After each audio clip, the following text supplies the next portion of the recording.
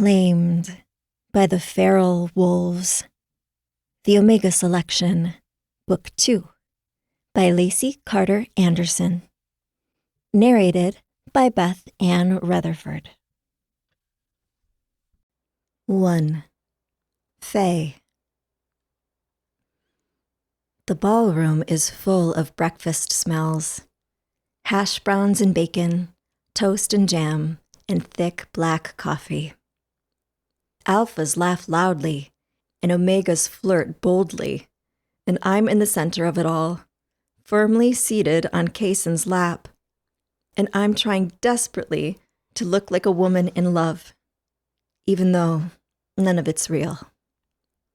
Not the way Kaysen and Ezra are gazing at me, nor the bond we're faking to everyone around us. But we have to play our roles, especially in front of Kurt and the Ultimas. Even now, I can feel Kurt's eyes burning into me from across the table, but I don't look at him. If I do, any happiness and humor I have will slip away. Just another couple of weeks, and the selection will be over. Kaysen and Ezra can reject the bond with Kurt, which will ruin Kurt's claim on me, and I'll be free of everyone and back at my cabin. I just have to keep pretending to work on my bond with my mates.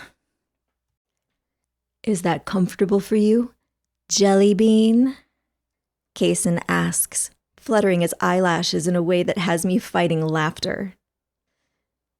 Not really, I whisper to him, trying to be quiet enough that everyone else won't hear. If we're going to keep up this ruse that Kaysen and Ezra are my mates, people can't hear me complaining about Kaysen showing me extra attention. I should be like all the other ladies with their chosen mates, just dripping with honeyed words and kisses while falling all over myself for them. The thing is, I am uncomfortable. The discomfort isn't from Kaysen's lap, which is actually quite nice. I'm practically drowning in a scent, which mingles with the breakfast smells and makes my mouth water. And for such a big, muscular man, he certainly provides a nice seat. Even still, I can't seem to relax. I don't know how to be a mate. I've never even had a boyfriend. Everything we're doing feels strange and foreign to me, like someone just told me that I'm a duck, and I'm trying really hard to be one, but I'm just not. Is there something I can do to make you more comfortable, Jelly Bean? He asks, combing his fingers through his dirty blonde hair as he flashes me a wicked smile. This time I do laugh. No, I'm fine. I study his profile, the way his strong jaw runs into his neck, and when I catch him looking back at me, his eyebrows raised, I clear my throat and turn away. As much as I'm supposed to be pretending to be his mate, I can't let him know I find him kind of cute. He'd make the whole experience so much worse if he knew I was actually having trouble resisting him. I mean, the teasing and playfulness would be absurd with his ego that big. Bite, Kaysen says, holding his spoon out, and his eyes sparkle as he looks at me. A blush covers my cheeks as he holds the spoon a little closer. I eye the yogurt with berries and granola, and reluctantly open my mouth, feeling like everyone is watching the exchange as I take the spoon into my mouth. This has to be too much, even for mates, right? Is that good? Kaysen asks, bouncing me a little on his leg. Do you want another bite? Beneath me, I feel him harden, and I try to pretend not to notice the way he watches my mouth while I eat. Kaysen is many things, not the least of which is a horny bastard. I shouldn't even feel flattered by his reaction to me, knowing he'd probably react like this to any woman in his lap. Make sure to give her some walnuts, Ezra says, scooping some from his plate into the parfait with his spoon. They'll make her brain big and strong. And Ezra, for all his seriousness, is enjoying this far too much, at least based upon the fact that his brilliant blue eyes are filled with absolute mirth. I guess the only blessing is that all this silliness should make it clear to everyone that we're the perfect mates, just like we're supposed to be. If only I wasn't dying from embarrassment. "Guys," I whisper, cheeks flaming. "Stop." "Stop what?" Kaysen asks, leaning closer. "You know what," I tell him, feeling out of breath as his dark eyes slip down to my chest. "It's funny how girls are always telling Kaysen to stop," Ezra jokes, smirking. "Actually," Kaysen says, drawing out the word, "they're usually telling me to never stop, while with you, they wonder when you're going to get started." Ezra's gaze swings back to me. He talks a big talk, but that's the only thing that's big about him. I laugh.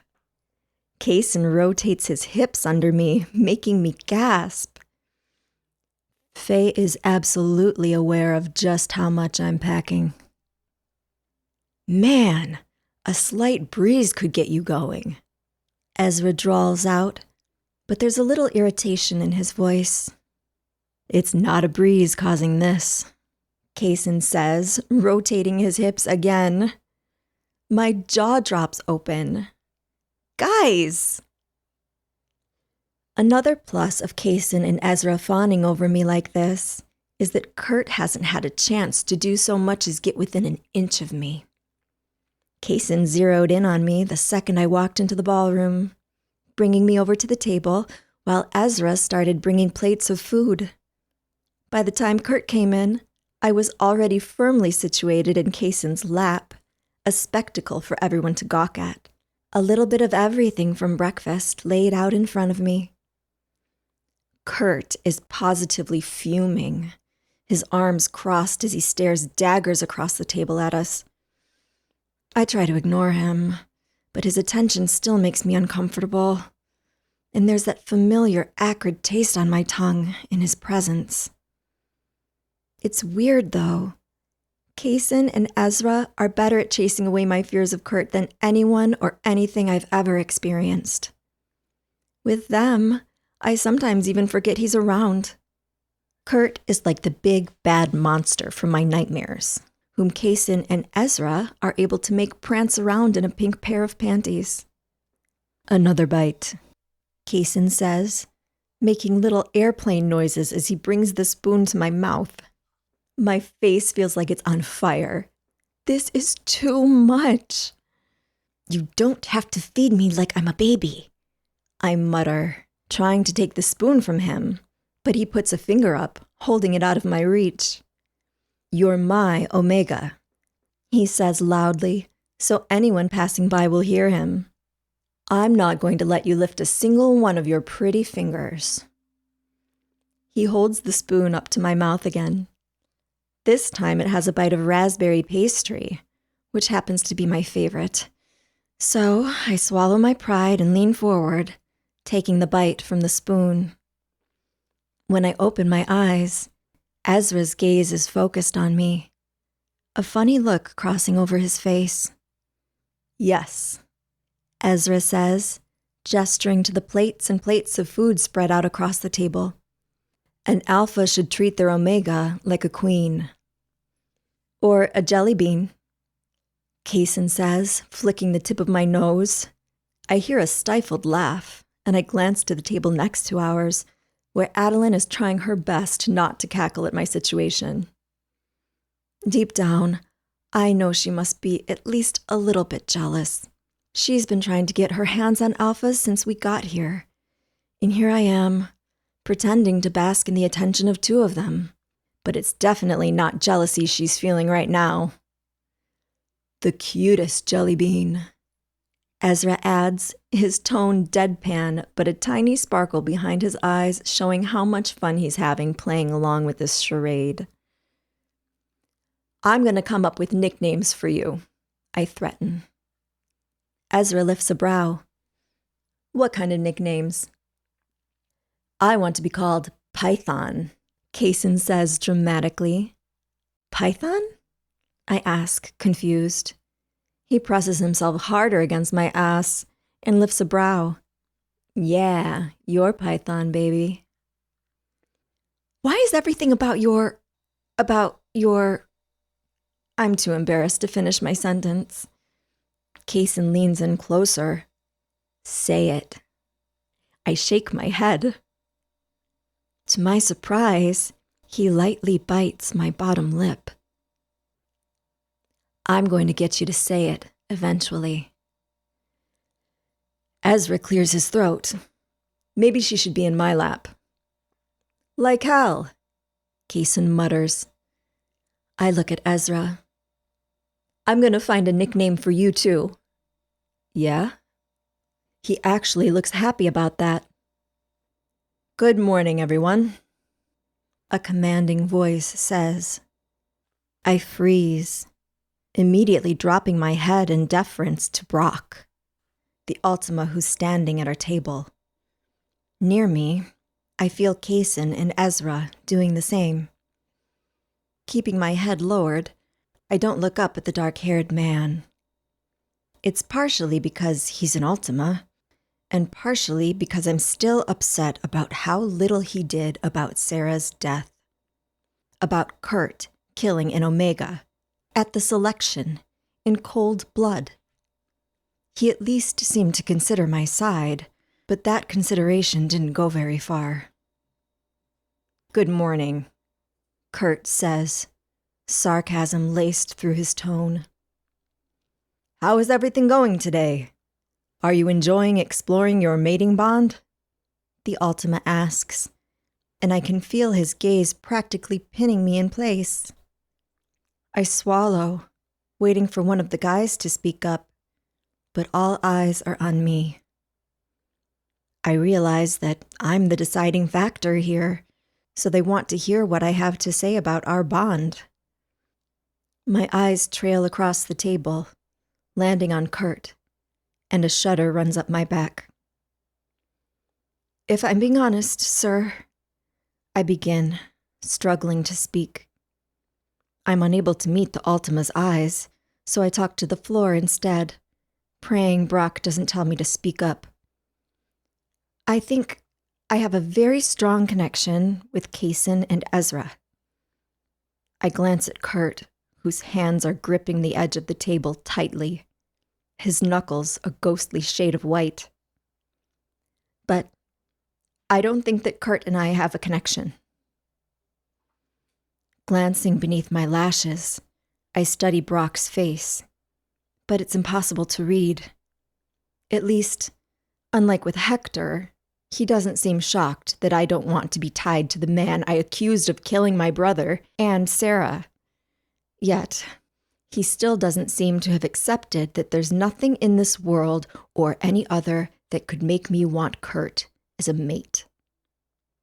While that may be true, Brock says, as if choosing his words carefully, remember that it's important to explore your connection to all of your alphas. It will give you the chance to ensure you really understand the bond. Our goal here at the selection is to forge bonds that will last lifetimes. And unless you take it seriously, we can't begin to do that. Surely, Kurt must have felt something, some sort of forming connection, or he wouldn't have claimed you. Honor him by giving that a chance. As Brock speaks, a lump forms in my throat, and I just nod, unable to say anything back. What about it, jelly bean? Kurt drawls out, his voice dripping in loathing and sarcasm. Why don't you come and sit on my lap for a while? The thought of it makes bile rise in my throat. and I tighten my arms around Kaysen, who sends a threatening glare across the table at Kurt. Both Ezra and Kaysen are glaring at the other alpha. Ezra's arms come around my shoulders protectively, and it comforts me a bit to know they're on my side. Remembering the presence of the Ultima, I try to speak, to say something intelligible, but my words come out garbled, and, to my horror, a single tear slips down my cheek. I... That's all right, Brock says, holding up a hand, his brow wrinkling like he doesn't understand what an Omega would have to lose by exploring her mating bond with an Alpha. For everyone else, the worst that could happen is that it wouldn't work out. I'm not that lucky. I picture the dead, staring eyes of my brother, and the same of the girl we found in the woods. The worst case scenario for me isn't just that Kurt and I don't bond. It's that he grows tired of playing with his food and finally just kills me the same way he's killed others. Perhaps this mating bond is just going to take extra time, Brock says, putting his hand on Kurt's shoulder. Kurt continues glaring across the table at the three of us, and I place my forehead against Kaysen's chest, not wanting to see Kurt's icy stare. Try to be patient, Kurt. Oh, I'm trying, he says, and when I glance up, I see him smirk at me. But an alpha can only be patient for so long. 2. Faye. Kaysen's room does not at all reflect his personality, which is no surprise since it's only his room while he's here at the selection. The decorations are dark and formal, looking like they belong to a much older, much more serious lord of a castle. It makes me wonder if all the Alpha's rooms in the castle look like this. Fortunately for him, the area that matters most is all Kaysen. His closet. Kaysen, I say while rifling through his clothes. You have more clothes than I do, and that's including all the clothes the wardrobe ladies have been sewing for me. Well, what can I say? He drawls from his spot on the bed. I'm a man of fashion. I glance at Kaysen as he lays back on the pillows, looking completely comfortable. His sleeves have been rolled up, and he has his hands behind his head, showing off the large muscles in his arms.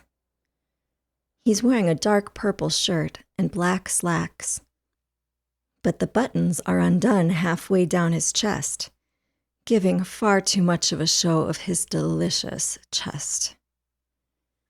It's strange to me how he can be so big and strong and also so unthreatening.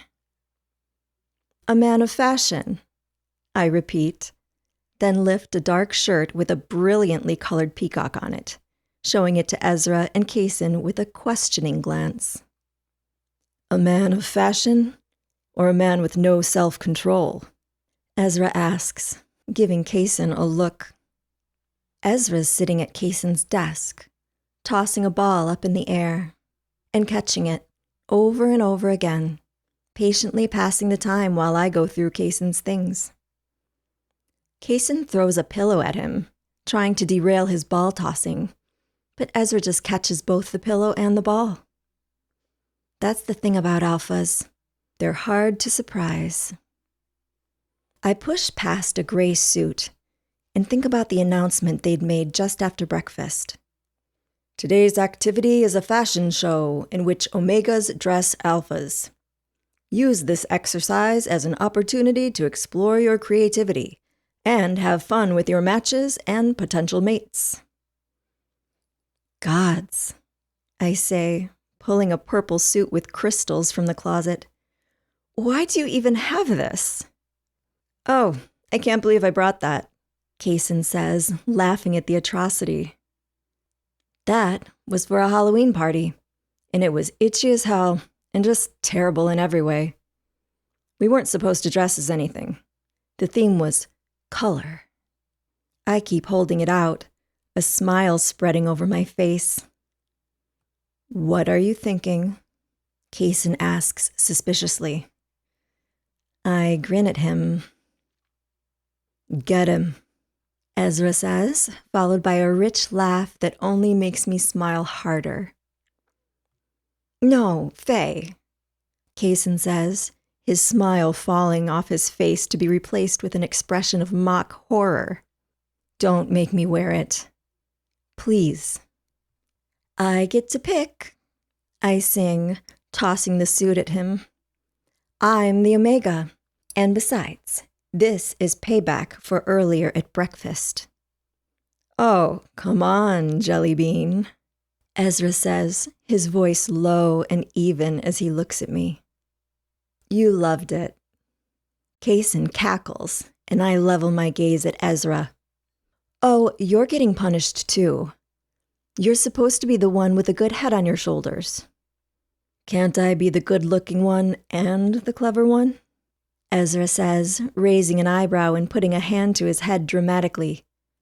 Why must everyone pigeonhole me? I laugh, then catch a flurry of movement to the left.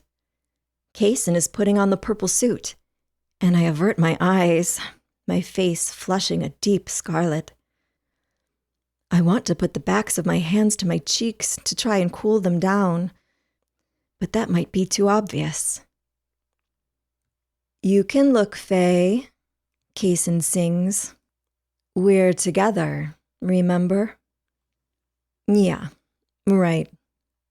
We're the kind of together that doesn't involve seeing each other half naked, and he knows it. What makes you think I want to see that?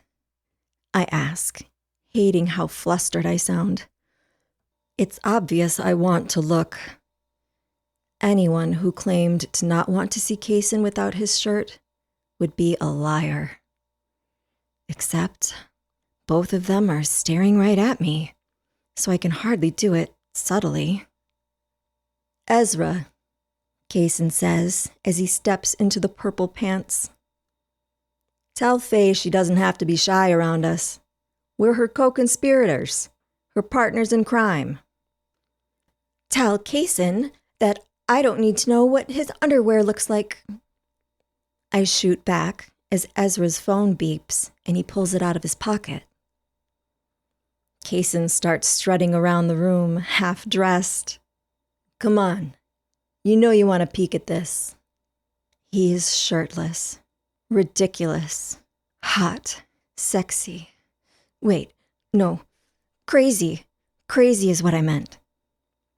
Go get dressed, I tell him, laughing. Ezra, tell him he needs a shirt on. What? Ezra says, looking up from his phone. His brow is wrinkled, and as I look at him, I feel his worry almost like it's my own. I put a hand to my chest. What's wrong? What? He says, tilting his head at me, as though wondering how I could tell something was bothering him. Oh, it's just some stuff at home. With the pack. I motion for Kaysen to finish getting dressed and sit. Then I pull out some makeup I borrowed from Adeline for the event. Her being her, the makeup bag is full of glitter and bright, bold colors. I decide to go for it and create a makeup look that matches the purple suit. Tell me about it, I say. Kaysen can't talk right now because he's holding still for the makeup. I don't see why I need makeup, he mutters, falling into the chair in front of me. I'm perfectly gorgeous as I am. Shh, I say to Kaysen, and then, glancing over my shoulder at Ezra, talking about stuff makes it easier to deal with. Although, me of all people understands how he's feeling. Giving Ezra some space, I turn and focus on Kaysen's makeup, trying to avoid Kaysen's eye contact this close. The man really is gorgeous. I start with dark purple on the inside of his eye, then work into a softer pastel near the edges. I'm reaching for the glitter when Ezra speaks up. There are some issues back home with the crops, he says with a sigh. For the past 2 years, we've been dealing with a pest problem. They're destroying the crops, and it just keeps getting worse. Our stores are running low. If this year doesn't go well, we may have to purchase rations from other packs, or even humans, which isn't going to win us any favors. Oh, I say, sticking my tongue out a bit as I concentrate on drawing tiny stars around Kaysen's eyes. Do you have equipment for pesticides? Shouldn't you be able to just treat the plants at the start of the season? We have equipment. Ezra sounds exhausted. But it's the same junk the pack had when my father was my age. It takes ages to do a single row of crops, let alone spray an entire field. Maybe this seems like an obvious solution, but couldn't you just get new equipment? Our pack funds are kind of tight right now, unless we want to tap into our reserves, which we try never to do, he says. We have a large class moving into college, and we pay for all their educational fees, since they'll be contributing to the pack with their knowledge. There are quite a few who are going into medicine, which is great for the pack, but means we have to make sure we set the money aside for them. All of that to say, there's just no money for new farming stuff, as helpful as it would be. Have you applied for any grants?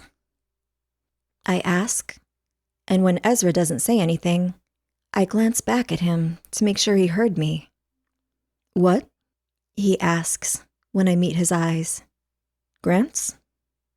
Yeah, I say, my mind slowly working. Being in the mountains, we always had problems with crops.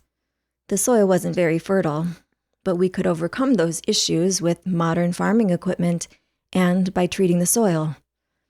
I used to help my pack apply for those grants. I was still too young to take over the grant writing on my own, but I got a solid feel for how the process works before everything happened. Everything being my brother's murder and my pack's refusal to do anything. I swallow hard, like I always do anytime the subject of my brother's death comes to mind. It's a trauma I feel like I will never stop reliving, especially now, with Kurt coming after me. I'm just happy now that the memories don't seem to pull me down to as dark a place, at least with Kaysen and Ezra around. That's actually a really good idea. I'll look into that, Ezra says, sounding intrigued. A few minutes pass as I carefully work, and I'm trying to make sure the two sides are even to make the makeup really pop. All done, I say, stepping back from Kaysen and admiring my handiwork. He looks beautiful, like a human canvas, and I'm surprised I managed to do so well with the makeup, since I don't use it that often. It just figures that this guy looks like a damn male model, with his sharp cheekbones and big brown eyes. Sometimes it's hard to believe Kaysen isn't even cockier than he acts. With how pretty he is, I wouldn't blame him for it. Wow, Ezra says. You look like an even bigger jackass than normal. I stick out my bottom lip, play pouting at him. You don't like it. Ezra laughs, standing and shaking his head. Sorry, Faye. I think you did a great job. Maybe it's just the material that's flawed. Flawed? Kaysen says, emphasizing the word. There's nothing flawed about me. Even my dick is the picture of perfection. Probably more like a pirate hook, Ezra mutters. Pirate hook! Kaysen puts a hand to his chest in mock horror, which is hilarious when paired with the sparkly purple suit and the sparkling eye makeup. Well, I never! I'll have you know, it's straight as an arrow. He turns to me and winks. You'll see. My cheeks flame. I will not see. He laughs and tugs me into his lap.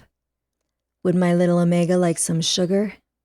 I push on his chest and get myself free from his lap, laughing hysterically. Kaysen! Ezra grins. Should we head to the fashion show?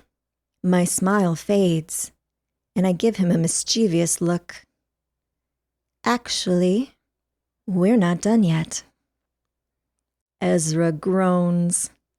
Faye, Kaysen is dressed up enough for the both of us. I don't think so, I say, struggling not to grin. Go ahead and take a seat, and we'll see how we can make you just as pretty as Kaysen. Kaysen laughs at Ezra as he grumbles, but Ezra drops into the chair in front of me. And, again, it's so strange to me. These two alphas are huge men. They're men who tower over me, who could break my bones with no effort at all, and yet they're so gentle with me. They actually act like I'm the one with all the power, instead of them. Even though that's not true. Kaysen circles to his closet. You know, I have an idea. You better not, Ezra mutters. What kind of idea? I ask sweetly.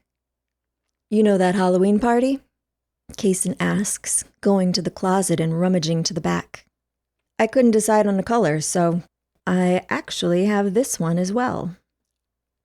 It's a bright aquamarine blue with multicolored glitter on the lapels, and I instantly reach for the makeup, knowing I'm going to do Ezra's makeup just as glittery and bright, but with blue instead.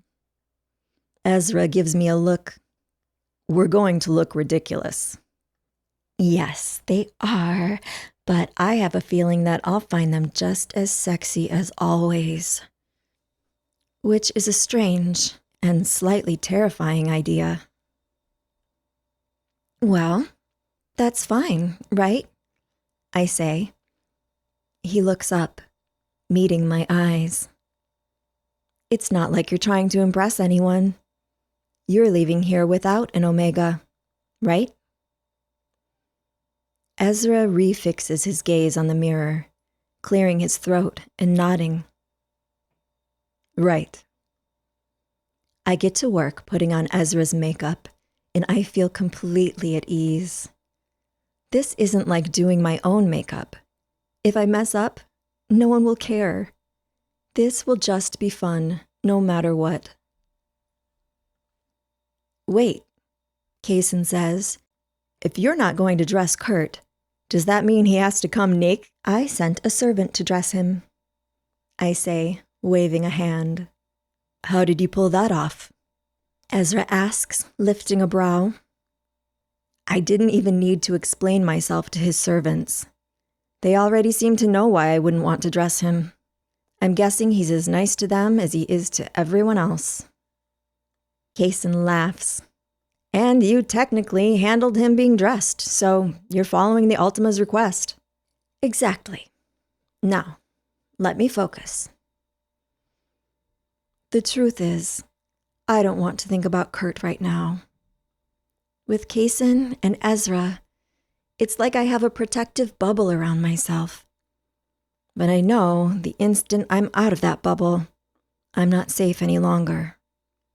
Kurt has claimed me as his mate, and that will require all our effort and all our focus to get him to prove he doesn't fit in our bond.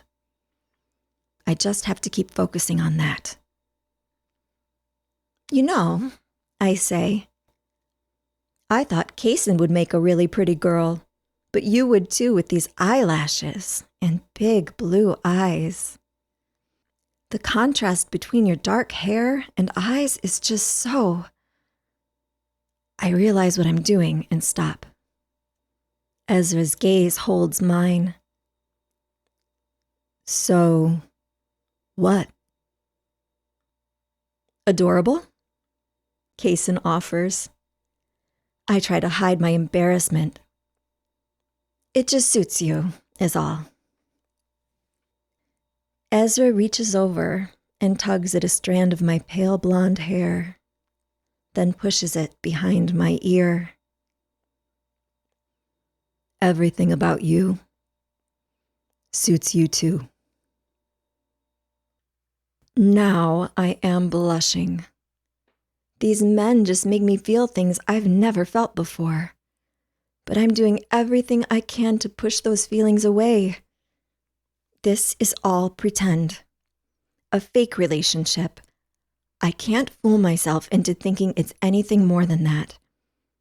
My feelings are just because I've felt isolated for so long that their attention is nice. And that's all. I'm just putting the cap on the eyeliner when the bell tolls, signaling that the fashion show should begin. After Ezra dresses, it's time for some fun. And time to see Kurt again. You boys ready? Kaysen winks at me. I'm always ready. 3. Faye. Faye! I turn when I hear Adeline calling my name and gesturing for me to come sit next to her near the end of the stage. I'm surprised and impressed at how good everything looks. There's a genuine catwalk on one side of the room, with curtains hiding the back of the catwalk and out into the hallway. Little circular tables and chairs have been set up all over the room, and everything has been done in dark blue and white colors. The selection may not be my favorite thing to take part in, but they take their events seriously. Passing through the tables set up around the stage, I make my way to Adeline. A few of the women give me strange looks, and I tense. I know I've been the center of a lot of gossip since telling people that Kurt killed Sarah, and even more since I didn't walk up to Kurt when he claimed me as his mate. As far as I know, no one has refused to do that before. The thing is, I don't think any of these women would have been happy to be claimed by Kurt, and they know it. One of the hard things about being an Omega is the assumption that if an Alpha wants you, there must be some connection between the two of you, that you must feel it too.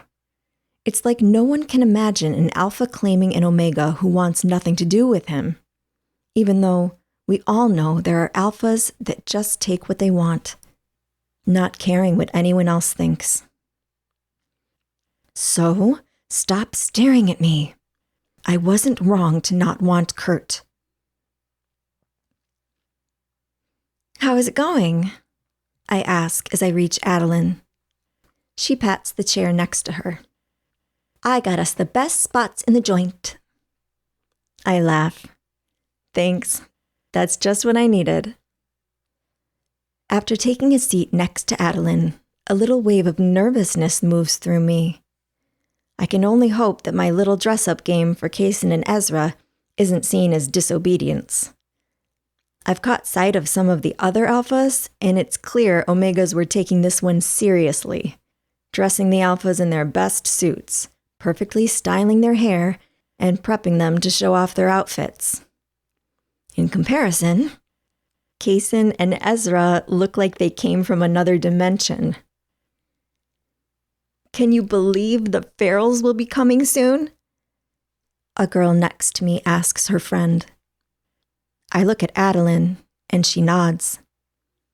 Since the Alpha Farrells don't have the same standing as the Alphas in packs, they have to come later. It's a way to remind them that they're outcasts of society and not respected without being total assholes, since many of them will be able to join packs once they have Omegas. And then will become Alphas, recognized as such by the packs. Fun, I say. A bunch of wild beasts who have done something awful enough to be tossed out of their packs. She gives me a look. And some were born to feral parents and did nothing wrong. Remember, one of my dads is feral. I blush. That's right, you're right. I'm just nervous about more male energy being here. She giggles. I won't mind it one bit. Hey, someone says, and I turn, pulled out of my thoughts by a pretty brunette leaning over the table to get my attention. Oh, hi, I say, still getting used to making new friends. Adeline was easy because we grew up together, but when I talk to the other Omegas here, I just feel awkward. I'm Faye. I know, she says, somewhat uncomfortable. I get a bad feeling in the pit of my stomach. I thought I'd heard that you were the one who found her. When I stare at her blankly, she clears her throat, softly, glancing around as though she's worried someone might overhear our conversation. Sarah, she clarifies, and a chill rolls down my spine. After the levity of goofing around with Kaysen and Ezra, this feels like I've swallowed lead. She's staring at me expectantly, but there's something in her expression that makes me feel like she didn't come here just for gossip, which I'm glad about. The murder of a young girl is hardly fodder for gossip. Yeah, I found her, I say, chewing on my lip. What was your name again? It's Jana, she says, again keeping her voice low like she doesn't want anyone to overhear. I don't know if I should be telling you this, but a door on the other side of the room swings open, and Jana jumps, her face turning white like she's expecting someone to come through and beeline straight toward us. My heart is hammering in my chest, and part of me wants to reach out, take her by the shoulders and shake her, to tell her to spit it out or drop the topic, because I just need to not feel like this. What did you want to tell me? I ask, quietly, insistently, staring as the color returns to her face. I saw Sarah coming out of Kurt's room, she admits softly. The day before you found her. It just spooked me, I guess, to know that they had been together so soon before it happened. And then, there were rumors that he was involved. I wondered how you feel about having him as a mate. I've been getting bad vibes from him, but everyone talks about his pack and his family's honor and everything. I didn't know if I was just getting a bad read. I stare at her for a moment, that information rushing through my head. She saw Sarah the day before she died, coming out of Kurt's room. I think of how scary it would have been to be vulnerable with him, alone in his room, allowing him to touch you. I think of how scared she must have been out in the woods, with nobody there to help her. Her calls for help echoing off the treetops, unheard. If she was even able to call out at all. My brother wasn't. Faye? The girl asks, and I come back to the present, remembering that I was having a conversation with her. I put the backs of my hands to my cheeks, trying to cool them. Then I realize that her telling me this might actually be useful. So far, the council seems to think there's nothing linking Kurt to Sarah outside of their dance. They think I'm just throwing false accusations around for fun. This little detail might be enough for them to properly investigate her murder.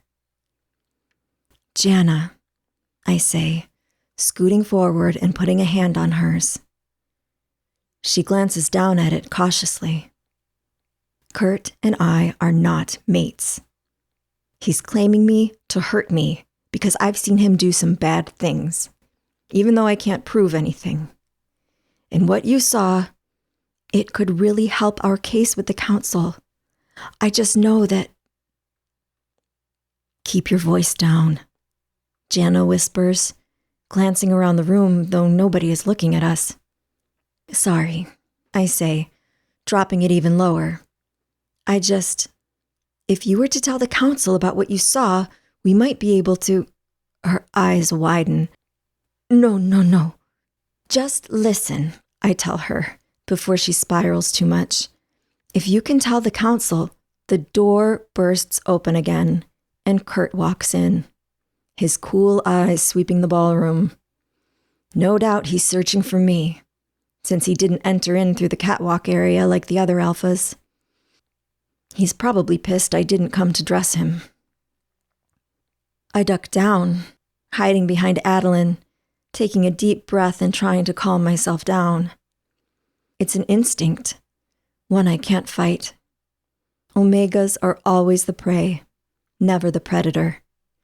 And in this little game of Kurt and I's, I definitely know the role I play. He's gone, Adeline whispers. Behind the stage.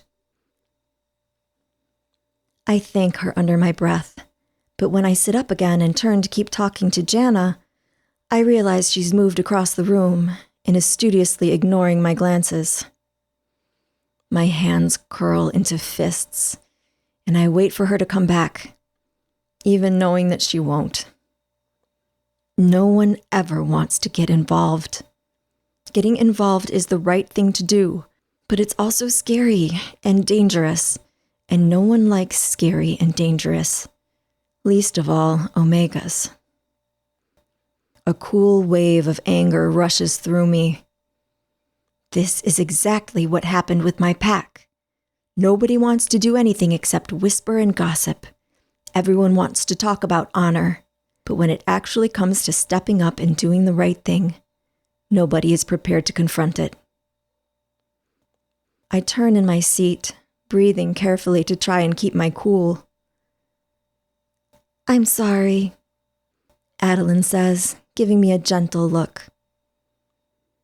Do you think there's anything I could say to her to get her to speak to the council? She winces and shakes her head. No, but if it helps, I also don't think they'd care that much about an Omega seeing Kurt and Sarah together. They'd just dismiss her too. Damn it, she's probably right. At once, the lights go down, and rhythmic music starts to pump through the speakers. Several stage lights flash on, pointing up at the catwalk. The atmosphere around me instantly changes, filled with excitement. I try to push my conflicting emotions down and just enjoy the moment. Soon, I'll be back, alone at my cabin. The thought is less comforting than I thought it would be. The first alpha comes walking out on the runway, and nervousness flutters in my chest again. I dressed my guys in a silly way. These guys don't look silly at all. As time passes, I only become more nervous. Every alpha is dressed in their finest suits, black, brown, and gray, all looking refined. Oh my gosh, what did I do? My mind starts spiraling. The council will hear about this. Will they get mad? Will they focus more on me? I bet the alphas and omegas will start gossiping even more. This was a mistake. Near the end of the show, most of the alphas have found their spots at the tables near their omegas, and I just have a pit in my stomach, counting down the seconds until my guys appear. They should be up soon.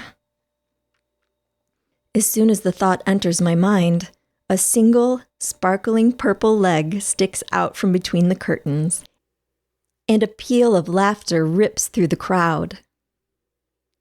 One Omega whistles as Kaysen reveals himself piece by piece, which is followed by more laughter. The Omegas around me get louder and louder, screaming like Kaysen is some kind of rock god, as he, instead of simply walking out and walking back, dances his way to the end of the stage like a male stripper, meeting my eyes and winking as he does so. Near the end of the runway, he does a sexy little crawl, lowering down onto his belly. When he gets to me, he rubs his lips against mine as the women scream and shout his name. "Hey there, baby cakes," he whispers. "My little jelly bean. Maybe you can tip me later if you like the dance." I feel flushed, embarrassed, but also something else. As I look between his sexy face, covered in makeup, and all the women that wish he was theirs, I don't know what to say or do. I've never had people envy me before. Boy, is he good at making this all seem real. He lightly kisses me again and grins as he gets to his feet, dancing in the center of the stage as Ezra comes out looking amazing in his blue suit, his face schooled perfectly into that of a model.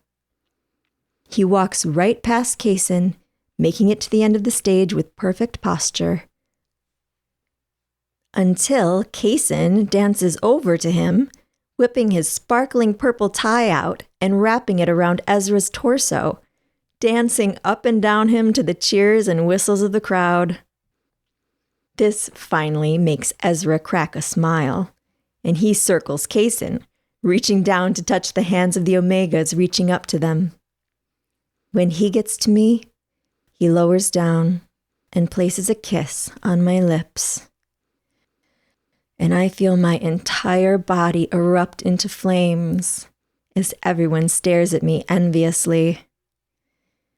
Yes, these are my two alphas. At least, as far as everyone is concerned. I've never felt luckier. "Hello, our pretty jelly bean," Ezra says, loud enough for people to hear. "This is just a preview of what you'll be experiencing later." That makes me blush, and the crowd continues to chant and laugh as Kaysen peels off his purple suit jacket, tossing it out to the Omegas, who swallow it up like he's a pop singer. The music picks up in volume. Ezra pulls out some moves I never would have thought he had in him, like his hand sliding down his chest as he dances, and I realize that I'm not just amused by what they're doing.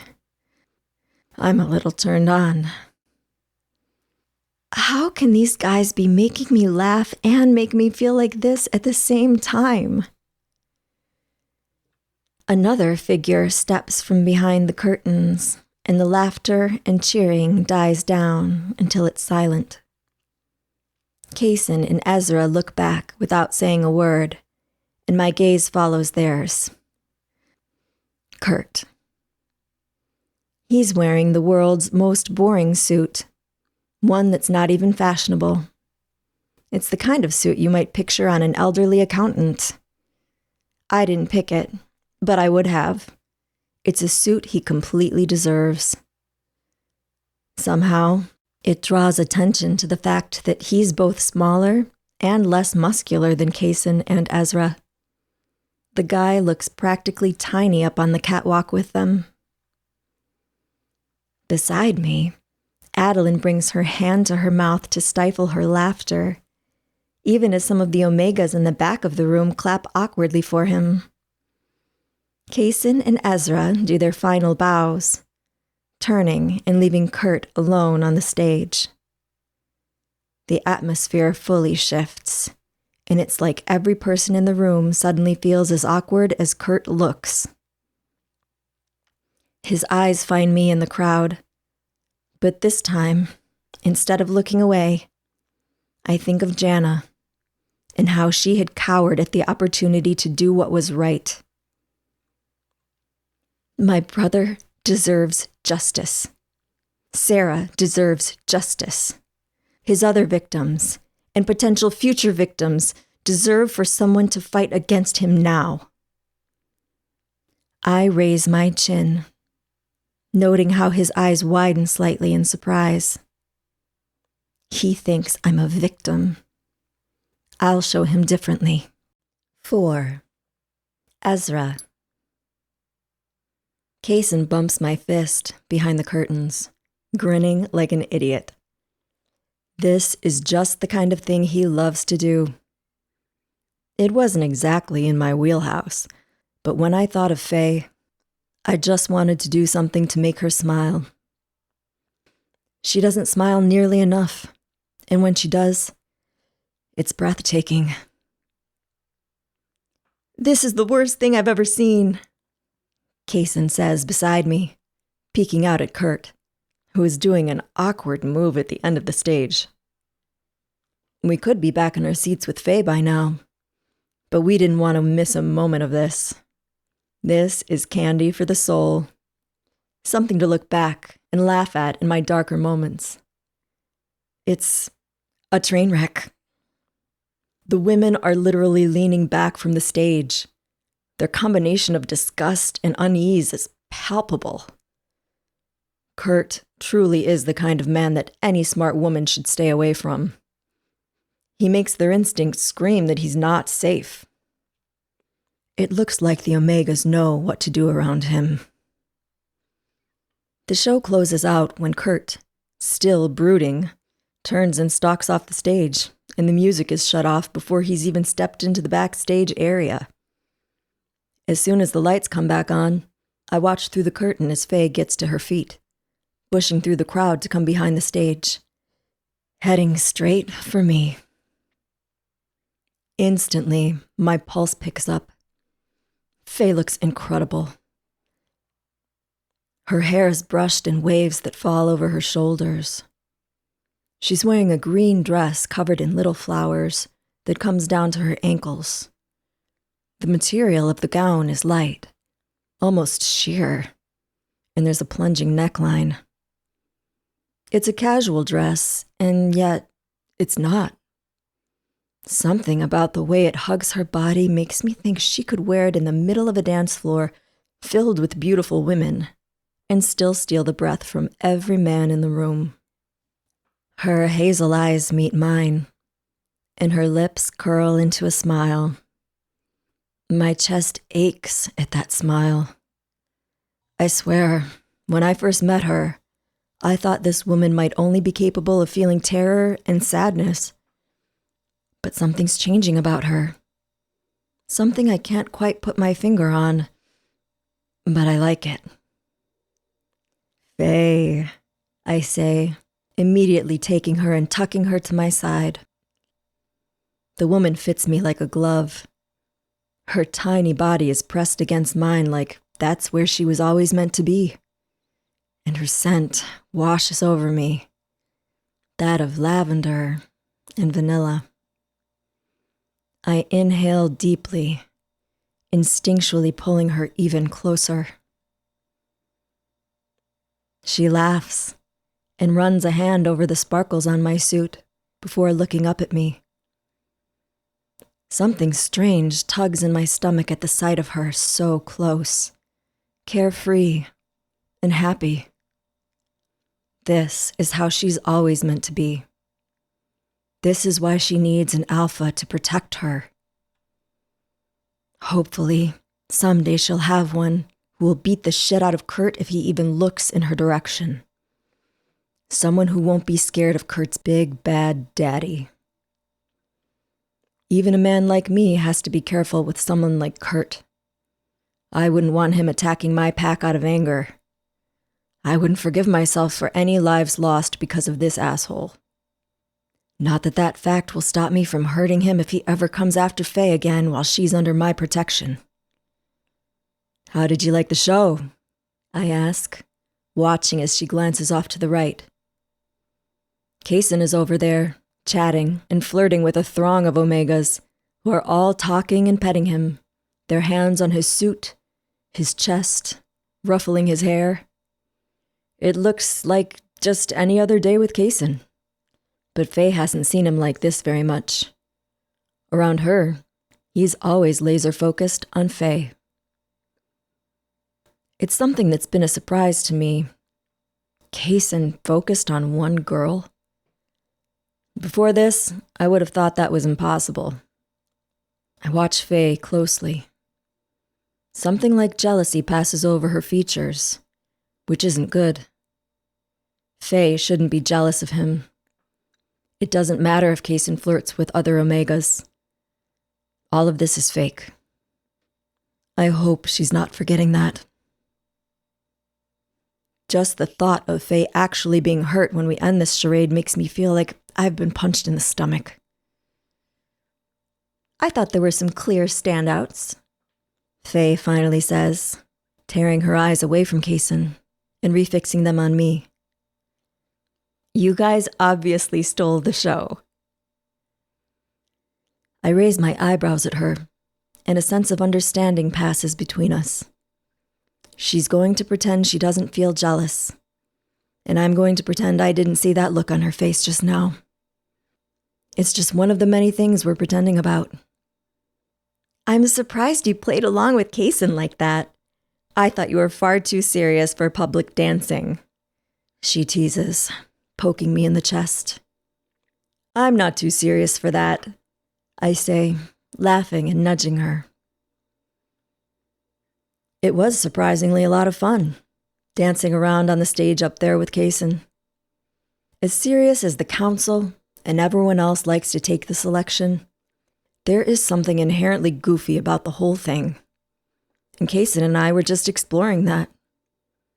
I mean, we were already a group of alphas in a fashion show. The whole thing was ridiculous.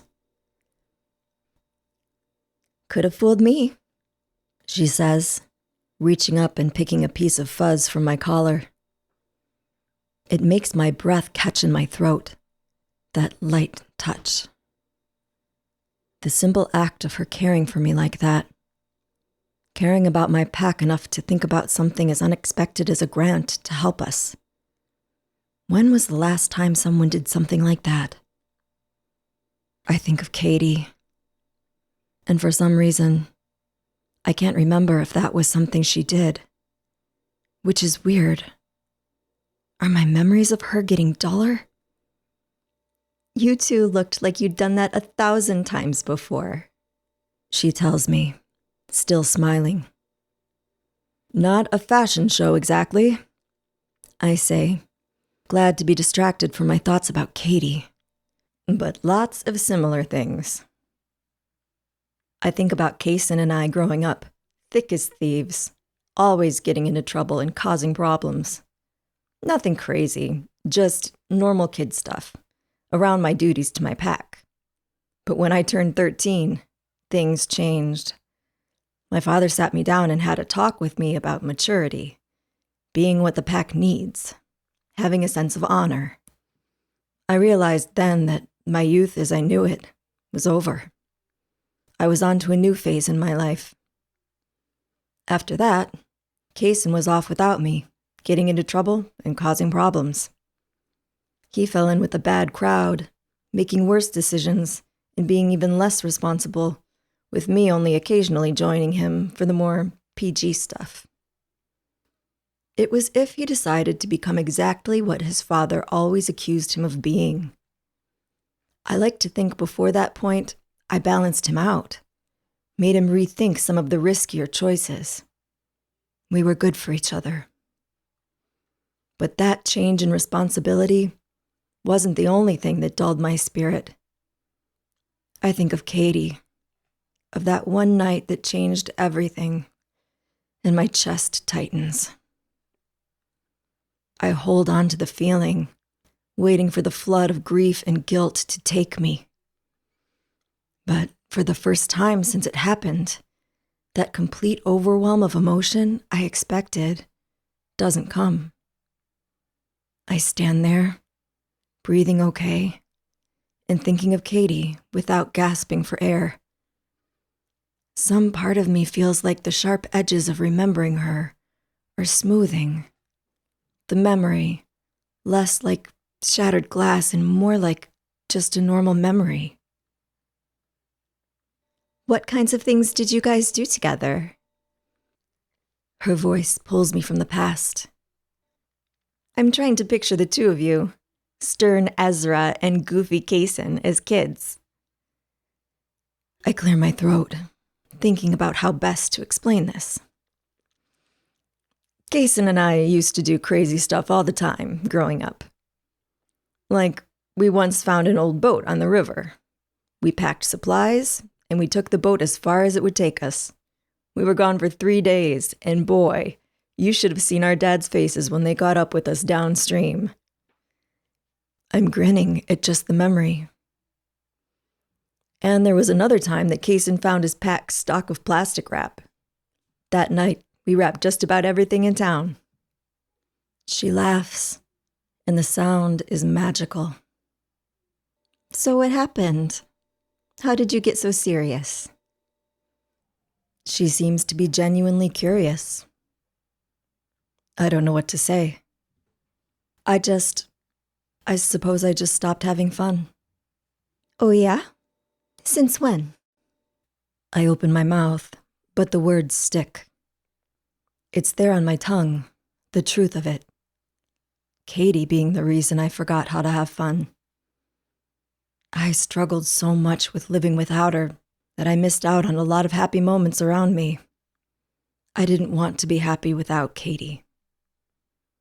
But it was more than that. I wanted everyone around me to see how miserable I was without her. To prove that she was my mate, my life partner. And without her, there was no romance, no sparkle left for my life. Even though most of the people around me doubted we were mates. They dismissed it as a teenage romance, a passing phase, and that hurt. Like me losing her didn't matter unless she was my true mate. Like it was just expected that when we came to the selection, we'd find our mates, and our childish romance would be over. I don't know. I whisper. Her expression says she knows there's more. I can't. I say, and I can't. I'm not ready. Oh, Faye says, stepping up on her tiptoes. Your makeup is running. I let out a sigh of relief. She isn't going to make me keep talking. I don't have to bear this wound just yet. Instead, her soft fingers run over my face, and I have to bite back a groan at her touch. My blood runs hot through my veins, and I take deep breaths to stay in control. You look like a girl after the walk of shame, she says, laughing and reaching into her pocket, pulling out a makeup removal wipe. She came prepared, and weirdly, something about that turns me on even more. I look like a girl after the what? I tease her. Oh, please, she says, laughing. I would never, I assure her. And when our gazes meet, it's like there's a tug between us.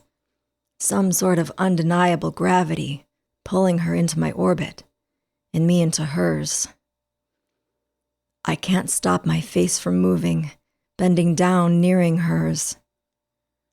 Her eyes are a mix of fear and determination, anxiety and want, and it's almost enough to stop me. But then, in a moment that surprises me, Faye tips her chin up and meets my lips with hers. It's a slow, exploratory kiss.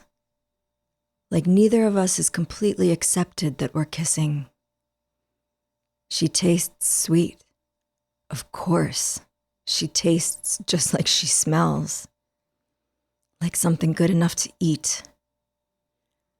I bring my hands up, thumbs grazing the delicate curve of her jawline as I cup her face gently, feeling as a shiver runs up her back at the feathery touch. Excuse me, Kaysen says, his tone low as he sidles up behind Faye and reaches his arms around her, sandwiching her in the middle of us. Our kiss breaks, and I glare at the other man. Kaysen's only wearing the sparkling pants. He's free from the rest of the outfit. Faye doesn't seem to realize it until she glances back at him. I watch as Faye's eyes dip to his chest. Her gaze turns, heated, her pupils dilating, and I want nothing more than to have her look at me that way, too. "Where's my kiss?" Kaysen asks, his voice coming out an octave lower than normal. "Kaysen," she says, a warning in her tone. "Ezra got a kiss," he challenges. When Faye turns around to say something, he grabs her hips, turning her in true Kaysen fashion. His hand comes around to the back of her head, while his other travels to the small of her back, pinning their hips together. She makes a surprised sound, and his lips descend onto hers. In this kiss, there's nothing slow or gentle about it. I have to look away to keep from getting turned on at the scene. Not only do I want to continue watching them, I want to be touching Faye too. I want to make her feel like she's on fire, begging for me, and only me. You've only ever felt something like this once before.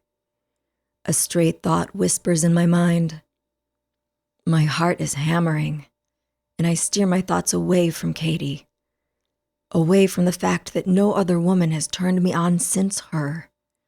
No other woman has even made me want to consider taking her to my bed.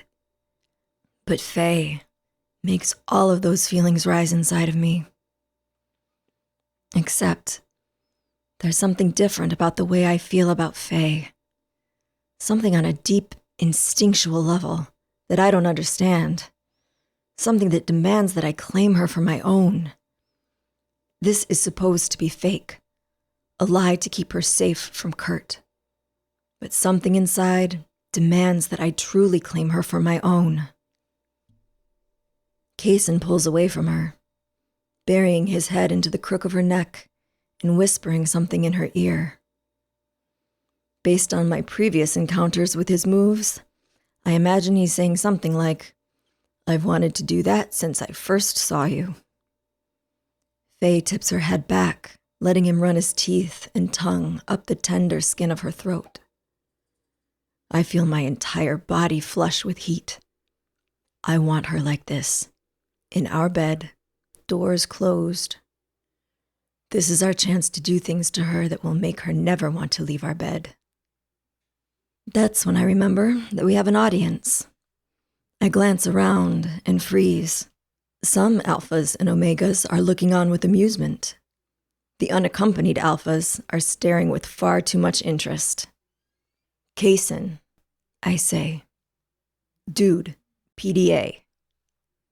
When he just keeps running his teeth along her throat, I give him a little nudge. We don't need a room full of hard alphas looking at our omega in a sexual light. That can only bring problems our way. "Yeah, sorry," Kaysen says, pulling back and scrubbing a hand through his hair. Faye is blinking, looking like she's trying to remember where she is. And it's hard to see her like that, because I want to be the one that makes her lose herself. I want to be the one tasting her neck. Fuck, I want to bite her and mark her for all to see. Frustrated, I drag my gaze from her. Across the room, I see Kurt, a whirlwind of barely suppressed rage bulldozing through the alphas and omegas, the curtain a flimsy barrier against his furious exit. And Brock, the Ultima, is watching. For a second, I tense, and then I remember this is a good thing. I can only hope that this little display has shown him that Faye is connected to us, and that he won't keep pushing her to explore her mating bond with Kurt. Then, we can end this charade. We can just walk away from Faye. 5. Faye. I pace back and forth in my room, flexing and unflexing my hands. I feel on edge. I'm in my silk pajamas and robe because I was just getting ready to sleep for the night when the bell came over the speakers indicating an activity and making every muscle in my body tense. Damn it! The bell had tolled loudly, but I hadn't heard any instructions. Not a single servant has come to the room to demand I get dressed or leave the room. On one hand, staying in my room might be optimal, as it could mean I won't have to risk seeing Kurt at all. On the other hand, staying here might just make me a sitting duck if he realizes I'm not present at the activity. Again, I glanced down at my outfit. Pink silk shorts, a pink silk spaghetti strap top, a silky pink robe that goes down to my thighs, and white underwear and a bra. I'd been about to toss the bra and crawl into bed when the toll sounded. Now, I'm wondering if I'm an idiot for staying in these clothes when I should be prepared for anything and anyone. At least the guard Ezra and Kaysen assigned to my room is still there.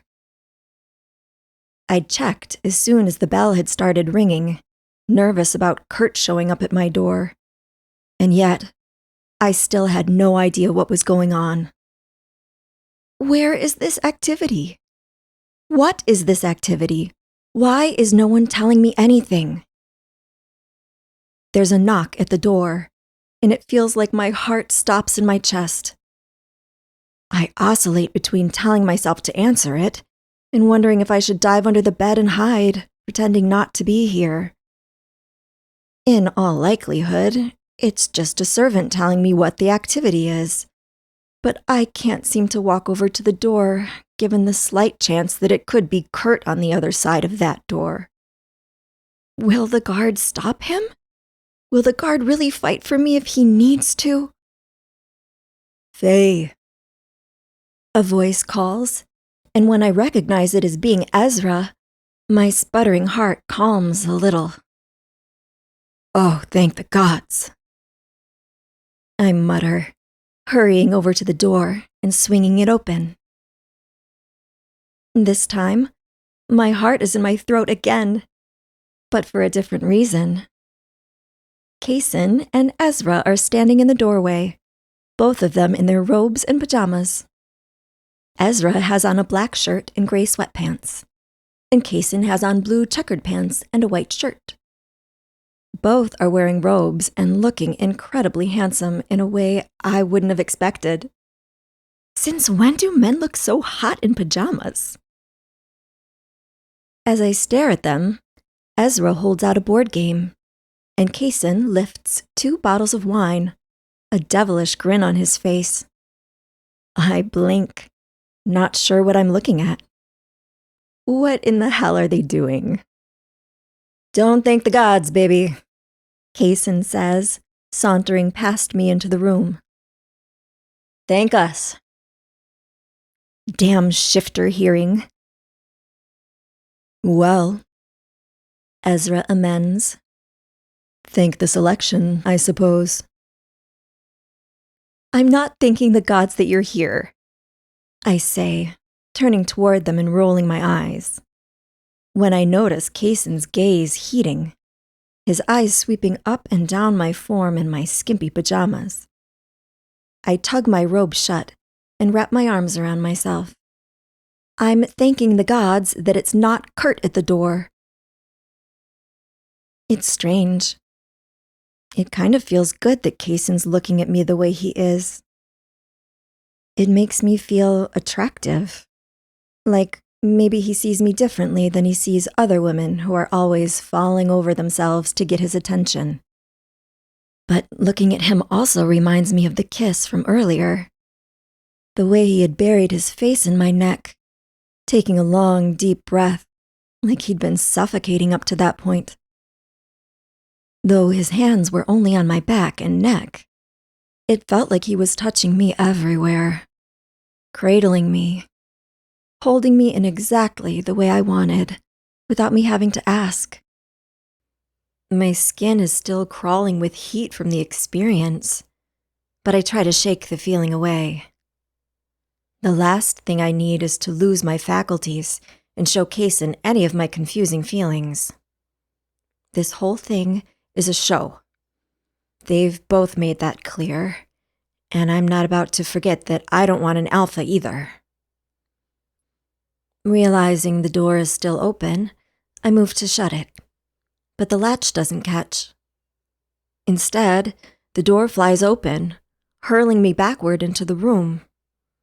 Ezra moves forward at the last second, catching me before I can fall, keeping me from sprawling out over the floor. The door finishes swinging open, and Kurt steps inside, a scowl firmly on his face. He's in nothing but white boxers that do absolutely nothing to hide the outline of his erection. Just the sight of it makes me want to vomit, so I turn my gaze upward. The guard appears at his side, an apology on his face as he puts a hand on Kurt's shoulder as if to haul him out. I do better, Ezra snaps. But we'll handle this, Kaysen adds. The guard nods and steps back out of sight. At the look on Ezra's face, I remember that he was here the last time Kurt was in my room. From the fury that lingers there, I'd wager he hasn't forgotten what Kurt attempted that night either. This isn't going to end well, no matter who makes the first move. Ezra lifts me into his arms and starts across the room, his movements measured. I can feel the tension singing through his tight muscles as he gently puts me down on the bed, standing beside me like a sentry. Hey, man, Kaysen says, his tone joking, but his body language lethal. How the hell did you get over the threshold? Thought guys like you had to be invited in. Kurt sneers at him. That's very funny, Pack Steel. Good thing you're good at telling jokes. When your pack folds, you can come be my court jester. If my pack folds, Kaysen says, that jaunty look still on his face, even as he steps closer to Kurt, crowding him. I'll give your daddy a whole lap dance. He'd like that, wouldn't he? Shut the fuck up, Kurt growls, raising his fists, but Ezra moves over to stand just beside Kaysen. Hey, Kurt, Ezra says, something dangerous in his voice. You should try knocking. You should try including all the alphas who are supposed to be included, Kurt says, his eyes tracking over Ezra's shoulder to me. I'm trying to be strong, to muster the same gusto I had at the fashion show. But the memory of the last time he attacked me in my room is too fresh. I can't stop thinking of the bruises that just barely shifted from black to greenish yellow around my neck. How easy it was for him to hurt me. How easy it was for him to take my brother from me. Don't look at her, Ezra says, shifting and cutting off Kurt's line of sight to me. You're talking to Kaysen and me, isn't that right? That's right, Kaysen says, the teasing note dropping from his voice. And unfortunately, it doesn't look like you're on the list for tonight's activities. Yeah, Ezra says, glancing over his shoulder as though he's assessing the area. It's a little crowded in here right now. Maybe come back next year. Fuck you guys, Kurt says, trying to push forward, but he couldn't take Ezra, let alone both of them, if he tried his hardest. Kaysen and Ezra give him arrogant looks. Kurt's neck turns red, and he charges again, but the guys hold firm against his advances, keeping him in the doorway. Their power is undeniable. They're strong alphas through and through. You'll be sitting this one out, Ezra says, a sharp tone to his voice. Whether that's with or without bloodshed is up to you. They lock gazes for a long moment before Kurt inches back. His expression is outraged. "Just wait till the Ultimas hear about this," he hisses. Kaysen just laughs and says, "Yeah," giving Kurt a meaningful and loathing glance. "Because the council is so good about righting the wrongs in this place. Now, fuck off back to your own room like a good little boy." Kurt stands, breathing hard, looking between the two of them angrily. But he must realize he's not going to get past them, and they're not going to willingly let him in. So he lets out a forceful breath of air and turns on his heel, stomping back out into the hallway. I stare after him in shock. When he and I are alone, Kurt is like this malevolent force of energy I can't escape. But with Kaysen and Ezra, he seems like a terrible little boy throwing a tantrum. The change is hard to believe, like a fantasy I never even knew I had. When Kaysen and Ezra shut the door and turn around, Kaysen has a mischievous grin plastered on his face as he brushes his hands together as though getting the dirt off. "Now that we've taken care of the little pest problem," he says, "who's up for a little game time?" "A game?" I ask, confused. "That's what the Ultimas arranged for us tonight. Games in our pajamas with our sweet Omega." I hesitate. "But won't there be trouble because we didn't allow Kurt to join?" Kaysen gives me a look. "You think Kurt is going to tell them a story where we easily overpowered him and got him away from his own Omega? He'd look like an idiot." He has a point. Kurt is a proud asshole, that's for sure. "But if there's any problem," Ezra says, "we'll handle it." "Now, a game?" Kaysen asks, his eyes sparkling.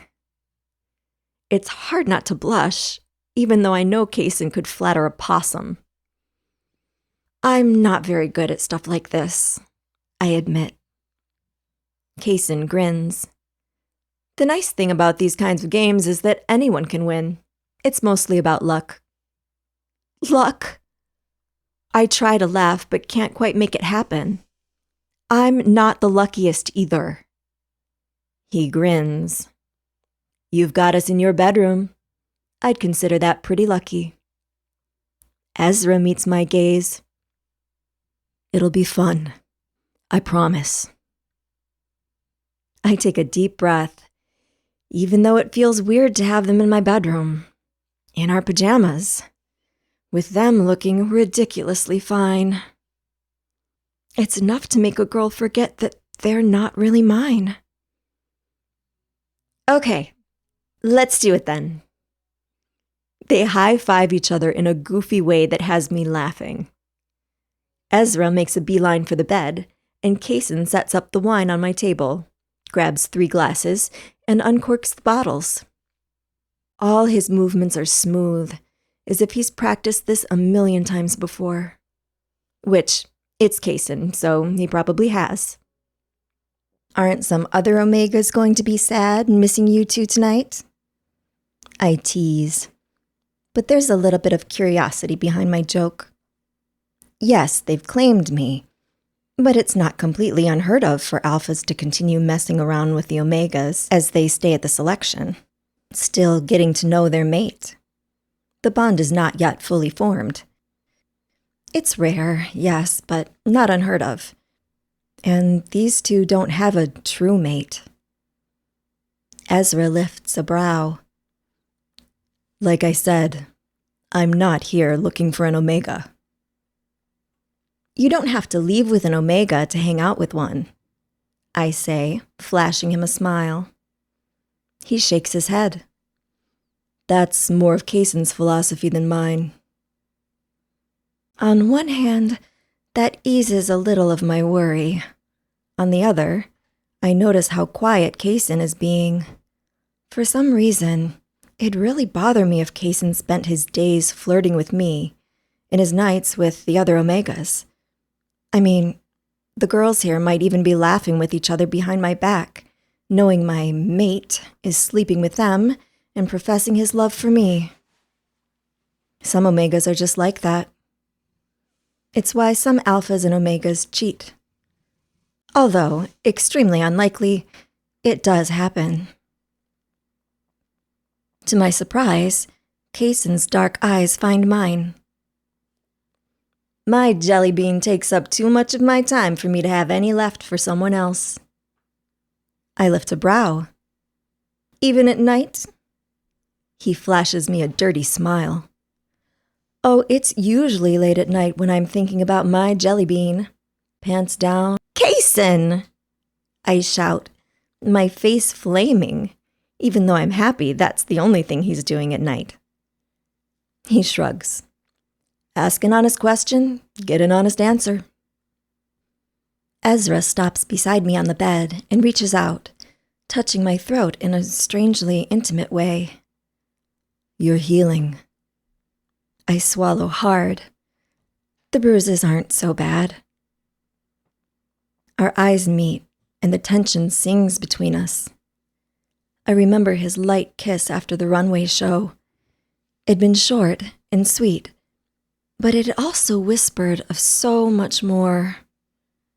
I wonder what Ezra is like when he loses control. For some reason, just the idea of it makes me feel warm and uncomfortable. Ezra looks away, clearing his throat. Well, I'm glad, even though I do kind of wish Kurt had given us a reason to mess up that face of his. You mean, mess it up more, right? Kaysen asks, smirking. Because Kurt is one ugly motherfucker. I laugh. He looks like a human in pug form. It's a look that works for a dog. Humans, not so much. She's right, Kaysen says, smiling at me. Did you see his face at the fashion show? Ezra asks, smirking. Oh, he had a definite squirrel up his butthole. Kaysen mutters. I smile, but then remember the Ultima. Brock saw it all, though, and he didn't look happy. Ezra sighs and leans back, his gaze meeting mine. This fake relationship thing we're doing is really tricky. We have to convince everyone, including the council, that we're all in love. We have to make it clear we're not getting along with Kurt and that he can't possibly work as your mate because he doesn't fit with us, while, at the same time, pretending to be giving him a chance. In my opinion, Kaysen says, popping his fingers, the way we're acting just solidifies how much we don't like him. They'll hardly be able to deny us when it comes time to refuse the connection with him. Everyone will have seen how much we hate him. This whole giving him a chance thing, it's just so Kurt's big bad daddy doesn't come down on the council when he's throwing a tantrum because he didn't get the mate he wanted. I just don't want them getting mad at me. I say, I don't want their attention on me at all. Ezra gives me a gentle smile. It's okay. Don't worry about them. We'll handle any issues if they come up. And I believe him. Kaysen and Ezra work together to get the game set up on the bed, spreading the board out so we can all reach the pieces. Once it's set up, we're all poured a generous glass of the best tasting wine I've ever had. I never really remember having red wine before. Maybe a sip or two when I was a girl. But I don't remember taking a sip of a wine and thinking, wow, this reminds me of blackberries and strawberries, in the most amazing way, like I do now. This is amazing, I say. Really? I thought it was just decent, Kaysen says, looking at me curiously. I feel embarrassed. To be fair, I haven't exactly had a lot of opportunities to try wine. What? Kaysen sounds shocked. I've tried about 1,000 different wines from all over the world. Wine is the stuff of dreams. A full life requires wine. Ezra lifts a brow. Not everyone is privileged enough to have a wine cellar. Oh, right, Kaysen says, wincing and rubbing the back of his neck.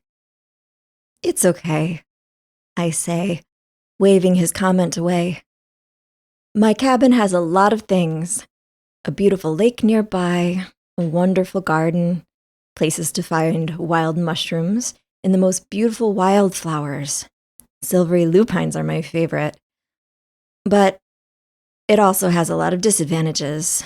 No people nearby, which I'm actually starting to see as not as great a thing as I thought. No modern comforts. Food can be scarce, and food variety is limited, meaning sometimes you have to go hungry, even from basic things. And the cabin tends to get pretty cold in the winter, since it doesn't have proper insulation. Both men are staring at me. I suddenly feel nervous. What did I say?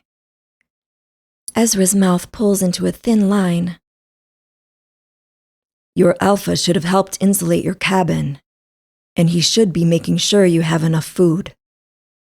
What? No, that's not the responsibility of an alpha. I shake my head. I've never really complained about it before, so he wouldn't know. Ezra seems upset. He knows you're an orphaned Omega in the middle of the woods. He sure as fuck should be checking in on you and making sure you're being cared for. You don't have family or your own mates to care for and provide for you, so it's his responsibility. He crosses his arms over his chest, looking determined. When we leave the selection, I'll send someone out there to build up your supplies and do repair work on your cabin. You don't need to. It's not up for debate. I look to Kaysen for help, but he seems just as upset. He's right, Jellybean. It's okay to sometimes need someone to care for you. Because I'm an Omega? My words are a challenge as I look between them. Ezra's expression gentles. Even alphas need help sometimes. Really? I ask, not feeling convinced. You helped me already with your suggestion of getting grants. I've already informed my father, and we're looking into it. I'm shocked. Oh. And I need help dealing with my asshole dad all the time, Kaysen admits. The guy seriously sees me as something just below the goop he scrapes off his shoes, even though he's never given me a chance to be anything. But you're amazing, I say. Kaysen gives a tight smile. Thanks, but try telling my dad that. There's silence between us. It's weird. With how smart, funny, and confident Kaysen is, I almost find it unbelievable that his dad can't see that. His loss. Ezra opens his mouth, hesitates, then presses on. When my first girlfriend, Katie, died, I gasp. Oh my gosh, I'm so sorry. He gives a sad smile, his expression far away. I was 15, and so was she. We dated for 2 years and thought we'd be together forever. But then she went to the river that day. There was a flash flood, and she never came back. Oh, Ezra, I whisper, grabbing his hand and squeezing it. He shakes his head, as if shaking away the memory. What I meant to say was that when I lost Katie, I needed a lot of support, from not only Kaysen and my family, but my whole pack. My family and pack might not have been as there for me as I had hoped, but Kaysen was, and it was invaluable. My heart hurt for the man in front of me. I knew Ezra had lost someone, but I had no idea it was a partner. I wonder if that has something to do with his unwillingness to find an Omega. The thought makes me sad, even though I understand that need to never be hurt again better than anyone. I'm so sorry, I say. Ezra shakes his head. Don't be. Just remember, Alpha or Omega, we all need someone. We can't survive on our own. It's not how wolves are meant to be. And he sounds so sincere that it eases something in my chest. Maybe you're right. Just a little bit. Kaysen smiles. A little bit is better than nothing. Now, we ready to play this game? I'm ready to embarrass you, Ezra challenges. We all focus on the board in front of us, choosing our pieces and getting ready for some fun. Fun that includes pajamas, wine, and 2 handsome men on my bed. I could do worse. I study the board, seeing all the properties around the outside, deciding which ones I want to buy first. We are each given a pile of money. Our pieces are set up at the starting spot, and the dice is pulled out. We're ready to either land in jail, pay money, or buy properties. As we play, Kaysen openly cheats, and Ezra plays exactly by the rules, sometimes catching himself accidentally breaking one and insisting he pay the penalty. It's comical to be a part of. It's like the game perfectly captures the 2 men's personalities, and I'm loving every second of their contrasting game styles, especially when my style is somewhere in the middle. I don't try to break any rules, but if I find that I did, I don't ask for a penalty. Hey, Kaysen says after 1 bottle of wine is gone. He's on his side, his head in his hand, looking up at Ezra and I with a glint in his eye. What do you say we make this a little more interesting? I am not playing another drinking game with you, Ezra mutters, concentrating as he places his cards down on the board. Last time, I'm pretty sure I met the gods before I sobered up again. Nah, not like that, Kaysen says, raising his eyebrows. A different kind of game. An even more fun one. How about every time you land on someone else's property, you have to take an article of clothing off? How about that? Ezra laughs. Knowing you've got nothing on under those pants. Kaysen raises a brow. Wouldn't you like to know? I'll pass. Faye? Kaysen asks, turning to me, making my cheeks go pink. What do you say? The wine warms my insides. A night of laughter and smiles fill me. I glance between the 2 of them and I feel safe with these 2 men. I know, deep in my bones, that they'd never hurt me. Something inside me tugs, hard, and I say the words before I can think about the consequences. Sure. Why not? 6. Faye. Neither Kaysen nor Ezra have the chops to beat me in this board game. Kaysen is just too reckless, moving before deciding on a strategy, forgetting to collect his money, missing obvious choices that would benefit him. Ezra, on the other hand, is just too nice. He keeps purposefully avoiding buying properties so I won't have to risk landing on them, and isn't actually playing the helpful cards he collects. Between these 2 losing strategies, I'm sitting in my pajamas having only lost my robe. Meanwhile, both Kaysen and Ezra are sitting in nothing but their underwear. Kaysen in a pair of black boxers. Ezra in a very nice pair of dark blue boxer briefs. I never thought I'd be so happy to be near two half-naked men, but I'm not minding this one bit. Kaysen and Ezra are ridiculously beautiful men, with the kinds of bodies only written about in steamy romance novels. The kind of books I've had some experience reading, at least the ones hidden in the back of my grandmother's closet. The second they took off their shirts, and my gaze ran up and down their washboard abs, my mouth had felt dry as a desert. When they'd both landed on one of my properties, I'd blushed and said they didn't have to take off their pants. But they'd insisted, which, I guess was okay. More than okay.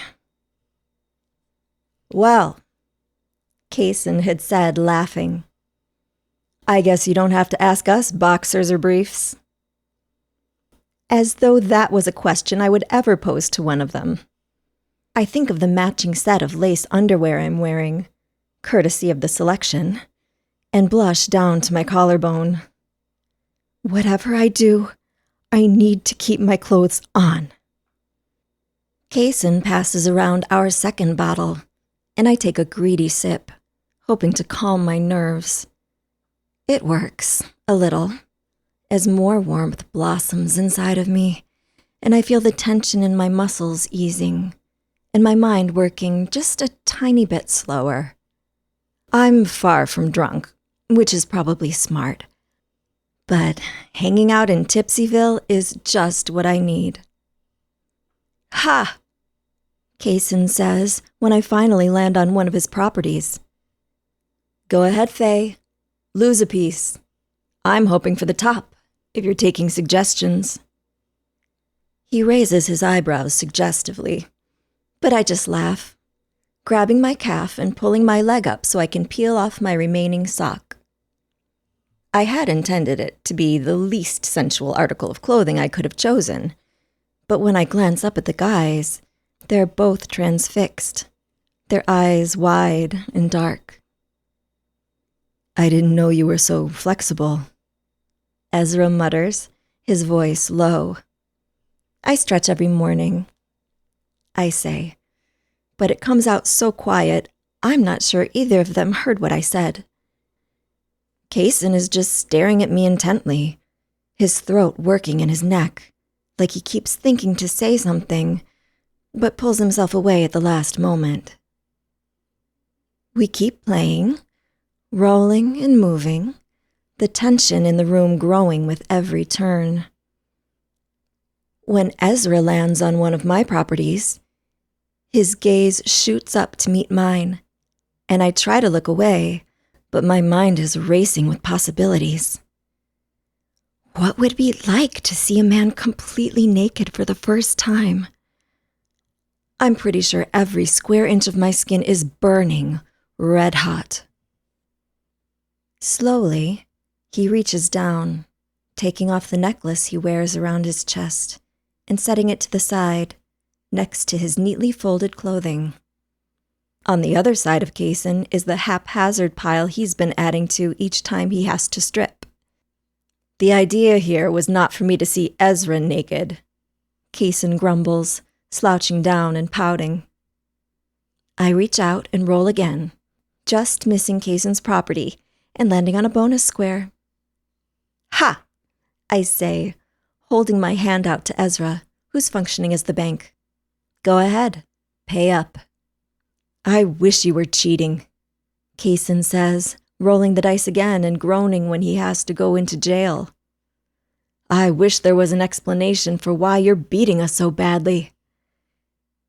Ezra rolls the dice. He lands on a neutral space and breathes a sigh of relief. "There is an explanation," I say, giddily reaching for the dice. In a few turns, I'll buy Kaysen out of his properties and have effectively won the game. You're too chaotic, and Ezra is too nice. "I knew you'd been letting her win," Kaysen says, jabbing his finger lazily in Ezra's direction. "Why won't you let me have nice things, man?" "I have not been letting her win," Ezra mumbles, but his heart isn't in it. "Oh," I say, sucking in a breath when I land on Kaysen's property. Both of the guys look at me, but I try to play it off like it doesn't matter. Quickly, before I can overthink it, I reach up and tug off the silk top, letting it fall into a puddle next to me. The cool air rushes over my skin, and I can feel how exposed I am. My stomach, my sides, the soft curves of my breasts and the silk bra I'm wearing. I guess I just have to be thankful that I am wearing a bra. Glancing up slowly, I look at them beneath my lashes. I can tell the guys are surprised by my choice of underwear. And for the first time since arriving here, I'm actually happy that the selection has made the choice to dress me up. I never would have chosen something like this myself. But seeing the way they're looking at me fills me with a newfound confidence that my granny panties could have never given me. "White suits you," Ezra says, sounding a bit uncomfortable. "You have an amazing rack," is what he meant to say, Kaysen tells me. "Kaysen!" Ezra scolds. My cheeks heat, and I realize they're both staring. Just play the game. Leaning forward across the board, I place the money I have to pay Kaysen in front of him, giving him a full view of my cleavage as I do. It's not like I'm well endowed. I have pretty average breasts, from what I can tell. But Kaysen looks at me like he's been lost in the desert, and I'm a water-filled mirage, which, is good for my ego. The wine bottle is passed around again, and the energy in the room sizzles with something I'm unsure about. One thing's for certain. The playfulness has changed, turning into something else, something more powerful. "Your turn," Ezra says, swallowing hard and glancing at Kaysen. He clears his throat, snapping his fingers when Kaysen doesn't pay attention. "Dude, your turn." "Right," Kaysen says, blinking and reaching for the dice. He doesn't get out of jail, but it doesn't seem like it bothers him in the slightest. Ezra rolls, gets a card, and quietly keeps his eyes down on his money, pretending to reorganize it for the third time. When I go again, I land on one of the few properties Ezra has purchased. Once again, their eyes meet mine, and once again, I take that confidence and run with it, standing up from the bed and letting my silk shorts drop to the floor before climbing back onto the duvet and sitting on my knees. I feel the air and their eyes everywhere on me now. And part of me wants to just say the hell with it, to beg for their touch, to fall back and see what it's like to be with a man, to be with an alpha. No, to be with two alphas. But I remind myself, this whole thing is for show. None of this is real. Something inside of me tenses. It is for show, but who are Kaysen and Ezra putting on a show for right now? We're the only ones in the room. There's nobody to convince of our mating bond right now. The intimate scene has been removed to comply with YouTube standards. To listen to what you're missing, I have included several places to find it below this video. 7. Faye. When I wake up, I'm sandwiched between two warm, great-smelling bodies. I'm completely bathed in a mixture of Kaysen's and Ezra's scents. And it's like waking up to the smell of coffee or a full breakfast. I don't think I've ever imagined something like this before, but I feel like this is a dream come true that I never knew I had.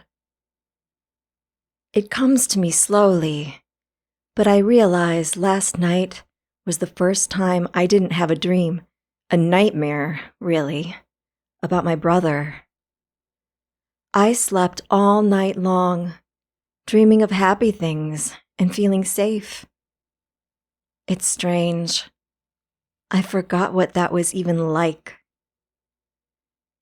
Feeling one of the bodies stir, I suck in a deep breath, trying to decide what to say and do as he turns toward me. It's Kaysen, but to my relief, he's still asleep as he settles his head in his hands like a little kid. Asleep like this, his face relaxed, he's more handsome than I've ever seen him, looking sweet and gentle instead of hiding behind a cocky mask. I want to reach out and touch him, trace my fingers along the stubble on his chin and cheeks, but I also don't want to wake him. There's something in my chest tugging on me, pulling me toward him, so potent and emotional that tears spring to my eyes. I've never understood when people said they cried tears of happiness, but I'm starting to get it. When I look at him, I feel this burst of sunlight in my chest, like more joy than I've ever felt in my life, all welling up in one spot, spreading through my veins and warming me from the inside out. I roll over, intending to snuggle into Ezra's back, but he also starts to stir, turning and facing me in his sleep. When he settles, he reaches out and places one arm on my hip, tugging me a little closer to him. Always so protective, so considerate, even in sleep.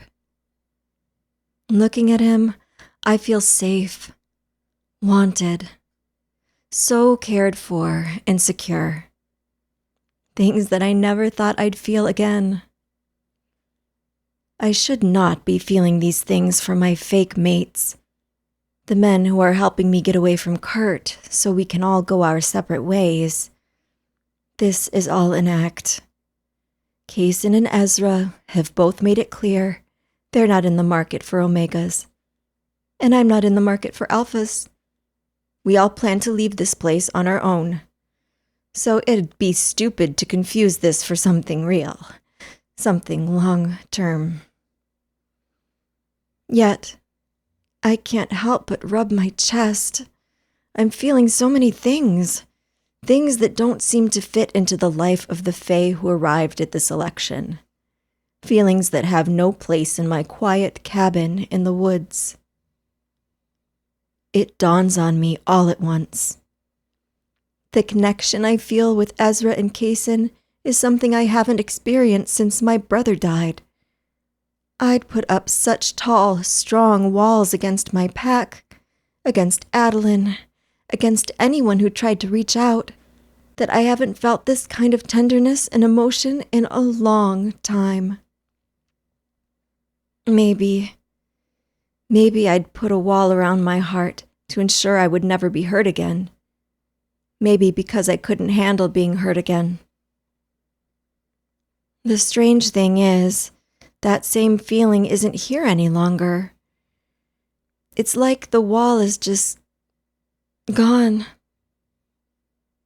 Before I know what's happening, a sob rips through me, and I bring a hand to my mouth, not wanting to wake either of them. But it's too late. The sound had cut through the room, too loud in the silence, and both men had tensed beside me.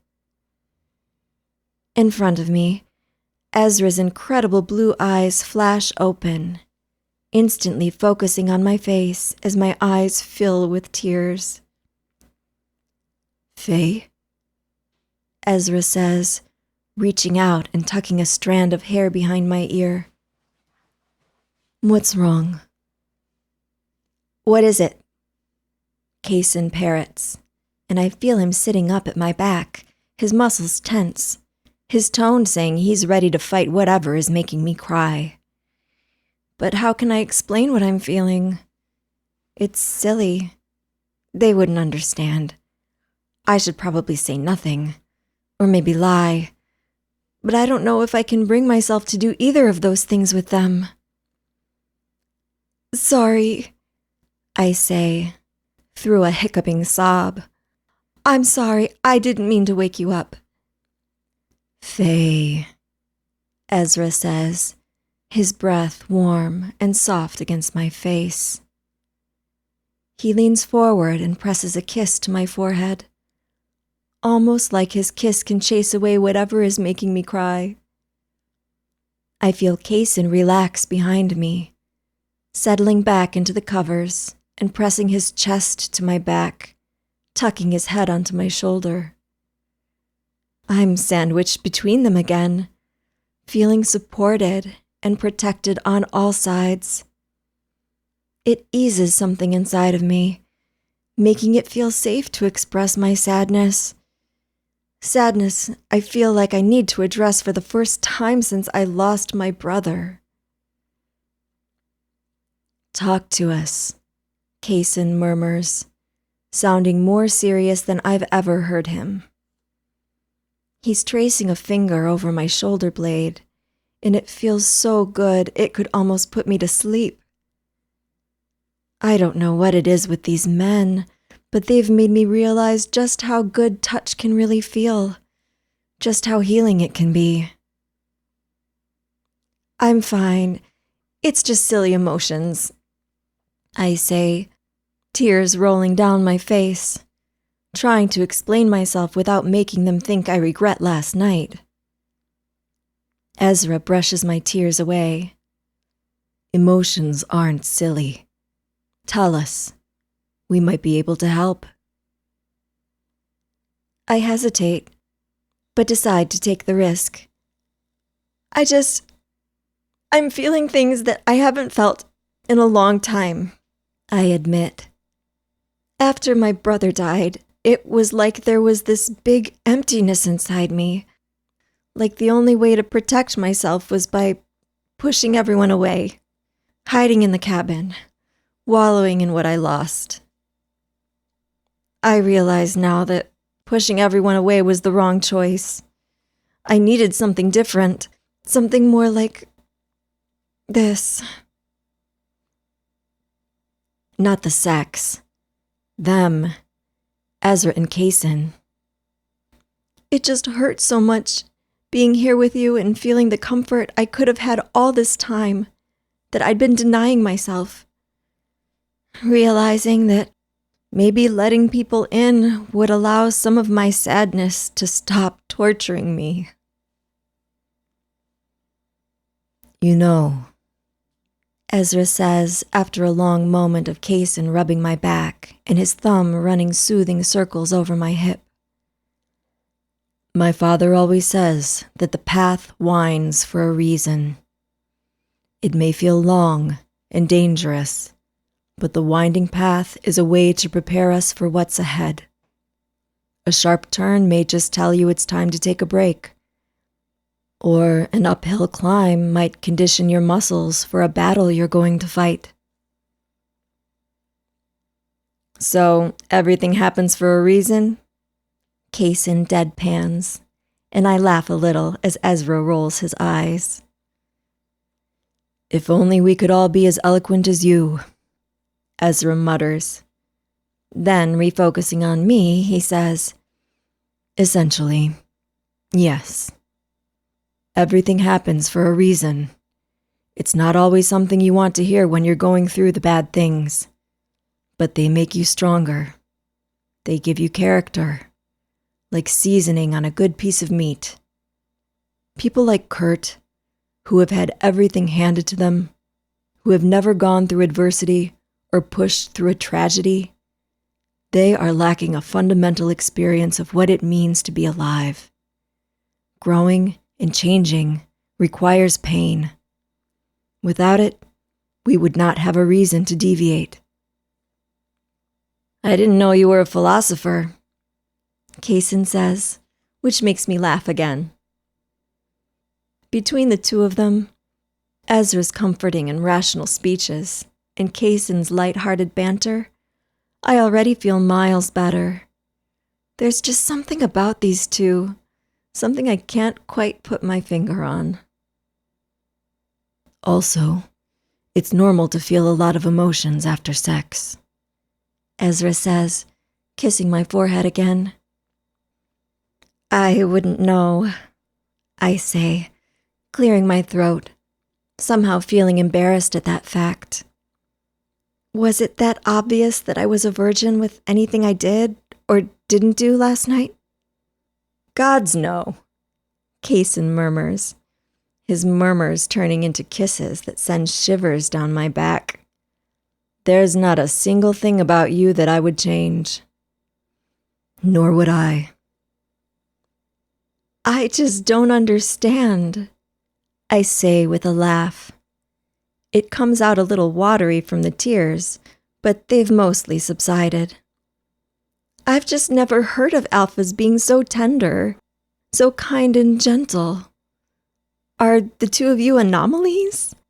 I always heard that alphas would be brutes, always taking what they wanted. Kurt made me think that was true. My grandmother and grandfather warned me that it was true. My father would disinherit me if he heard that I had mistreated an Omega. It goes against our pack's moral code, my own personal moral code, Ezra says, shaking his head, and I watch as his hair, loose from its normal perfect styling, shakes with him. The strong should always protect the weak.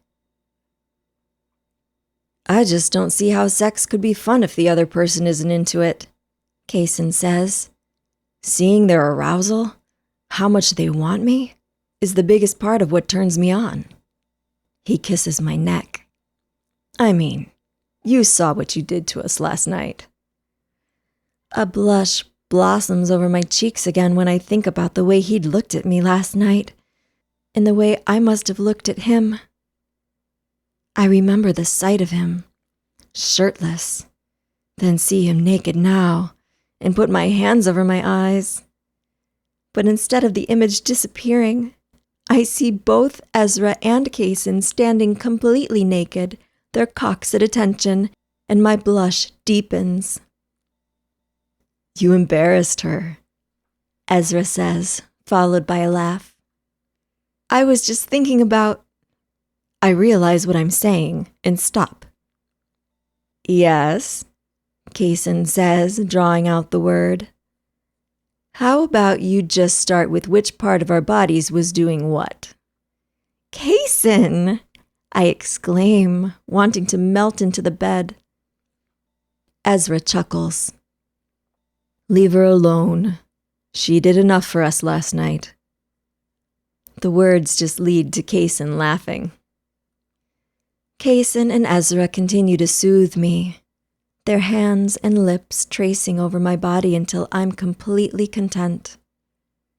I can't believe it's true, but I actually feel wholly safe and unguarded in their presence.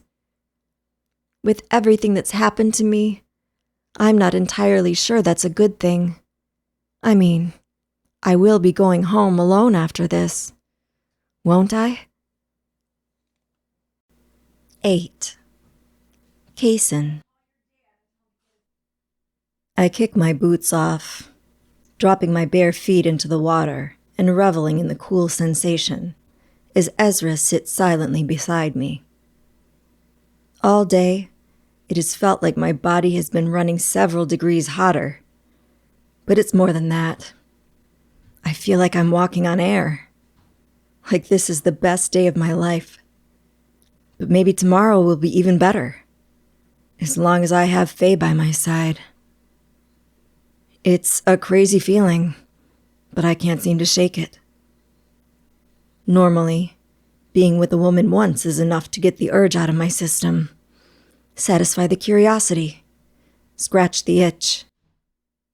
Usually, after having sex, any desire I have for the woman is gone, and I regard her like an old friend I'm not tempted to hang out with again. But after having Faye, I just feel like I got the smallest taste of a feast.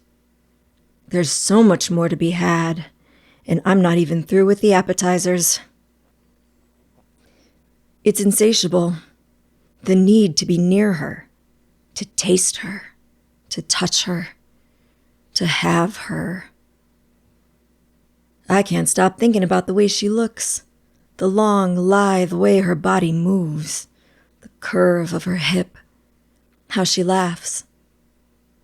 I picture her long blonde hair tangling through my fingers, and her big hazel eyes filled with desire as I thrust into her. I think of me biting her neck, the overwhelming desire to bite harder, to mark her as my mate. And just when I start to fall off that cliff, I think of her the morning after, and the sound of her crying. I remember holding her closely and wanting nothing in the world more than to keep her smiling and laughing forever. A startling thought occurs to me when I think of how sensitive and kind she is. Faye would make a great mother. Not just a great mother, but a great wife. I can picture her smiling up at me every morning while drinking our coffee, with little ones running around us like tiny monsters.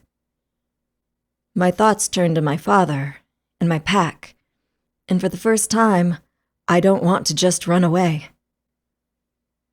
As son to the Alpha, my place will be leading the pack one day. My father has done everything he can to push me away from that position, to keep the power himself. But maybe I'm done being pushed around. Maybe when I come back with Faye at my side, my father will have to step down a bit and allow me to do what I was born to do. He'll have to, with my Omega, with the family we'd build together. Whoa.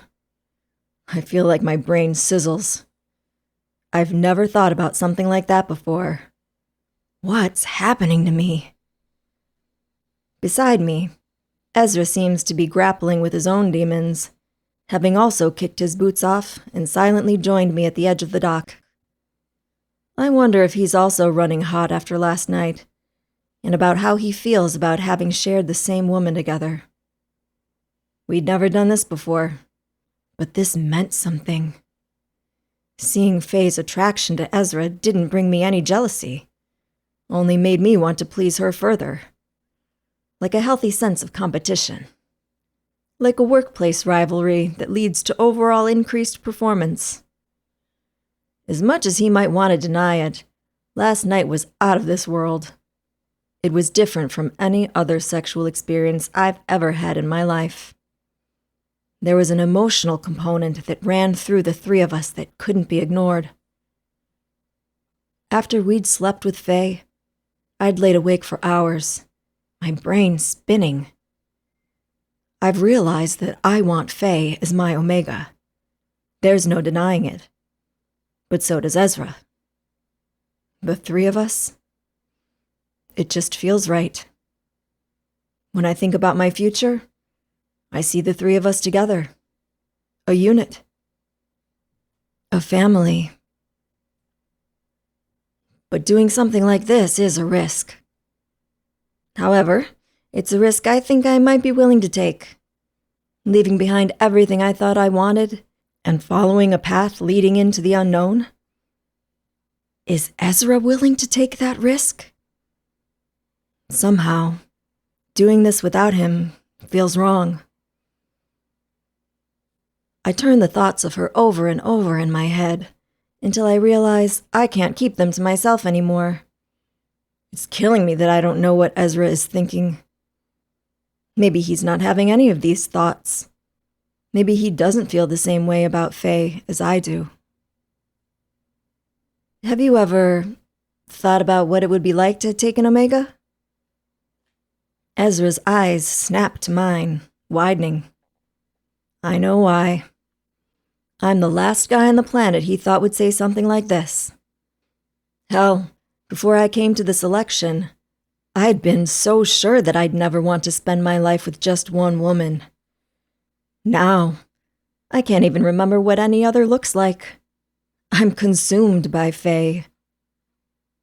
Any, Omega? Ezra says, returning his gaze to the water. No. I chew on that for a moment. He hasn't thought about having just any Omega. But maybe with Faye? Hell, of course that's what he means. He's just using a technicality not to say how he actually feels. But this is a subject that needs to be handled gently. I keep thinking that maybe it wouldn't be so bad. Then maybe it would be good to take Faye as an Omega. Once again, Ezra looks at me, his eyes wide. Really? He asks, his eyes wandering over me, as though he's looking for the mortal wound or head injury that would make me talk like this. You'd be willing to give up the other women? The traveling, the freedom, your ability to go where you want and do what you want? To take an Omega? To take Faye, I say, taking a shaky breath. The truth is that I've been feeling the connection between us, and I can't deny that it's likely the mating bond growing stronger and stronger. Faye is the woman I'm meant to be with. Nothing even feels like a sacrifice, as long as I can be with her. I think that I would. I think we both would. For Faye. A fake relationship somehow became fate. The three of us. Together.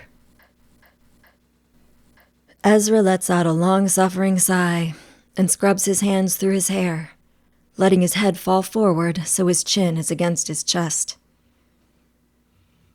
I find all of that a little hard to believe, Ezra says, and at first, I feel a flare of anger at the thought that he doesn't think I'm capable of being that kind of alpha to my Omega.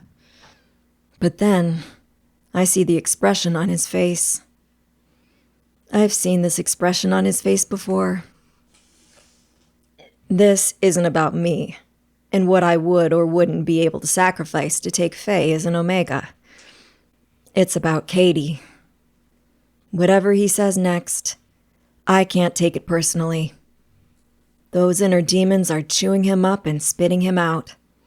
He needs a friend who understands that right now. He continues, sounding angrier with each word he speaks. Like, this whole time, if you were capable of settling down and staying in one place, wouldn't you have done it?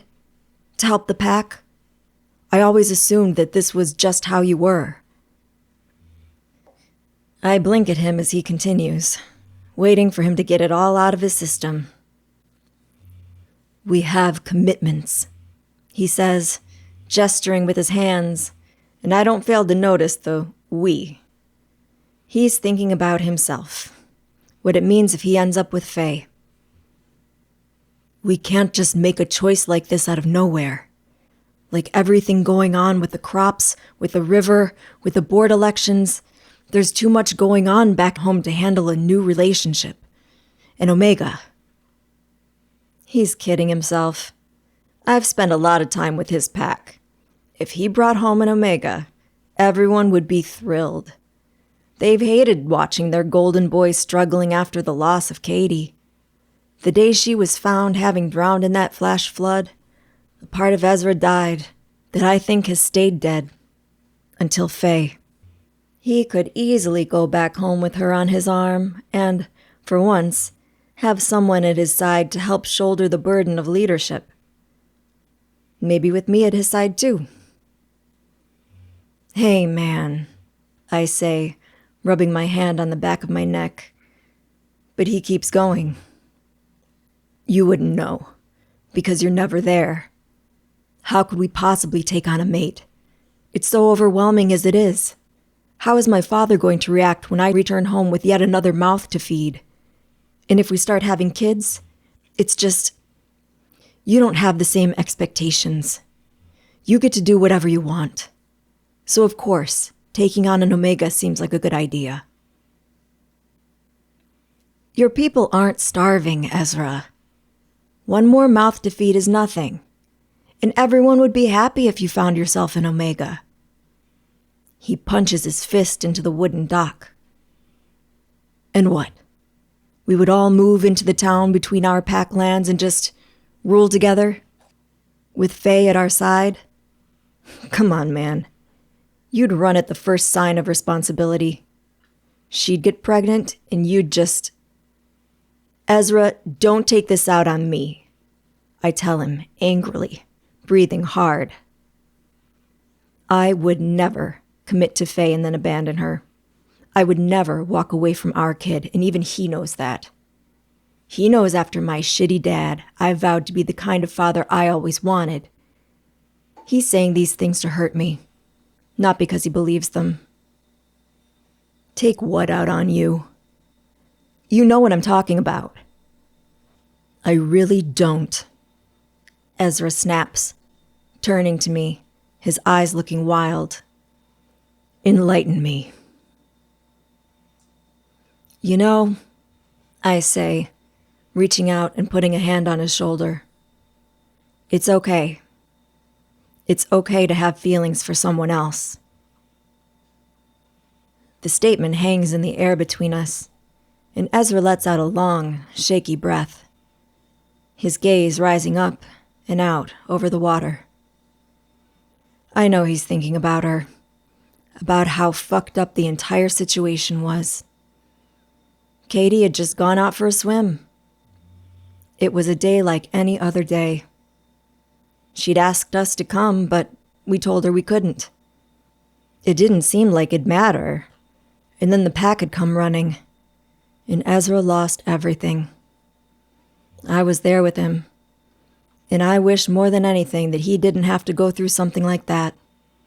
He'd loved her. He would have chosen her as his beta. But sometimes, it's just time to move on from the stuff that's happened in the past. This isn't how things are supposed to be, Ezra says, finally, his voice much quieter, having lost its previous edge. I was supposed to come here out of duty, skate by, and return to my pack as soon as possible. Yeah, I concede, shaking his shoulder a bit before dropping my hand back to my side. I was supposed to come here out of duty, skate by, and return to the south of France with my friends, and avoid my pack as much as possible. But then we met Faye. I look out over the water with him, thinking. The thought of leaving here without her, of going back to what my life was before, all of the parties and travel and women, feels empty if I don't have her by my side. Maybe this is what everyone has always asked of me. Maybe this is growing up. I pick up a pebble and launch it out into the water. But can you even imagine leaving here without her, man? When I glance over at him and see the expression on his face, the answer is obvious. 9. Faye. My mouth tastes of battery acid as I make my way down the corridor. I was just at breakfast with Adeline and some of the other Omegas, the Alphas nowhere to be seen, when a servant appeared at my side, leaning down to whisper discreetly that I had been summoned by the council. And now, I'm pushing through the heavy oak doors, coming to stand in front of the 3 men. Alone, they're terrifying, commanding, their power oozing off of them like strong cologne. But together, the pressure is almost unbearable. Each of them is sitting on a large, elaborate throne, gazing down at me with a mix of amusement and disinterest. I fall to my knees, bowing and lowering my head to them. I have no other choice. Were I to fight the feeling, my muscles would start to cramp, my bones aching until I gave in and lowered myself in respect to them. "Hello, Faye," Brock says. "You may rise." Even though he's given me permission, it still hurts to come back to my feet. My body would much rather prefer that I stayed down on my knees. "Thank you," I murmur, eyes cast downward. "How have you been finding the selection this far?" Brock asks, and my heart continues to hammer. Surely this can't be why they summoned me. A single Omega? Just to ask how I'm enjoying the event? His power influences me to tell the truth, to admit that most of it has been horrible, aside from the few moments I was able to be alone with Kaysen and Ezra, aside from their kindness and how they've been there to save me from Kurt. I swallow, trying to form words that aren't a lie, because it would pain me to lie outright to them. But I also can't tell the complete truth, that Kurt's presence here is a nightmare to me that I never get to wake up from. That would just lead them to yelling at me and accusing me of making things up again. "It's been fine," I finally managed to say, my eyes firmly fixed on the bottom of the thrones.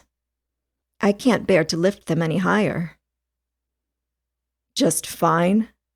Brock asks, letting out a laugh. "Surely at least some of the activities have impressed you." I blush a deep scarlet when I think about last night, when Kaysen and Ezra arrived at my door with the board game and drinks. Yes, that activity had turned out much better than the rest. But then again, any time I was forced to be around Kurt was terrible. "Yes," I manage, nodding a bit for emphasis. "Yes, some of them have been impressive." Lance nods, looking happier. "How are you liking the other Omegas? Are you getting along with them?" I think of Adeline, Jana, and the others, and swallow again. "I'm getting along with them just fine," I say, thinking of how Jana had moved to the other side of the room when I asked her about speaking up. It makes me warm, remembering how angry I was, and I feel the Ultimas watching me closely. But I've already learned that sharing something like that with the Ultimas will lead to absolutely nothing except trouble. So I keep my thoughts to myself. Besides, I know I'm not really here for that. They want something. All of this has to just be small talk before they get to it. "Let's cut to the chase." A different voice speaks up, and I recognize the cruel tone as coming from Hector. "Faye, you are required to explore your bond with every Alpha. That includes Kurt." They can't be serious. Expecting me to explore my bond with Kurt is absolute horseshit when they know I accused him of murder twice. When they know I believe he killed my brother, then Sarah. They have to see that Kurt only chose me to hurt me. As insane as that idea is, right? They're the leaders of all the wolves. I can't be smarter than them. What can I possibly say? Nothing they'll listen to. "But my brother and Sarah, Kurt..." Brock sighs and folds his arms. "It's your responsibility to get to know your mates, regardless of what silly, little notions have formed in your tiny Omega brain." Hector continues, angrily. "Hector," Lance begins, his tone shocked, but Hector continues. "Because whether you like it or not, you'll likely be leaving the selection with Kurt as your mate, so it's time to grow up and accept that." I dry heave, stopping myself just before actually vomiting. My whole body curls forward. A tense silence stretches between them as they watch my violent reaction to just the idea of Kurt being my mate, and I take my hand from my mouth, standing up straighter as the nausea passes. Kaysen, Ezra, and I have a plan. I'll never get stuck with Kurt. Lance sighs. This is how it works, Hector says, his words biting. You must bond with Kurt. I must, because the only ones who can stop this thing are the other alphas that claimed me, Kaysen and Ezra. If they refuse to bond with Kurt, the Council will determine the bond cannot be made to avoid the packs warring with each other, and all of us will return next year with the understanding that we are to make new bonds. It's a terrible system, an unfair system, one where the Omega has no power. The way it always is. Yes, I say, tears springing to my eyes, fear coursing through my body. I'm sorry, I will. Tears track down my cheeks.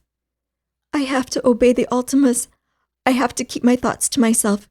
Speaking up won't do me any good. I just have to get out of here. Still, the Ultima's gazes never leave me. Lance speaks, his voice gentler, but still intimidating. He just means that we've noticed you favoring some of your potential mates over others. The mates that haven't killed anyone? I guess they're right. I am favoring them. I'm so sorry, I choke out. Don't act like you aren't aware of what you're doing, Hector snaps. It's clear you favor certain alphas, but it is not up to you, an Omega, to decide who her mate is. Not once a claim has been made. Before that, we give you Omegas long leashes to decide who you connect with. But something you did must have made Kurt think there was a bond between you. You can't just lead him on and then pretend otherwise now because of made-up stories in your head. Of course, I say, my voice wavering. It's like I have no control over my body. I have to agree with them, defer to them. I'll do better. Faye, Lance says, you can look up here. I force myself to meet his eyes, and when I do, there's a layer of kindness there that soothes me the slightest bit. His blue eyes are earnest, and his expression is concerned. Like maybe seeing an Omega absolutely terrified of the man who's claiming her is something he doesn't feel good about. I have the sense that there's something you're not saying, he says, tilting his head. You can tell us. We are here to protect you, Faye. Immediately, I have a flashback to the first time this happened, trying to get anyone to listen to me when I tried to explain what had happened to my brother, how it was Kurt who had killed him. Nobody cared. Nobody listened. Not these three men. Not my alpha. Not any of my people. Except Adeline. Then I think of Sarah, and I know she deserves better than this. She deserves better than the death she got. Hell, she deserves better than these three men not serving Kurt the justice he so rightfully deserves just because of his powerful daddy. If nobody ever stands up against Kurt, he'll just keep doing whatever he wants, hurting people and taking innocent lives. It seems important that I say something, that I speak up anytime I have the chance. I don't feel strong, but I wonder if anyone ever really does. Okay, I say, trying to calm down, knowing that the more hysterical I am, the less likely they are to believe me. Kurt is a murderer. I personally saw him kill my brother, and I don't feel safe being around him. even though I know none of you believed me about what I saw. When we found Sarah in the forest that day, she had been killed exactly the same way. I suspect he also killed her. I told you as much. I feel nothing but loathing for Kurt, nothing but pain, fear, and grief when I look at him. There's not a single part of my soul that's compatible with his. What's more, deep in my heart, I know he's only claiming me as his Omega to hurt me further. I mean, you all just recently had him apologize for choking me and attacking me in my room. Surely the evidence is pointing to this not being a match. I run out of words and just stop talking. Waiting. Glad I got it all out, even while knowing deep inside that my words won't matter. That is a very strong claim to make about a member of Pack Obsidian, Hector says, and my heart sinks. Not to mention the son of Dexter. They are an honorable family. I shudder at the sound of Kurt's father's name, shrinking back and away from the Ultimas. Rumors of the cruelty he's capable of have floated through every circle, even reaching me when I was still involved with my pack. Why is everyone pretending those rumors don't exist? Because it's safer that way, I guess. Lance's voice is soft. They are an honorable family, but sometimes mistakes are made. Surely, in a circumstance like this, we can make an exception and separate this match without them continuing to explore their supposed bond. Breaking the rules of the selection? Ridiculous. Hector growls, and I flinch. And all over the words of one troubled Omega. Troubled or not, she seems to know how she feels, Lance tells him, casting him a strange glance. And her feelings matter more than the son of the Alpha to Pack Obsidian? Hector snaps. Lance sighs. We're not supposed to base our decisions on which Alpha we might piss off. But are we supposed to base them on one emotional Omega being upset? The other Ultima challenges. Both men glance at Brock, who has sat silently, watching the conversation. My body tenses, and I look at him too, getting the distinct impression that his words will be the deciding factor here, and praying that this might be the moment I'm allowed to untangle myself from Kurt. Whether or not your claims are true, Brock says, staring at me, his expression thoughtful. It's unfortunate that you have to spend time with someone that you have these feelings for. But those are the rules. You must explore the mating bond. If it is how you say, it won't develop. But according to the rules, you must at least give it a chance. Damn it. I fully believe that the Ultimas may have never seen an Alpha claim an Omega they didn't feel a mate bond with, because such a thing is unheard of. If Kurt claims me, for example, then meets his mate in another year, he will not be free to claim her. Men wait, sometimes for many years, to meet their mate, because they're worth waiting for, and because they wouldn't want to risk not being able to claim her later, since Alphas only get one mate. But these men have never seen someone as twisted as Kurt before. He's claiming me because the idea of being able to hurt me for a lifetime is more valuable than a real mate. I just wish I could get them to see that. My head bows in defeat. They're going to keep making me be around Kurt because the system isn't made to detect people like him. I won't be free of him yet. The room is silent around me. After a moment, Brock speaks again. Faye, We are looking into what happened with that girl. If we find evidence against the culprit, no matter who that is, they will be handled appropriately. I can only nod. I don't trust myself to speak. But you should know, as of this time, we do not see anything to indicate Kurt is responsible for her death. So you may need to open your heart to the possibility that while Kurt got too excited with you, he may not be the bad person you have convinced yourself he is. He may end up becoming a loving and wonderful partner. My eyes feel dull and lifeless. You think the man who killed my brother will become a loving partner to me? Understood.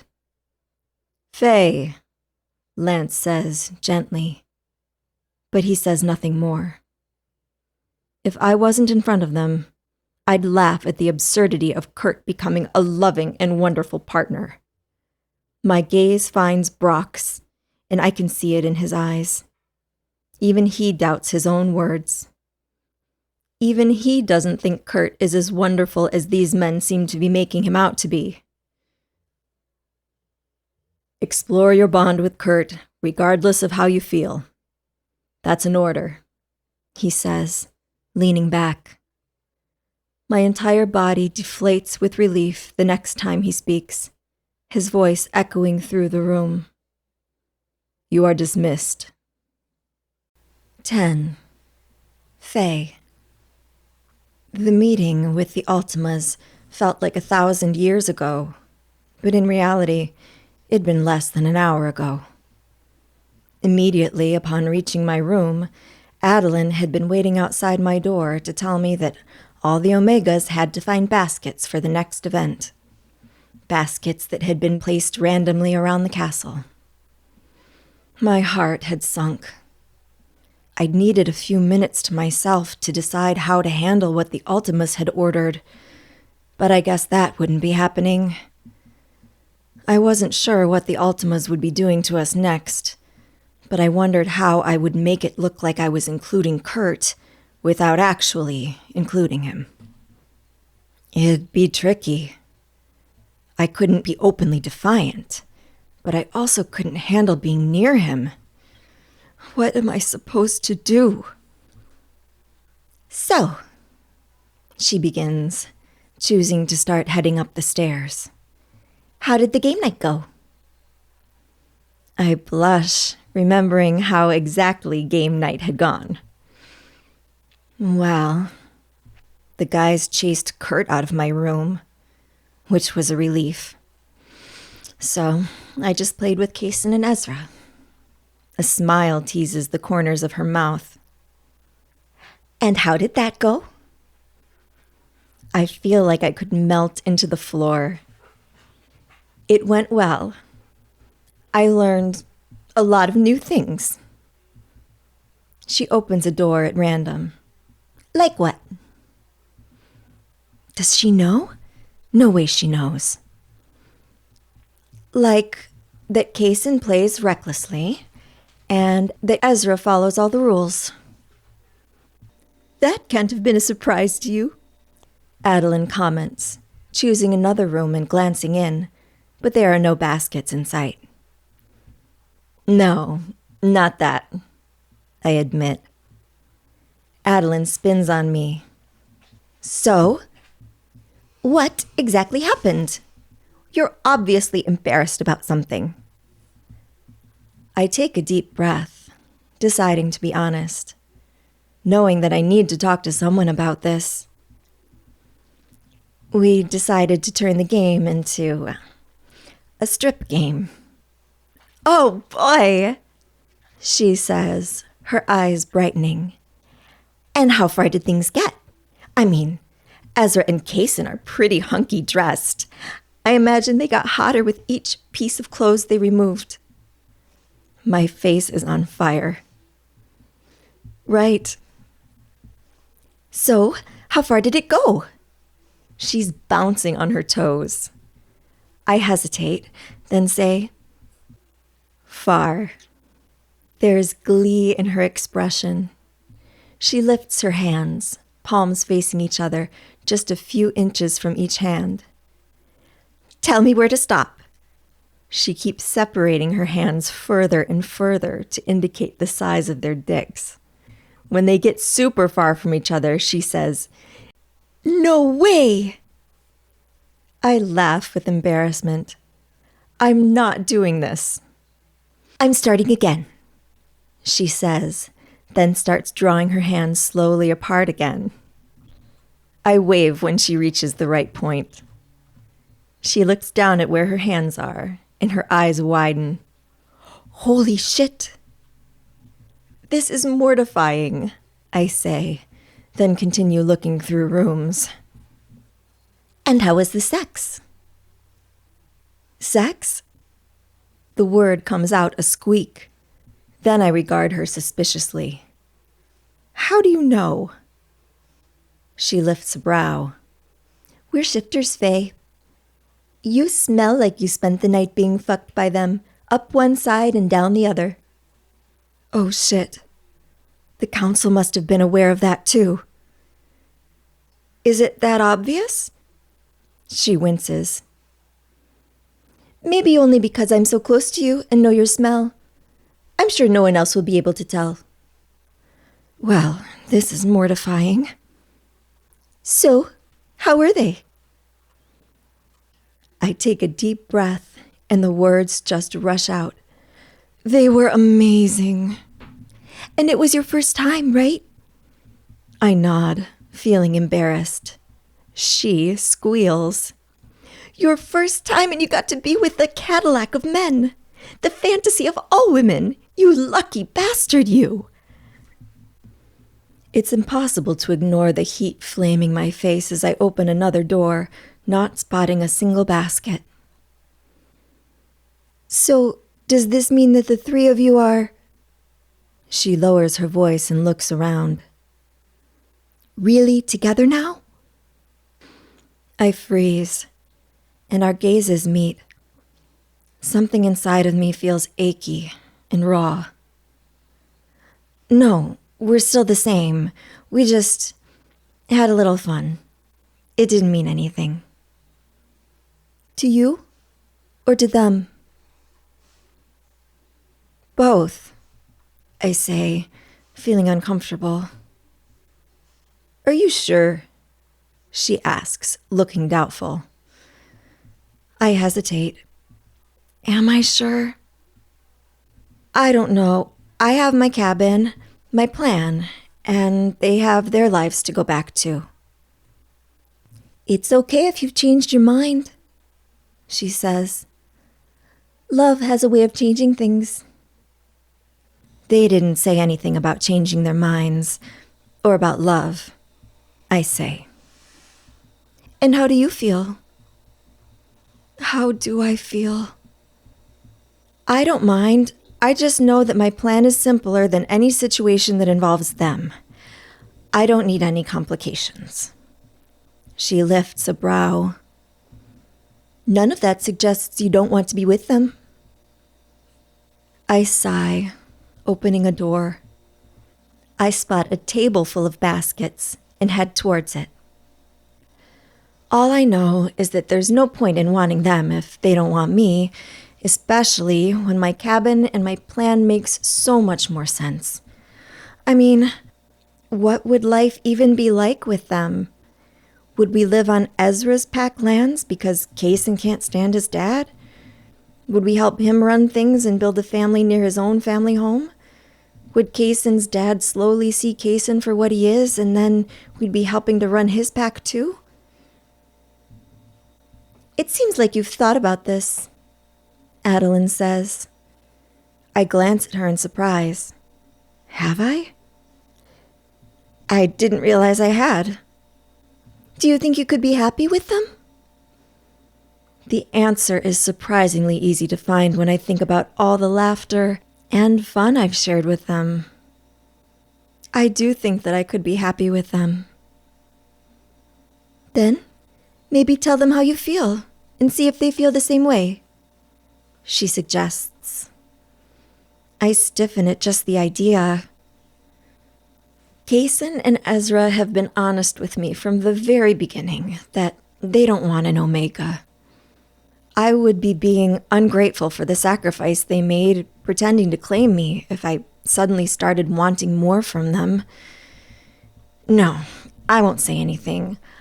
I'll respect their feelings and remember that while last night was really special to me, it was probably just another night for them. Faye. I draw my shoulders back. So how was your night? She hesitates, then pushes on. 2 alphas came to my room. 2 I've seen a lot, but not gotten one-on-one time with until last night. And? Her face lights up. We had a lot of fun. I ended up making out with both of them, and they said they want to spend more time with me. They're actually brothers. Adeline! I squeal. She laughs. Don't put too much pressure on it. I didn't necessarily feel a spark with him yet, so I'm going to keep exploring my options.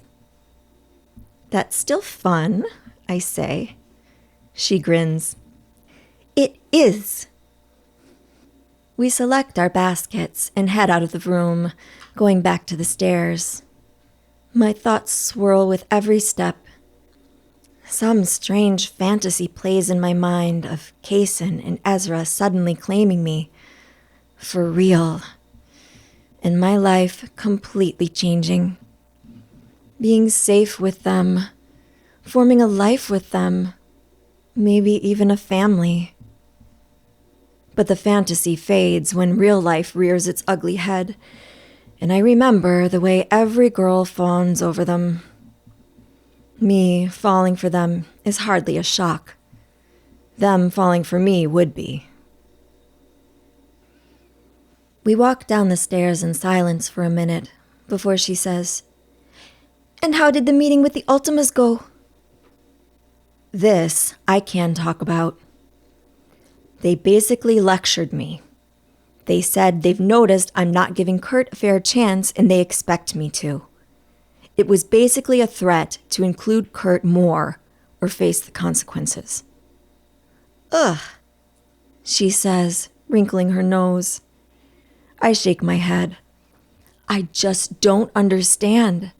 How did things end up like this? Well, if you think about it logically, Adeline says, shifting her basket over to her hip. It seems you've managed to accumulate 2 alphas and 1 asshole you can't get rid of, despite being the only Omega here who didn't want any interest at all. Yeah, that part was bad enough. Being called to meet with the Ultimas was even worse, I say, focusing on my feet to make sure I don't trip and fall down the stairs. Just being in the room with them was miserable. It was like my body hurt from the force of being near them. We make it to the end of the stairs and head to the door that leads outside to the lawn, where Adeline said we're supposed to meet. Again, I think about the next event. Again, I wonder how in the world I'll keep the Ultimas happy and stay away from Kurt. Being around alphas is bad enough, Adeline says with a laugh, looking over her shoulder at me as we step out into the bright sunshine. Across the way, several other Omegas are joining the group on the lawn, all holding their baskets. But, like I said, at least you have 2 that you like. I wish I had none at all, I mutter. None would be simpler. I can't be around Kurt. It's too hard. I just feel like I'm going to be sick anytime I see him. I only see my brother and Sarah.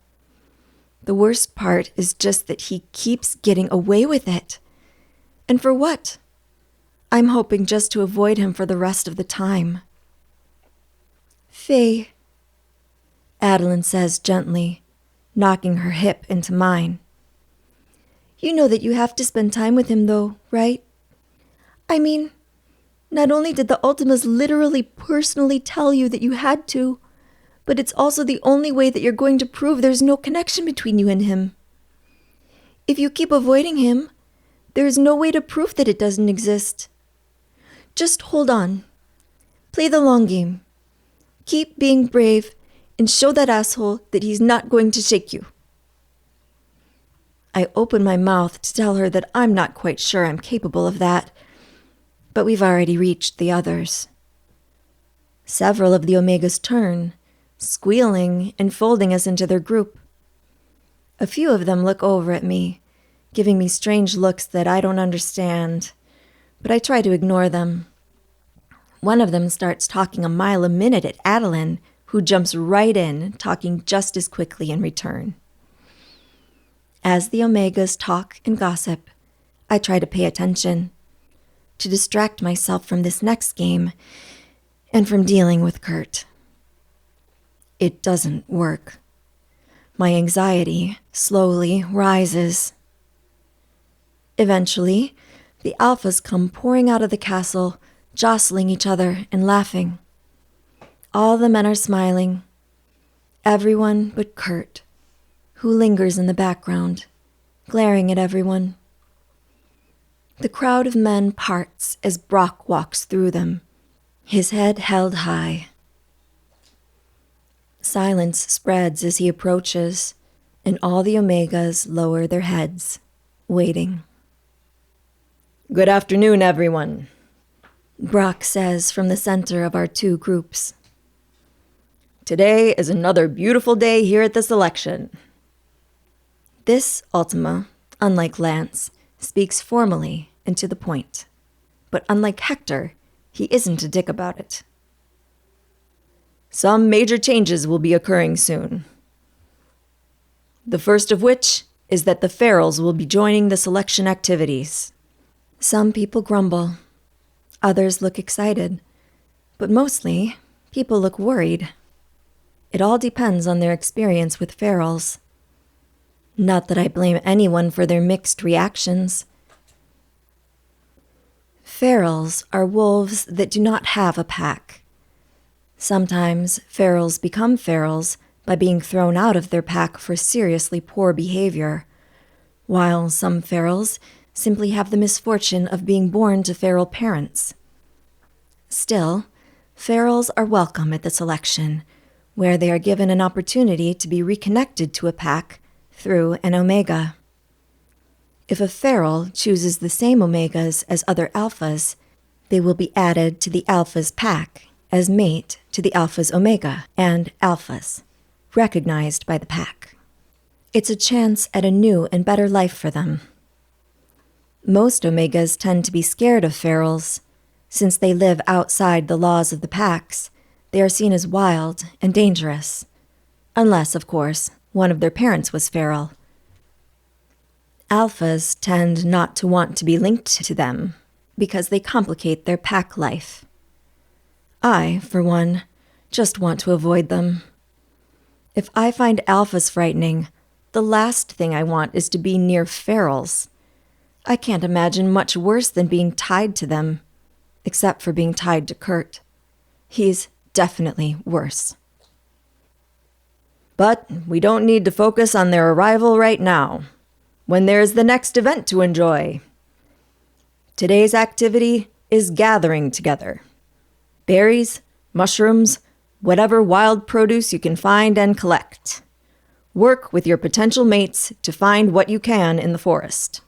The winning team will be whoever has the most produce at the end of the time limit. "Wow," Adeline whispers. "There's never been a winner so far in these games. I wonder what the winner will get." I grin. No idea. "Maybe another strip dance from your alphas?" she asks innocently. I lightly smack her arm, and we laugh. "Well, I'm going to go find my own harem, since you already have your own. Have fun with your boy toys." She heads off to join up with the other unmated alphas and omegas, and I see Ezra and Kaysen making their way over to me. "Faye," Kaysen says, bouncing over to me like a puppy. I can't stop picturing the way he looked naked, how his body fit with mine, arched over me. A flush climbs up my neck and out over my cheeks. You smell like us. This only makes me blush harder with the realization that everyone around us must know what happened, and that's why the Omegas were giving me strange looks. It's weird enough to have had my first time with 2 alpha men at the selection. I really didn't need everyone to know we'd done it. Kaysen pulls me into a hug, whispering in my ear, "Don't worry, Jellybean. We're just selling the story, remember?" But there's something about the way he says it that makes me wonder if this is still a story we're selling. After my conversation with Adeline, I'm not sure if that makes me feel better or worse. Of course, his words were an act. Everything between us is an act, except, maybe, the sex. But I don't even know about that. After Kaysen pulls back, Ezra speaks up, drawing my attention to him. "You look nice," Ezra says, leaning forward and plucking at the purple sundress I'm wearing. "This is your color." It's so different seeing him in the daylight, perfectly collected, versus how he came apart in bed. I have no idea how a man can be this tight-laced in life and a complete wild man in bed. Is that normal? I have no idea. How am I going to get through this day if I can't stop thinking about what happened? "Thank you," I say, dropping my eyes to the floor, still unsure how to accept a compliment. He just chuckles, tucking me into his side. Then, everyone pauses in their conversation as a group of riders appears on the horizon, traveling fast. My heart jumps into my throat. Who the hell are they? And what could possibly cause them to ride like that? "Who is that?" Kaysen asks, shielding his eyes and looking out over the field. "Ferals," comes a voice from behind us, and I bow my head when we turn and see Brock, also staring out at the riders getting closer and closer to us, their horses kicking up dust in their wake. "Ferals," Ezra repeats, and we all watch them in stunned silence. Of course. Somehow, I didn't picture them arriving on horses. I pictured them creeping out of the woods at night and slipping into our groups like a fox in a henhouse. When Brock had said the Ferals would be here, I hardly thought he meant right now. I guess things would be changing. The Ferals will get to join all of us and look for their own Omegas. They just didn't get to join until the Alphas had had enough time with the Omegas, a nod to the fact that they're beneath the Alphas, as feral Alphas. For some reason, my heart is positively hammering in my chest, and Ezra reaches over, running his thumb over the pulse point on my wrist. "There's enough men around us already. We don't need more." "Hey," he murmurs. "It's going to be okay." Just as he says okay, the group of riders comes to an abrupt halt in front of us, and we wait, holding our collective breath as the dust around them clears. Now what? 11. Faye. The men atop the horses are rough around the edges. Their hair not in the current styles, but instead grown out longer, loose around their shoulders. I've never seen a feral before in real life, only heard about them from my brother. For some reason, the sight of them makes me feel strange. I can't seem to stop my eyes from darting around, taking it all in at once. how they're shirtless, how their chests are covered in tattoos, how their hands are big and calloused, and clearly very capable. They make them come in riding like this, Adeline whispers in my ear. Because it's traditional. Because this is how pharaohs used to look, even though only some groups live so differently now. It's weird. I have trouble picturing these men dressed up in suits, their hair carefully cut. But I've also dealt with the council myself. They're traditional to a fault, so I believe Adeline. My eyes lock with one man in particular, and I feel that same clicking, focusing, the tug in my chest like inevitability when I look at him. He has long black hair and strong, unwavering blue eyes, bright and intelligent, which contrast with his overall rough appearance. Even from this brief glance, he seems like the epitome of don't judge a book by its cover. There's just something deeper there that begs to be uncovered. When I realize we're staring at each other, I tell myself to turn away from him, but I don't. His eyes flare possessively, and I finally manage to look away, not wanting to seem like I felt it too, whatever it might be. Only I meet another pharaoh's eyes, my gaze snapping onto his like a force of magic. That same tugging feeling radiates through my chest. Uncertainty fills me. I search for that wall around my heart and soul that usually keeps me from connecting with others too deeply. But I find it decimated. Damn Kaysen and Ezra. This pharaoh has long auburn hair, which is braided in some places and loose in others. His beard is the same color, but a shade darker, and his tattoos line up and down his chest, locking into each other. When he winks at me, I realize I've been staring for far too long. Shit. I look to the ground, not wanting to risk another meaningful moment of eye contact with a single other male in the area. Is it because of last night? Because I had sex? Am I suddenly aroused by every man who gets near me? And why do I feel the same strange connection I feel with Ezra and Kaysen with them, when they're complete strangers? Maybe it is normal after sex, after opening yourself back to the world. Except, I didn't feel this way about the other alphas or ferals. It's unsettling.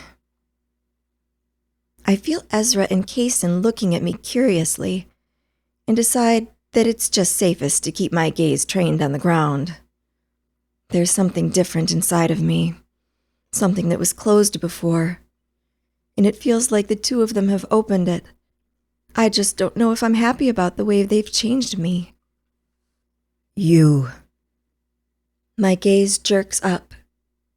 It was the man with the black hair who spoke, his deep voice washing over everyone, and he's pointing right at me, his eyes intense, focused, all-consuming. I feel myself shrinking into myself. My heart is beating so loudly that it fills my ears. Why is he pointing at me? What does he want? He speaks again, his voice loud, his tone aggressive. You are my mate, he says. I shrink back, away from him, and Ezra wraps an arm around me. My mind chants over and over that this can't be happening. I'm supposed to have no mates. I already have 3. 1 who I don't want, 2 who don't want me. What the hell am I supposed to do with another man? I claim her as well, the man with the auburn hair says, dismounting from his horse. When the man with black hair sees that, he dismounts too, and the two of them push through the crowd, making their way straight toward me. They radiate absolute confidence. Like now that they've claimed me, it's done. I'm theirs. Which isn't right, right? Slow down there, buddy, Kaysen says, that joking but threatening tone sharp enough to slice through a man. He steps further in front of me, crossing his arms as the two ferals come to a stop. That's my jelly bean you're talking about. Jelly bean? The man with the black hair asks, wrinkling his brow. My woman, Kaysen clarifies. Our woman, Ezra says, coming to stand at Kaysen's side.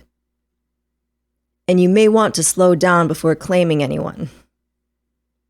The two men exchange a look, but they don't look deterred as I stare at them between Kaysen and Ezra's shoulders. If anything, they look like they're putting the pieces of a puzzle together. Well, she'll soon be our jelly bean, the feral with the auburn hair says, squaring his shoulders as he stares Kaysen up and down, as if assessing just how hard they'd be to take down. I start to feel hot, flustered, my brain turning to mush. The sound of running water, too loud in my ears. They can't be claiming me, they can't be. All because of a look? A feeling? I don't believe it. When he tries to step past Ezra holds his hand up, and there's something strangely threatening about the gesture. Tension sings between the four men, and I wonder if this is about to turn into a fight. Give her some room, Ezra says, his voice low but strong. Faye can get overwhelmed easily. We won't overwhelm her, the feral with the dark hair says. She's ours to take care of. There's a tick in Kaysen's jaw. Maybe just go take a walk inside. Get a snack. Take a break. We want her, the feral with the dark hair and incredibly blue eyes says. I put a hand on Ezra's back to try and steady myself, but my knees are feeling weak. 2 more men are claiming me? No, this can't be happening. I have a cabin. I have my quiet woods. My plan was perfect. All I had to do was get out of here without a mate. When both ferals move at the same time, trying to rush towards me, Ezra jolts forward to stop them, and I sway, feeling faint, only to be caught by a large hand which sends a jolt through me, a jolt of power unlike anything I've ever felt before. It's Brock, the Ultima, touching me. His power is too much to be near. His presence is the last thing I want right now. I might throw up. Don't stop us from reaching our mate, the auburn-haired feral says, his gaze blazing with anger. She's not yours. Ezra snaps back at him. Don't tell us who our mate is. The feral argues back, breathing hard, fists clenched. Ezra, Kaysen, and the 2 ferals are suddenly shouting at one another, shoving and cursing and generally getting ready to fight. Muscles are tense. The air sizzles with testosterone, and I'm just standing there, trying not to faint. Stop, Brock says, and they immediately halt what they're doing, turning to him and lowering their heads in deference. There is a process to this, he says, finally releasing me when he realizes I can stand on my own. Feral or not, You are to follow our directives. Is that clear? Crystal, the auburn-haired one says, while the one with black hair just grunts his agreement. Brock draws himself up taller. The rules of the selection are clear. Alphas and ferals are encouraged to take their time claiming their omegas, because declaring an omega is as good as making her your mate. That is why we give a long selection period, so alphas, ferals, and omegas can get to know each other. So males can be absolutely sure before claiming an omega.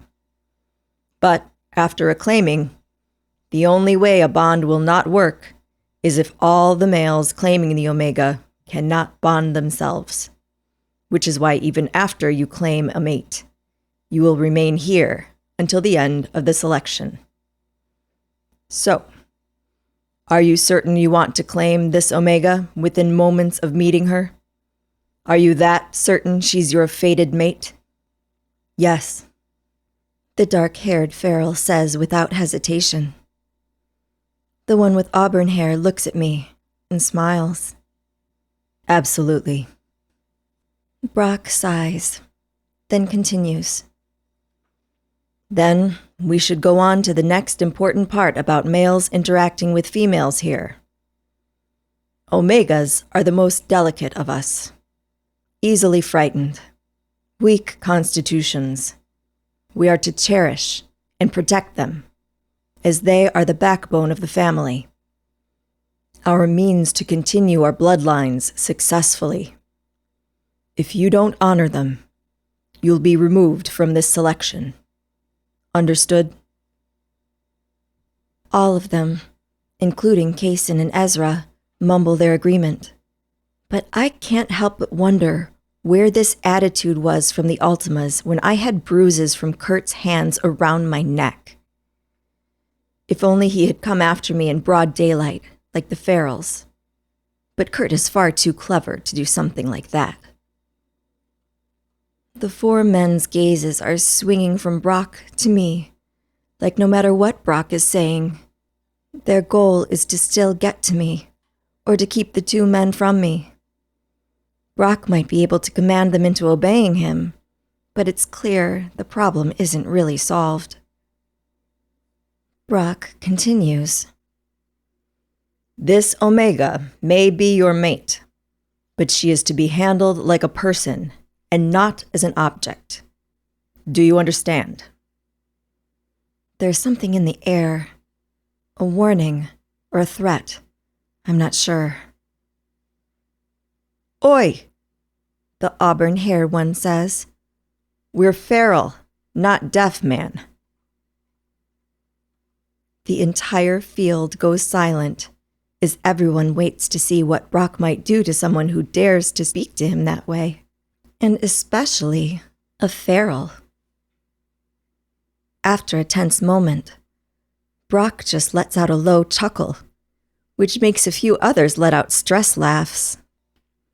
Now, all of you, including the Omega, come with me. 12. Xander. The woman standing in front of me, with the long blonde hair, as different from my black locks as can possibly be, and piercing, discerning eyes. She is my mate. My body knew it the moment I laid eyes on her, and I feel that we are the same. We have both gone through bad things. Together, we can share the burden of terrible memories, but also create a happier life together. Create a family. From this moment on, she is my everything. She is my mate, my only reason for continuing to breathe, and I will make it clear to these alphas that there is nothing they can do to keep us apart. But even though I know this, and it should be obvious to everyone around us after our claim, the Ultimas and these alphas are standing between me and my mate. Every time her gaze darts to mine, I feel the instinct to take her and run. But there's something in the way she looks at me that makes me hesitate to do such a thing. And I realize that it might be fear. Does my mate fear me? I glance down at myself. It is true that I might be frightening to a tiny wolf like her. My rough appearance, my rough ways. I have never learned to be gentle, but I will learn to be gentle for her. Once these men get out of my way. Kurt should be here. And Ultima, Hector, if I remember correctly, says, his eyes moving from my mate to the two men sitting next to her, their body language extremely protective as they stand between me, the other unknown feral, and her. Anger courses through me. I want to rip them apart with my bare hands for keeping me from her. These two men already smell like they've been with my mate. It's bad enough that I had to wait to join the selection until pack alphas get enough time with the omegas. It's a fucking insult. It's like they also want the alphas to have the upper hand with the omegas, even though we will be their equal partners. I'm lucky to have found my omega, but her eyes are downcast, her breath coming quickly. She seems paler than when I first saw her, and there's a slight tremble to her body that makes my heart ache. Damn it. The alphas may be right. It hurts to accept that, but she is clearly afraid of me. Or perhaps all of the ferals in general. Whatever her reason for being afraid of me, I will have to work hard to fix things between us. She will be my mate, mother to my offspring. None of this can work if I scare her.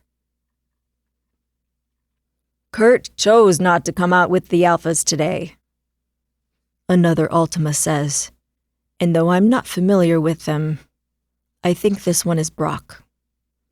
We can't fault the Omega for his choices, and we won't wait for him to solve this issue. Hector, the Ultima with the gray hair, looks pissed. Of course the ferals were attracted to her. Chaos follows you, he mutters, and to my surprise, one of the alphas next to my mate looks up sharply. What is that supposed to mean? The blonde-haired one asks. I'm sure he meant nothing by it, Rock says, waving a hand to diffuse the tension. So, what are we going to do about this situation? Lance's gaze moves between all of us. What does he mean? We are here for our mate. We found our mate. It's not complicated, the other feral says beside me, glancing again at our beautiful mate. You say she's your mate?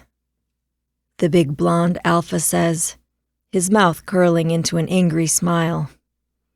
I want to punch that smile right off his face.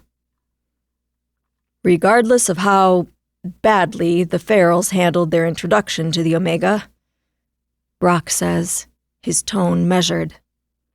They get to explore their mating bond, if they think one is present. Those are the rules. I watch my mate shift uncomfortably, and I curse myself.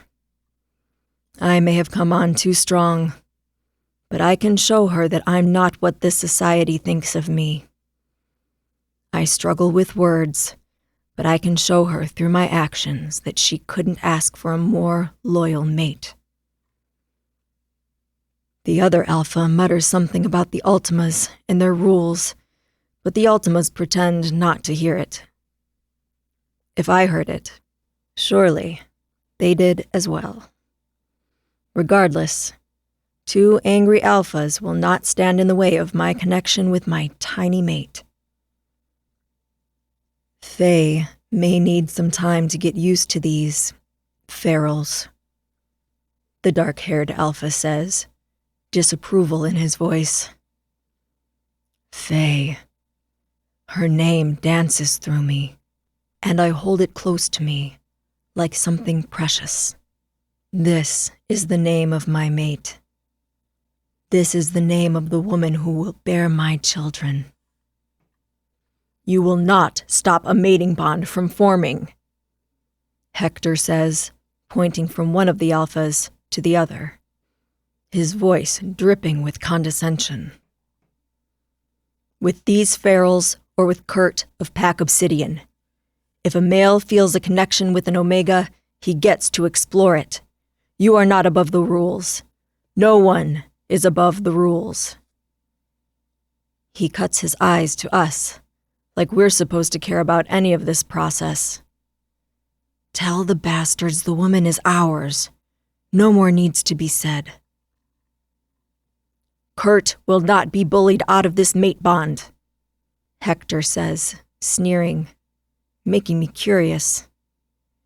If my mate was uncomfortable being around us, she grows even more so at the mention of this other man and his supposed bond to her, shifting and casting her eyes to the ground. It fills me with a rage I've never felt before. I feel a need to protect her from this man she fears. Faye, Brock says, his eyes sliding to my mate, and it feels good to hear her name again. Faye.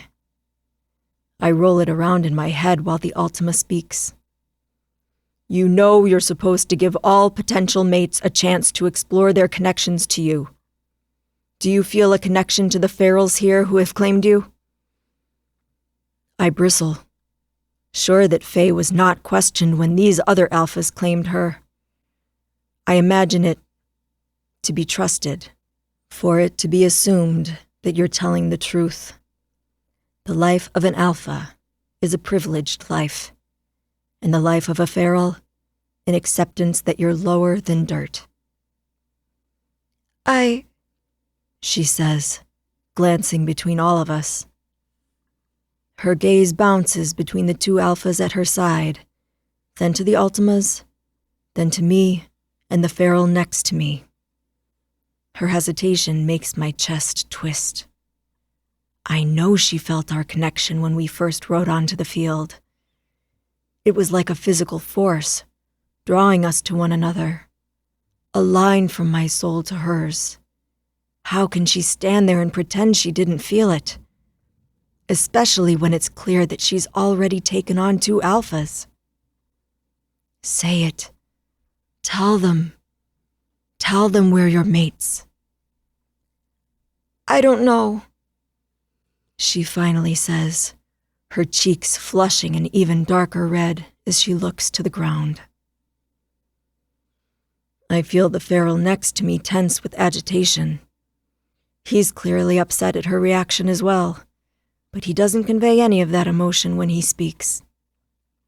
My apologies to you, Faye, he says, her name on his tongue like honey. And to the Ultimas. I agree that my approach, our approach, wasn't as gentle as it should have been. It's no wonder she's questioning the bond that exists between us. But I assure you, it is there, and I, for one, would be honored to have a chance to explore it. The feral next to me turns, looking me up and down, before turning back to the Ultimas. I am called Maverick, and my friend here... Xander, I grunt out, hearing how it sounds, the word gruff and uneven. My eyes skip back to hers, to my mate's, and I hope she doesn't judge me too harshly for it. Xander, right. We are both just here to find our mates like everyone else, and would gratefully accept the chance to do so. When I glance at the Ultimas again, they're regarding us differently. I don't know why the stranger pulled me into his speech, but I'm glad he did. I would not have been able to say it the way he did. Fine, Brock finally says.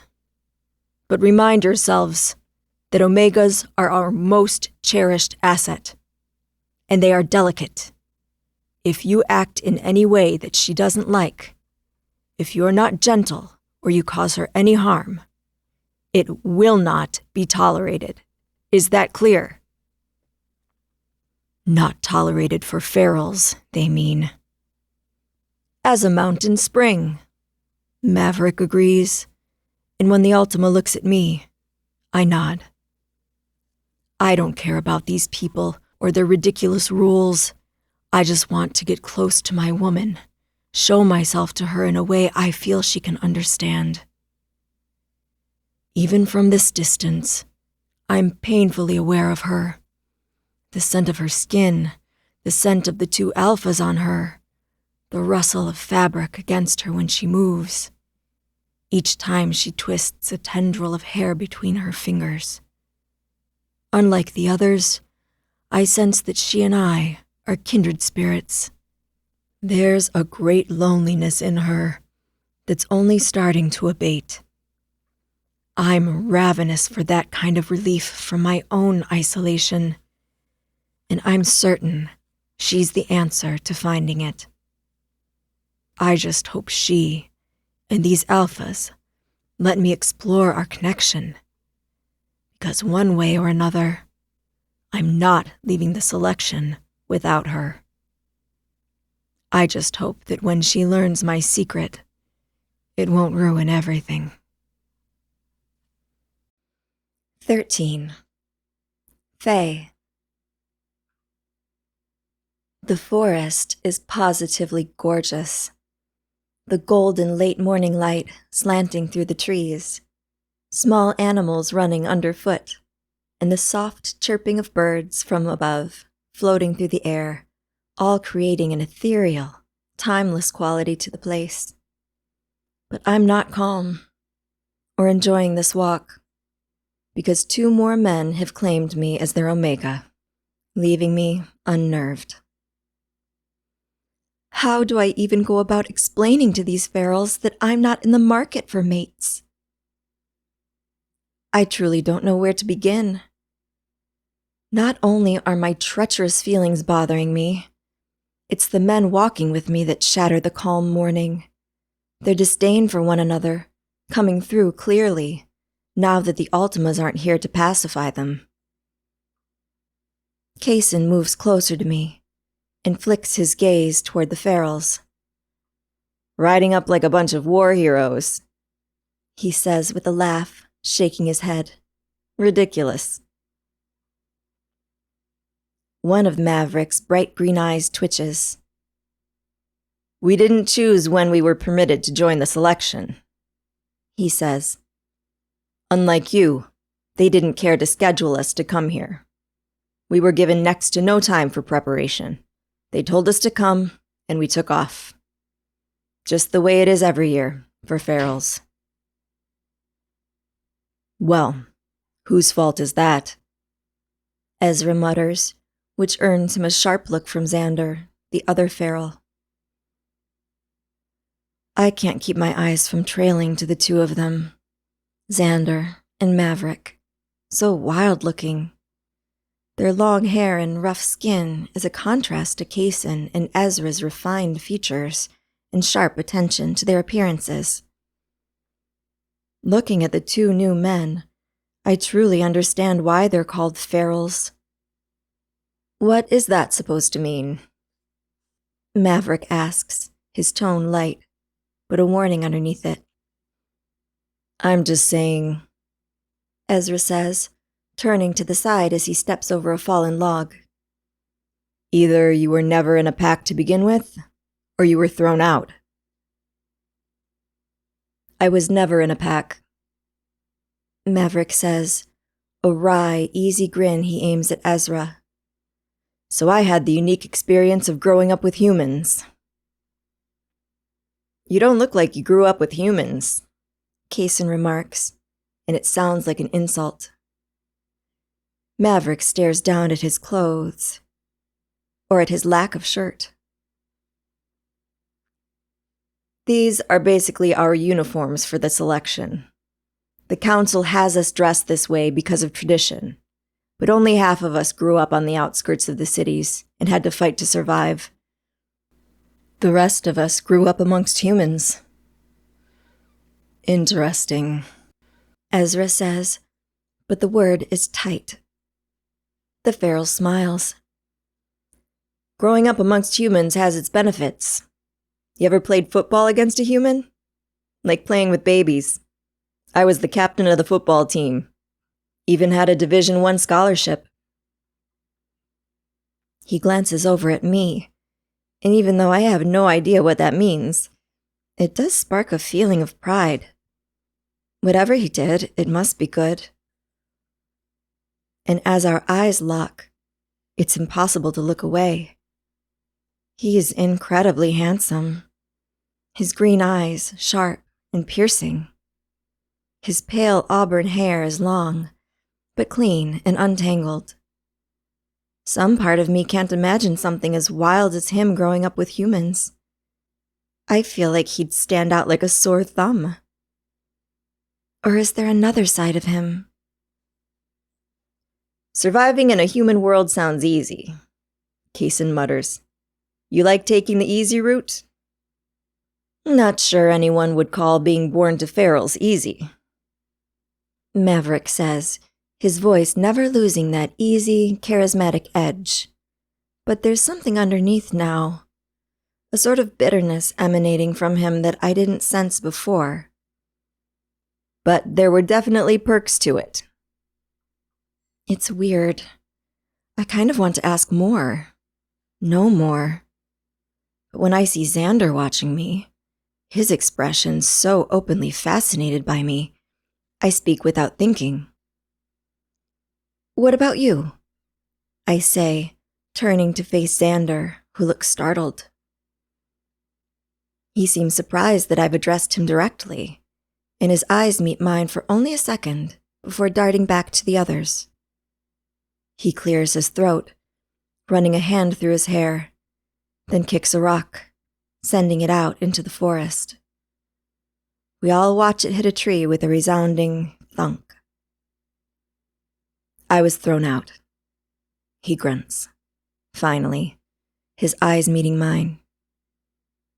I feel something tug in my chest, something telling me that he and I have something in common. There's a depth of sadness in his eyes that I recognize. I see it in Ezra, and I see it in myself every time I look in the mirror. It's the kind of look you can only get when you've lost something, when you're grieving. Is that why I feel so drawn to him? Why were you thrown out? I ask, swinging my basket at my side nervously. The other men have all turned their eyes to Xander as well, clearly interested in what he has to say. A part of me feels bad. Maybe this isn't something he wants to talk about. But as much as my heart plans to find a way out of our connection, I also have an unexplainable need to get to know these two men. If only to be sure that this mating bond they claim to have with me is wrong. Xander looks at me, opening his mouth like he might answer. But then his eyes move to the rest of the men, and he presses his lips together, shaking his head. It isn't stubbornness that fills his expression. It's reluctance. Maybe even fear. Even though I get the sense he'd tell me the truth if we were alone. There are only a few reasons a wolf might be excommunicated, Ezra says, his tone sharp. I see the careful calculation in his eyes, measuring the distance between Xander and I, like he might need to intercept Xander if he moves in my direction. And none of them are good. We fall silent after that, and I notice the way Xander draws into himself, moving through the forest more quietly than the rest of us, taking care where he places his feet. My heart aches for him. Whatever got him thrown out of his pack, it's troubling him. Ezra might be worried that Xander is dangerous, but that's not the feeling I get. When I look at Xander, I see pieces of myself. I see someone broken and trying to pull himself back together. But maybe my instincts are wrong. I don't know. "Oh," I say, jumping back, and all the men immediately go on high alert, Kaysen's hand coming to my shoulder as he assesses the scene. I look at him and smile. "Look, mulberries." Hurrying forward excitedly, I reach up and pluck one off a tree. "These ones are perfectly ripe," I say, popping one in my mouth and chewing. The warm, sweet berry bursts juicily, and I bring a hand to my mouth, closing my eyes. "Wow," I say, moaning a bit. "That's amazing." The images come back to me all at once. My brother and I gathering these berries, making pies and squeezing them between our hands to make our skin turn purple. This berry tastes like summer, like a silky cool breeze moving through your hair, lifting it from the nape of your neck, the soft rustling of the leaves all around you. It's childhood, laughter, and the innocence of youth. I let out a sigh at the feeling, and when I open my eyes, it's to 4 pairs of eyes looking right back at me. Intently. Far too intently, and I have no idea why. Glancing down, I realize some of the berry juice has dripped onto my cleavage, and I swipe at it clumsily, only managing to smear it around further. "Oops," I say, embarrassed, and when I look up, they're still watching me. I look at each of the guys, my heart racing as I realize their eyes have locked on my cleavage. There's a tension in the air, just like the tension that was there last night when I slept with Ezra and Kaysen. Sexual tension. Uh-oh. Ezra and Kaysen, at least, understand this arrangement. But what am I going to do if Xander and Maverick truly think there's some sort of bond between us? I drop my hand back down to my side, giving up on the berry juice and clearing my throat. I say, and Ezra meets my eyes, raising his brow in question. "I should tell you two." I direct my attention to Xander and Maverick, who are still looking at me with dark eyes, like they could eat me alive, right here. "I'm not actually in the market for a mate." "What does that mean?" Maverick asks, his gaze darting between me, Kaysen, and Ezra. "You're not in the market for a mate? Or you have reservations because we're feral?" "No," I say, laughing and holding up my hands before he can get the wrong idea. "It's not that. I mean, my experiences with men, in general, hasn't been great, so I have nothing against ferals, but if I'm honest, I came to the selection because I had to, not because I wanted to." There. Was that enough? Do they understand why we could never work? "You are my mate," Xander says, his voice low and rough, his eyes boring into mine. "The mating bond can't be denied," Maverick says, putting his hand on Xander's arm and shaking his head. "That's the rule." My heart drops. The both of them, they seem so certain. If I can't get them to see my point of view, there's going to be a problem. And I already have enough problems. I thought you ferals don't care about the rules, Ezra challenges, crossing his arms over his broad chest. We care, Xander says simply, his expression fierce. I swallow hard, feeling that odd pull to the two ferals, the one that makes me feel vulnerable and uncertain. Sure, I say. I understand that you want to follow the rules when it comes to choosing a mate, but the truth is that I'm not even sure there is a mating bond between us, I say, gesturing between myself and the ferals. My heart is beating double time, my body denying that, trying to tell me that I can feel the pull, clear as day. Except, there may be a pull. It doesn't have to be a mating pull. It doesn't have to be something that completely changes my life forever. I'm sure enough for all of us, Maverick says, crossing his arms over his chest in a way that mirrors Ezra. The tattoos on his arms and chest moving as he does so, in a way that's hard to look away from. How can you be, if you've never felt the mating bond before? I ask, nervously shifting from one foot to another. A man just knows, Maverick says, winking at me. I know, Xander asserts, looking ready to fight.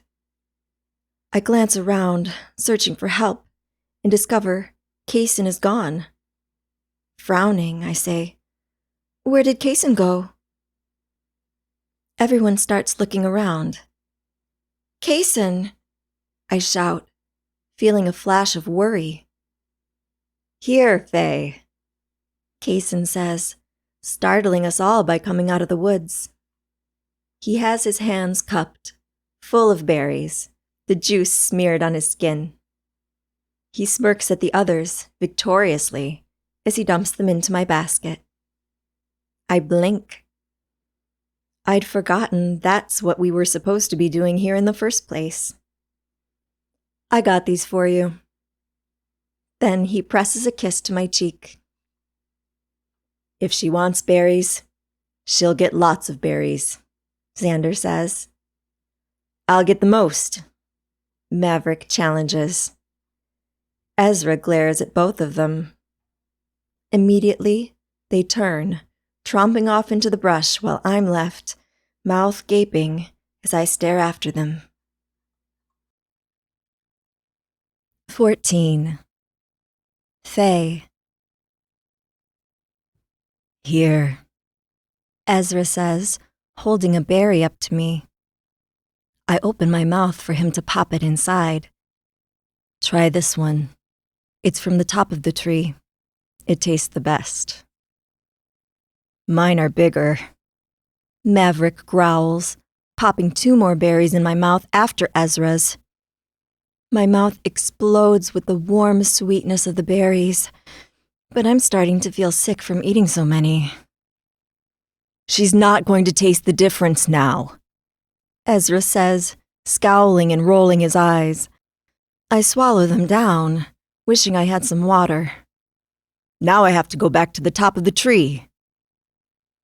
While Maverick and Ezra are on the hunt for the best berries, Xander and Kaysen are simply trying to see who can gather more, coming back with armfuls of berries, most of which are smashed, and dumping them into my basket. It's cute, the way they seem to be trying to impress me, but it's overwhelming at the same time. Guys, I say weakly, when I see the berries starting to overflow. Guys, there's enough. Ha! Ezra says, returning a moment later, a huge branch in his hand like it's nothing. I brought this down from the top, where the berries are sweeter. Now, Faye, try one on its own. Look at this one, Maverick says, producing a berry that really is the biggest I've ever seen. Wow, I say, without meaning to, and Ezra frowns like I'd personally insulted the size of his berries. I think of Adeline and her plans to find a whole group of alphas. How is she planning to juggle that many at once? I just have 4 of them here now, and it's overwhelming. Surely, I'm not a woman equipped to handle multiple men. I don't think I could even handle one. Ezra and Kaysen have agreed to back off after we take care of Kurt, but Maverick and Xander are under the impression that there's some sort of mating bond between us. How am I going to convince them otherwise, especially when they're being so sweet and working so hard to impress me? Guys, Kaysen says, his voice full of excitement and joy. We all turn to him, seeing him vaguely through the trees. Oh my God, it's so cute. Come here. Kaysen, Ezra says, his voice already wary. What are you doing? We push through the trees and stop short when we see the cutest little bear cub standing in the middle of the clearing. It's just a few feet tall, with soft fur and big eyes. Except, it's also a wild animal. Bear, Xander whispers, his voice breathy, his eyes going wide. He and Maverick exchange a look, but I can't lie. The cub is really adorable. I just want to hold her like a teddy bear. But I also remember my brother saying that if you ever see a cub wandering around in the forest, it's a good idea to get out of there. You don't want to risk a mother bear perceiving you as a threat. She looks so soft, Kaysen says, inching toward her. She looks up at him, eyes wide, the picture of innocence. Kaysen, don't. Ezra starts, but cuts off when Kaysen's hand connects with the top of the cub's head. We all stand there for a moment, holding our breath. Will the cub react? Cry out for its mother? Instead, it nuzzles into Kaysen's hand, and it's the sweetest thing I've ever seen. She is soft, Kaysen says, grinning up at us. See? Nothing's going to... He stops when a roar rings out through the forest. My heart jumps into my throat when I whirl around, only to see the open jaws of a furious mama bear running in my direction. I scream when Ezra's hand wraps around my bicep, hauling me back behind him. Maverick and Xander move in front of me protectively, jostling me. I trip over my feet and land on the basket of berries as the 4 guys shift, their wolves a blur around me. We're going to die. They're going to find us ripped to shreds in the forest. I thought my biggest concern was making it out of the selection without a mate, but maybe I should have been focusing more on the making it out part. Except, while I'm freaking out, completely useless, the guys have launched into action, coordinating like they've been working together their whole lives. A unit designed specifically to protect me. Kaysen, as a golden wolf, herds the baby bear toward the mom, while Xander, a large black wolf, takes a flying leap toward the bear's side, retreating when she swings out at him. Ezra, his muzzle white and the rest of his body a gray, so dark he's almost black, gets under the bear's feet, and Maverick, a wolf the same auburn color as his hair, confuses her, running side to side. The bear topples over backward. When she gets to her feet, angrier than before, Kaysen has deposited the baby bear back at her side. She swings at them a few more times, but looks confused, glancing back at her cub. It seems like, knowing the baby is safe, she's not that interested in fighting with this pack of wolves. They growl at her, warning her away from me, pushing her out of the clearing and further into the trees. I watch them go, heart in my throat, and slowly climb to my feet. Brushing sticky berries off of my dress and body, I keep my eyes glued on where they disappeared, hoping to see my wolves coming back at any moment, and not the bear. There's movement. I hold my breath. Kaysen comes exploding back toward me in human form, the guys tailing closely behind. All of them look proud, almost happy, which is crazy. They just faced an angry bear. But there's no denying it. "Faye," Kaysen says, barreling toward me. "Did you see that?" "You idiot," Ezra says, punching Kaysen in the shoulder. Maverick comes to me, scanning me over as if looking for any injuries. Xander picks up the crushed basket of berries, awkwardly trying to scoop some of the smashed purple mess back inside. "You could have gotten her killed." "No way," Kaysen says, slinging his arms around Ezra and Xander. I stifle a giggle at the look each of them give him. Ezra, mild annoyance, and Xander, baffled annoyance. "Not with us around. We're the dream team. We could take that bear with our eyes closed."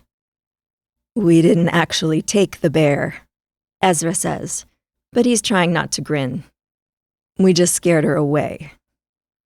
"Scared a bear," Maverick says, glancing at me and giving me a devilish grin, which makes my skin erupt with goosebumps. Absently, I laugh, rubbing my biceps to try and warm them. That's a new one. "Anything like high school football?" Maverick's grin widens, and my heart races in the face of such a beautiful man. "Yeah, except then, I was the bear." "The way you hit her in the side," Kaysen says, mock boxing Xander's side. "Like bam! And she tried to get you?" He swings out, and Xander pushes him away, also stifling a smile. "You just danced away." I shake my head. I have no idea how long we're supposed to stay out here, but I feel like we've had enough of an adventure. We don't need to have another run-in with the bear. "Well, it was good thinking to get that cub closer," Maverick admits, moving closer to me as we walk. I can feel his warmth, even from here, and it feels nice, like something I want to wrap myself in, which is a strange notion. I barely know Maverick and Xander. Every instinct inside of me should be screaming to stay as far away from them as possible, so they don't get the wrong impression. And yet, I can't ignore the way they make me feel. "I know, the idea just came to me," Kaysen says with a laugh. "Wait until we tell everyone we fought a bear." "They're probably going to ask what the hell we did to get into that situation in the first place," Ezra mutters.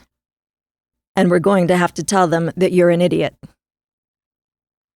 "Hey," Kaysen says, putting his hands up and smirking at everyone. "It was worth it." Ezra rolls his eyes. "Maybe," Xander grunts, and I laugh. When his eyes meet mine, I fight with a feeling in my chest. Being with all these guys, laughing and joking, reminds me of what things were like before my brother died.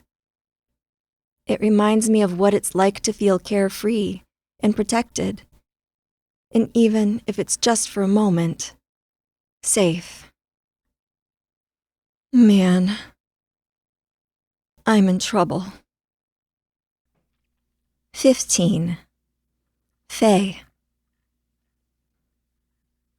I'm looking in the mirror, trying to get my eyeliner the way Adeline showed me, when there's a knock at the door.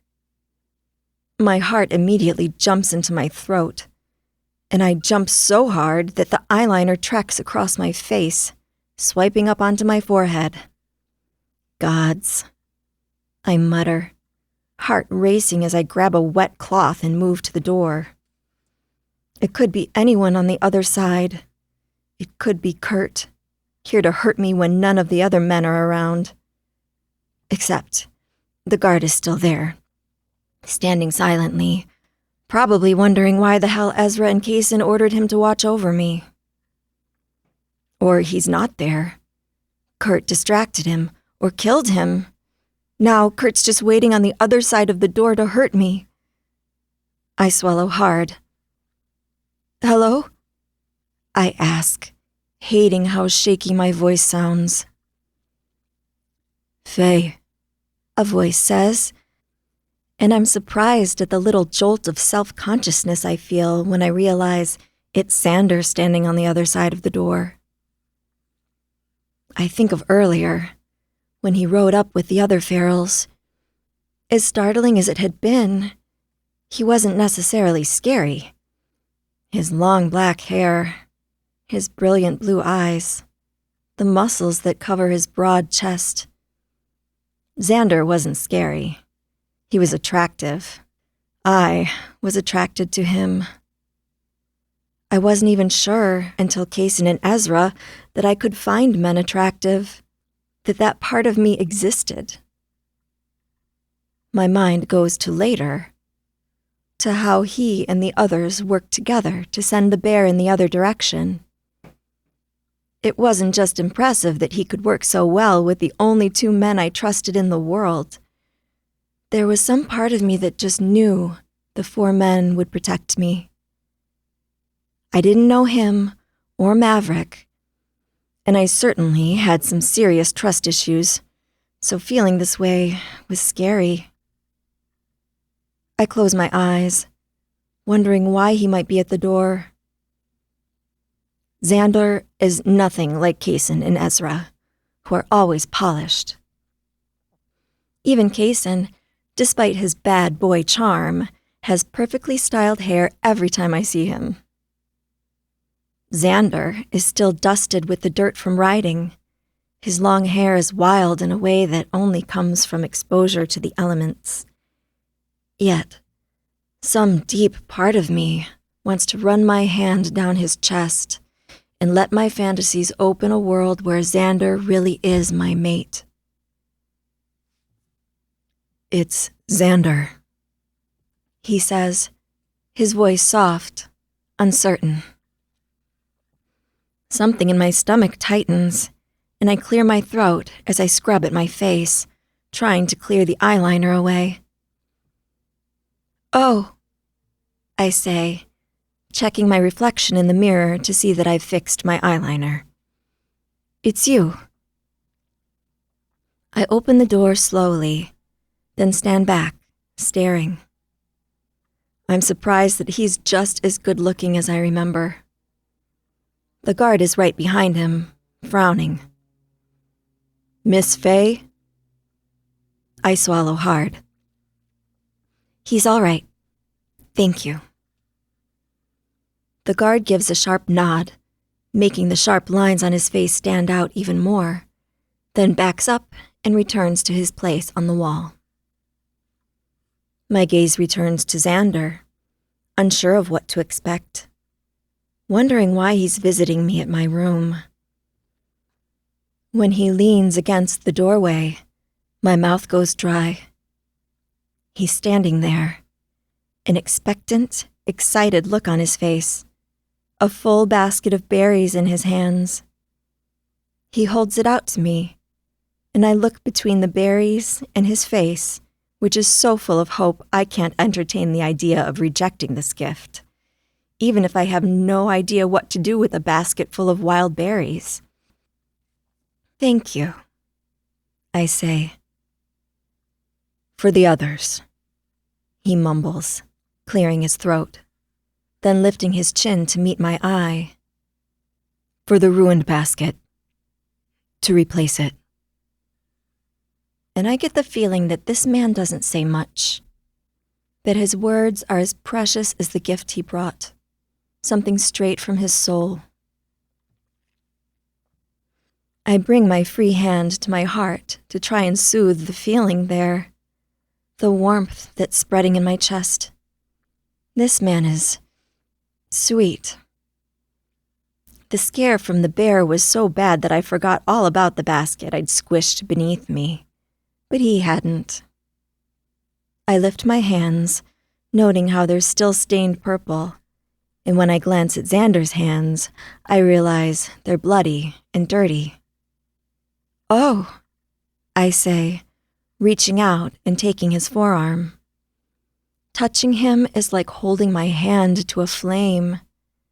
I feel the energy and heat immediately, and it makes me want to yank my hand back, but I don't. "Come in. Let me clean you up." He seems confused. "It's okay. My family lives on a farm on the outskirts of a city with other ferals. I'm used to hard work and pain." I shake my head. "Still, you're hurt." He nods, his expression uncertain. Xander looks like an alien on a new planet when he wanders into my room, glancing around nervously like he's not sure if he should be in here with me. Something in the back of my mind reminds me that this is dangerous. He's a feral, staking a claim on me, and I still haven't thought of a way to explain what's going on between Ezra, Kaysen, and me. Heck, I haven't even told him about Kurt. How do you tell someone who thinks they're your mate that you're not looking for one at all? I gesture for him to sit at the chair by the window and turn to the sink, rinsing a cloth until it's warm and wet.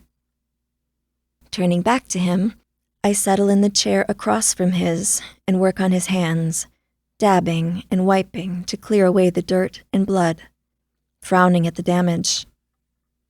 "Did you cut your hands on the berry bushes?" "Yes," he says, and it comes out as more of a grunt. Then why didn't he stop? Why was it so important for him to get these berries for me? "You probably could have borrowed some gloves," I say, laughing lightly as I look back to him. But his eyes are focused on our hands and every point where they make contact. For some reason, I feel a blush rise to my cheeks, and I try to ignore his hands, how I can feel his rough skin under the pads of my thumbs, how we both have worn hands, a similarity between us that's hard to explain. "I don't like gloves," he says, finally looking up at me, and those blue eyes hold me enthralled. "Ruins the feeling."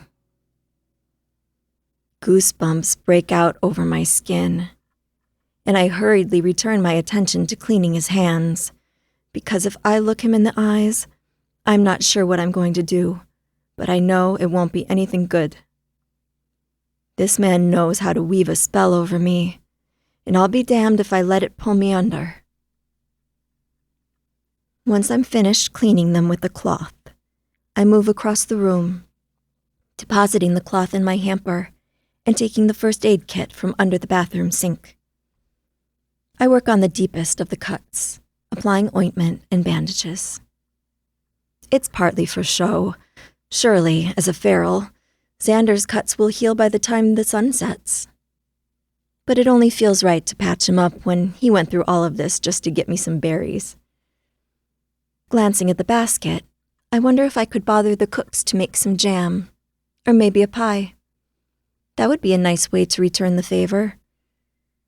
Yes, I think I'll make them into something for him. A gift, even though I'll have to make it clear that it's not intended as a romantic gift. "Faye," Xander says, and it startles me again, making me jump as our gazes catch. Suddenly the room feels too small, too warm, like I'm pressed right up against him. "Do you feel nothing?" And his meaning couldn't be clearer. He moves our hands gently, which just makes me more aware of the faint, pulsing connection between us. Like our hearts are syncing to the same beat. It's like he's trying to show me something that connection, and he's succeeding. But that probably isn't the mating bond. It's probably just a tender feeling between two people, sharing a space, caring for one another. Or maybe I'm just more aware of him because I understand more about men, women, and sexual energy. I want to be honest with you, Xander, I say, taking a deep breath. I've been through a lot of stuff, and I think that's affected me and my ability to form connections with others. I'm not even sure what I feel with Kaysen and Ezra. What stuff? He asks quietly. It used to be that talking about what happened to me was the hardest thing in the world. But after telling Ezra, it feels like it comes easier. Like in bearing myself to Kaysen and Ezra, I've opened up places inside of me that I thought would stay locked away forever. To my surprise, even though I've only known him for a few hours, it starts to come out. A few years ago, I say, wringing my hands together, my brother was murdered. It was not a good time, and nobody was willing to help me. Everywhere, and everyone I turned to just pretended like it didn't happen, like my brother didn't matter. And I was alone. The rest of my family had already passed. He was all I had left. I can understand, he says, his eyes on the ground. I lost my best friend. Oh, I say, reaching for his hand again, holding it carefully. I'm so sorry.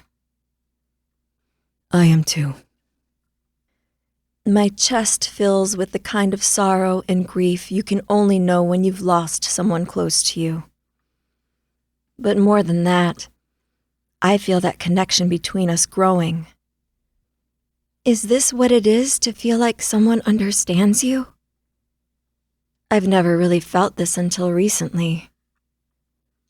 Before I know what's happening, I'm leaning closer to him, my eyes flicking back and forth between his eyes and his hands. I don't know what I'm doing. I don't know why I'm doing it, but it just feels right. This close, I can feel him breathing. I can smell his underlying woody smell. He leans forward, his expression astonished, hopeful. Then, our lips are pressed together, and I'm surprised and uncertain all at once. As I relax, I become more aware of him. His lips are warm and hard, molding to my own like he'd been built just for me. When I soften against him, breathing hard, he presses forward, his hands fluttering around my jaw so tenderly that it makes my heart skip a beat. How can such a big man be so gentle? He kisses me hard, just a little rougher, and I'm practically falling forward, trying to get closer to him. I want to wrap myself in his scent, in the strength of his body. He makes me feel alive in a way that only Kaysen and Ezra have ever made me feel. My thoughts start to spin. I'm kissing Xander. I'm kissing a feral. And we're alone in my room. The instant the thoughts enter my mind, I stiffen. What am I doing? I don't want to mate. I'm trying to get these men to believe me that there is no connection. And more than that, I've put myself, foolishly, in a dangerous position. Pulling back, I stand up so abruptly it sends my chair toppling to the ground. Xander looks startled, but I can't think about what he looks like, or I'll start kissing him again. Maybe I'll just fall into his arms and get him to look at me with that surprised, happy look again. I'm sorry, I whisper. I'm not looking for a mate. But I shake my head. It was a mistake. The crushed look on his face makes my heart ache. It's not you, it's me, okay? You did nothing wrong. As he stands, I usher him to the door, closing my eyes as he passes me. I don't want to keep seeing that broken look on his face. I don't know what I'll do if I see it again. I feel weak, but he just nods, his chest rising and falling rapidly as he steps through the threshold. When the door closes, I take a deep breath, feeling terrible for reasons I don't understand. I don't know Xander. He's a stranger to me. I should be thankful that, after being so reckless, this situation didn't end badly. Not that I thought, deep down, that Xander could hurt me. When my gaze settles on the basket of berries, something warm settles in my chest. Xander may not be my mate, not really, but he sure is sweet. 16. Maverick. It's a beautiful day on the water. The sun is shining, the water is lapping gently at the sides of our boat, and I'm in the best mood of my life. Somehow, I've managed to get lucky enough to be the one to take Faye out on the boat. It was only big enough for 2 people, so the other men and I had to draw straws, and luckily, my straw was the longest. Kurt, a clear asshole if I've ever seen one, got the tiniest straw and threw a tantrum the likes of which a toddler would have been impressed by. Kaysen laughed so hard I sincerely thought the alpha was going to shit his pants, which, of course, sent me rolling around in laughter. It's a good day. Faye looks ethereally beautiful right now. The sun slanting off her honey-colored hair. Her face turned away so I can see the curve of her jaw. She's wearing a little white skirt and a striped collared shirt. Her hair braided over her shoulder. Never in my wildest dreams had I imagined an Omega as beautiful as her. Never have I thought such a tiny person could have such a powerful effect on my heart. Are you comfortable being on the water? I ask, watching my oar as it dips into the water again. I'm trying to look at her less, in the hopes that it might help her relax, but it's hard to do when my gaze is drawn to her like a magnet. I've never felt anything like this before, and I've had my share of women. Human women, but still women. I know it's the mating bond. I just need her to accept that too. Yes, she says, nodding a bit and clearing her throat, her gaze drifting back to the shore. I wait for her to continue, to follow that train of thought, but that single word is all I get. I think of that moment, riding up on the group, seeing how she was laughing and talking with the others. And now, it's like pulling teeth to get her to say a single word to me. It hurts. I thought that with my mate, everything would go smoothly, that she'd fall as fast for me as I've fallen for her. But those dreams have been dashed. Not that I'm giving up. That's good, I say. Me too. One of my dads used to take me fishing all the time when I was a kid, and he loved going out on the boat. Said fishing from the shore was for chumps. That seems to draw her attention.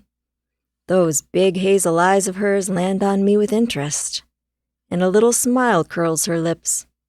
Her full, incredible lips. Lips I long to kiss. I've never really fished from a boat. My brother and I usually fished from the shore, she says, and I watch, my throat going dry, as she traces her fingertip along the top of her thigh absently. Her finger blazes a trail just under the hem of her skirt, and it's like I can't physically rip my eyes from the sight of it. "You have a brother?" I ask, excited. I have brothers. Too many of them. Okay, well, 3 of them, but it's more than enough. "I had a brother," she says softly. I flinch, hating the pain in her voice. "I'm sorry." She shakes her head. "It's fine." But she doesn't sound fine. My thoughts spin, trying to think of a way to keep her talking. "I have brothers, 3 of them, all littler than me, and all complete animals. They have a game called Nard Hunter. They take their gel ball blasters and spring out at me anytime I'm not expecting them and shoot me in the dick. It's a hoot. For them." She smiles. A real smile. "That doesn't sound fun. The little bastards drive me crazy. But I love them." Her fingers continue playing with the hem of her skirt, and I feel my blood rush south. "So, you have a big family then?" I lick my lips, trying not to stare. 3 dads, all ferals, my mom, and then my 3 brothers, so yeah, we're a full house, although I know it's not like living with a pack. Living amongst humans is just different. There's always a sense that something is missing, but having a big family helps to make up for the lack of pack. At least a little. She seems to be considering my words. "I've never spent a lot of time around humans. Are they as weak and stupidly violent as they say?" I can't help but laugh. Yeah, some of them are. But they're also complex, just like shifters. There are good ones, bad ones, and some that are in between. You actually have to get to know them to be sure of who they are. That's a strange notion. She seems to be thinking. And humans have families like ours? They usually only have one dad in a family and one mom, so ferals have to be careful how they present themselves to humans. Some of my dads were said to be my uncles to the humans, which was always weird to me. "I had one dad." She laughs. "But I know that's rare." I don't care if she thinks the way I grew up is strange. I'm just glad to be talking to her, bonding with her. "When we get married, you'll meet my whole family. I don't know about your other mates, but I'd love for my brothers to be involved in our wedding, somehow, if that's what you want." Her eyes are wide. "Remember, I'm not looking for mates." Not looking for mates. Each word is like a blow to the chest. "And yet you found them," I tell her, trying not to sound as heartbroken as I feel at her words. There's something between us, an unbreakable bond. I felt it the moment she looked at me. Surely she feels it too. I always wondered how I'd know when I found my mate, but in that second, I didn't have to wonder anymore. She's my mate. I can feel it in my bones. And yet, she denies me. Why? Because I'm a feral? The idea makes me want to punch myself in the stomach. We drift along the water for a long, quiet moment. My mind racing with things I should say, topics I might be able to bring up to get her to open up to me. Now that I've found my mate, I just want to know everything about her. But she has absolutely no interest in me. When I turn the boat, rotating us completely in the water, I notice that Faye turns her head so she can continue looking at the shore. There's something in the way her body is tensed that makes me think she's having a strong emotion. When I glance up, there's a figure standing on the sand. Is that Kurt? Yes. And the tone and volume of her voice immediately puts me on edge. I stop rowing and really look at her. And I realize in my excitement over being near my mate, I forgot to actually see her. But I see her now, and it's clear that she's terrified. Her head slightly bowed, her breath coming quick, her hands trembling slightly. A cool, intense rage rolls through me. Why is he staring at us? I ask, trying to keep my fury out of my tone. In truth, it doesn't matter why. If Faye is this scared of him, I'll tear them limb from limb without her needing to say a word. I will never ask her to explain herself to me. If she needs something, I'll give it to her. No questions asked. I'm not sure, she chokes out, her gaze swinging back around to me, her eyes wide. This is the first strong reaction I've seen from her. A moment of truth between us. And I hate that it came at the involvement of something that's making her this anxious. My woman, my mate, should never feel afraid. Not with me here. Faye, I say, starting to paddle in the direction of the shore. He's here to intimidate you, isn't he? To be the prick he is. I don't know. I paddle faster, determined. I'm already a feral. What can they do to me if I beat that man within an inch of his life? Nothing, that's what. Where are you going? She asks, confusion and fear in her voice. To take care of this problem. No, wait, she says, reaching out and putting a hand on the oar. Her touch is light enough that I could keep rowing if I wanted, but I stop anyway, letting the boat drift again. She takes a deep, shuddering breath, wrapping her arms around herself, her chin tucking into her chest. You're right. Kurt is here to make me feel afraid. It's what he does best. I mean, the only reason he claimed me was to torture me, so it makes sense, right? Without thinking, I've started rowing the boat back in the direction of the shore, halfway through her statement. What kind of deranged asshole claims an Omega just to torture her? The kind I want to beat. Maverick, Faye says, putting her hand out again, but this time I ignore her. Maverick, no, stop.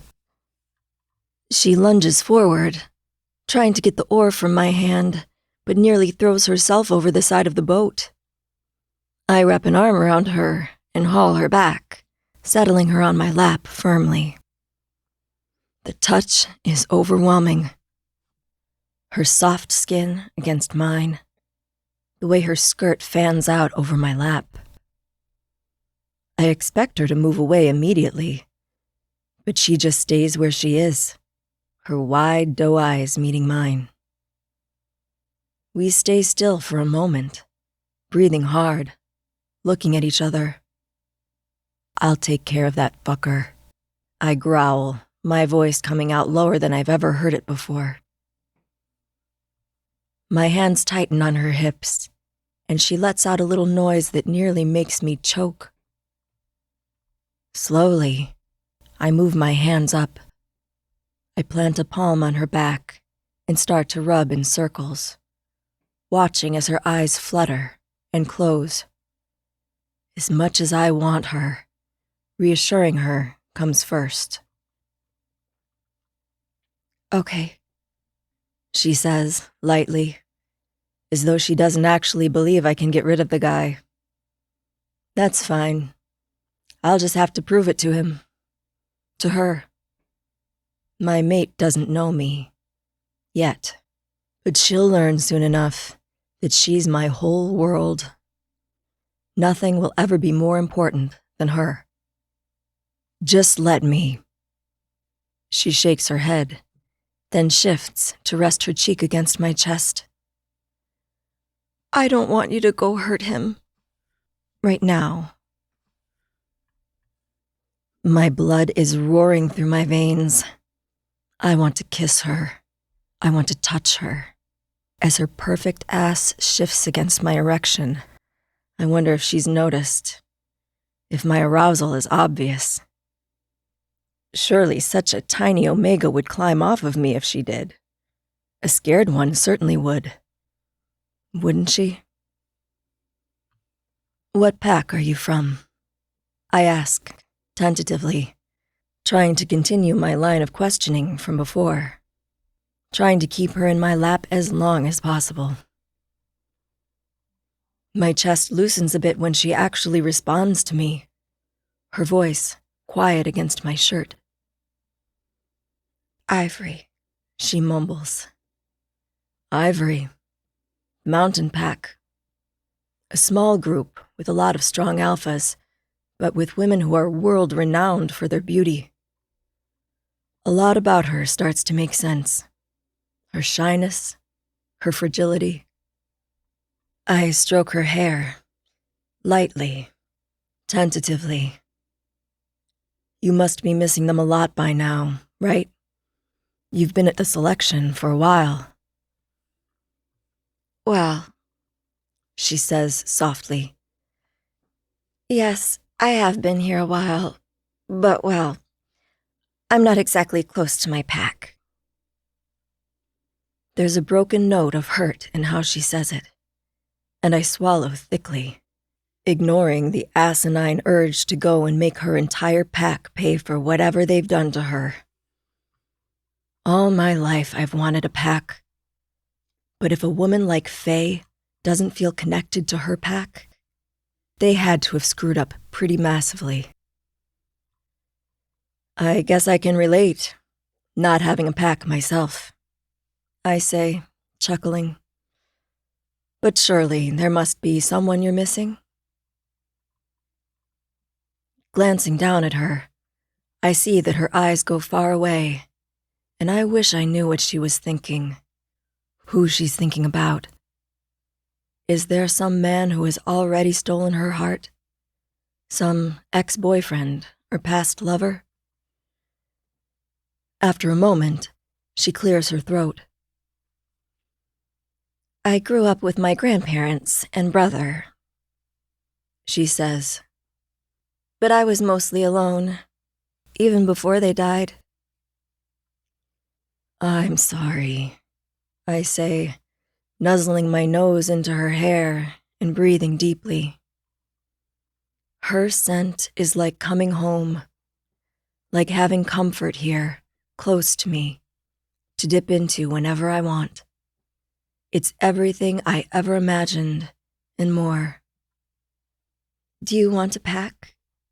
She asks, and the question startles me so much that my mind goes blank as I fish for a response to that. Misreading my response, she blushes deeply, her cheeks going from pale to crimson. Sorry, I didn't mean... No, it's okay, I say with a laugh. I do. Not like in any sort of urgent way, I mean. Being feral is just fine, but having a pack would be good too. I think about what it would be like to have a whole group of people at my back, a community to belong to, other shifters to share my heartbreaks and triumphs. I can't imagine such a thing. Not really. She shivers in my lap, and I reach down, grabbing the blanket that's neatly folded beside me and opening it, wrapping us in its warmth. I'm happy when she relaxes against my chest, and I pick up the oar, steering us to a more private area of the lake. An area hidden by tall grasses. A place away from that Kurt asshole. The whole experience is surreal. I'm sitting there with my mate in my lap, aroused beyond words, grateful for every second she doesn't spring away from me. It's progress. More progress than I would have hoped for after her lukewarm reaction when we first met. I stop paddling. My arms wrap around her, pulling her closer. I'm not in the market for mates, she says again. Why not? I ask. She stills against me, and silence stretches between us, but I don't say a word. I need to understand the why of all of this, so I can untangle it, so I can get her to accept me, accept us. Being an Omega means being smaller and weaker than everyone else. The second an Omega ties herself to an Alpha, Pack, or Ferals, it doesn't matter. She's opening herself up to get hurt, to get mistreated. I don't want any of that. I just want to go home to my quiet cabin, live alone, and never worry about getting hurt ever again. My sweet mate. She's not just coming up with scenarios. Her words are those of someone who has known a great deal of pain, from those who were supposed to keep her safe. I'm sorry you've been hurt. How do you know? We're connected, I tell her, stroking her arms under the blanket. But you know, as hard as it is, you can't just live the rest of your life afraid to be hurt again. You have to take a risk if you want to form connections. Mates are an amazing thing. Our job is to create a beautiful home, a safe place for your nesting, and to help you bring our children into this world. Nothing is more important than taking care of you. Now, I don't know your other mates, but I, for one, will do all these things for you and keep you safe. She glances up at me, and I stare down at her perfect hazel eyes. You don't even know I'm your mate for sure. I feel my blood pumping harder through my body. I'm absolutely certain you are my mate. I have never reacted to any woman the way I've reacted to you. I've never wanted a woman the way I want you. I take a deep breath, wondering if I should keep my darker thoughts to myself. Your scent is driving me wild. It is? She looks startled. Reaching down, I run my fingertips over one of her legs. And I can sense your reaction to me. Her cheeks turn bright red. You can? I absolutely can. From the moment I pulled her into my lap, she's been aroused, and it's been driving me wild. A man can hardly be blamed for losing control with a mate this close, smelling this good. You clearly want me too. She shakes her head. It's not.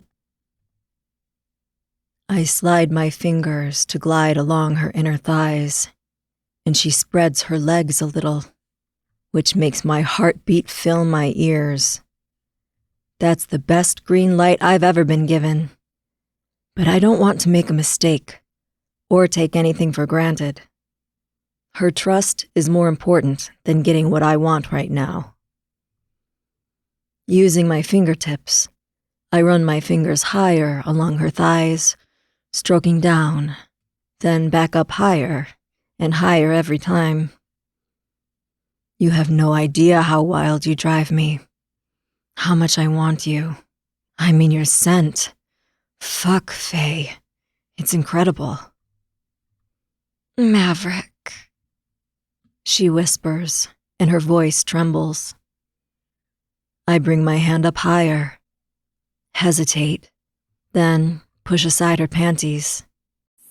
The intimate scene has been removed to comply with YouTube standards.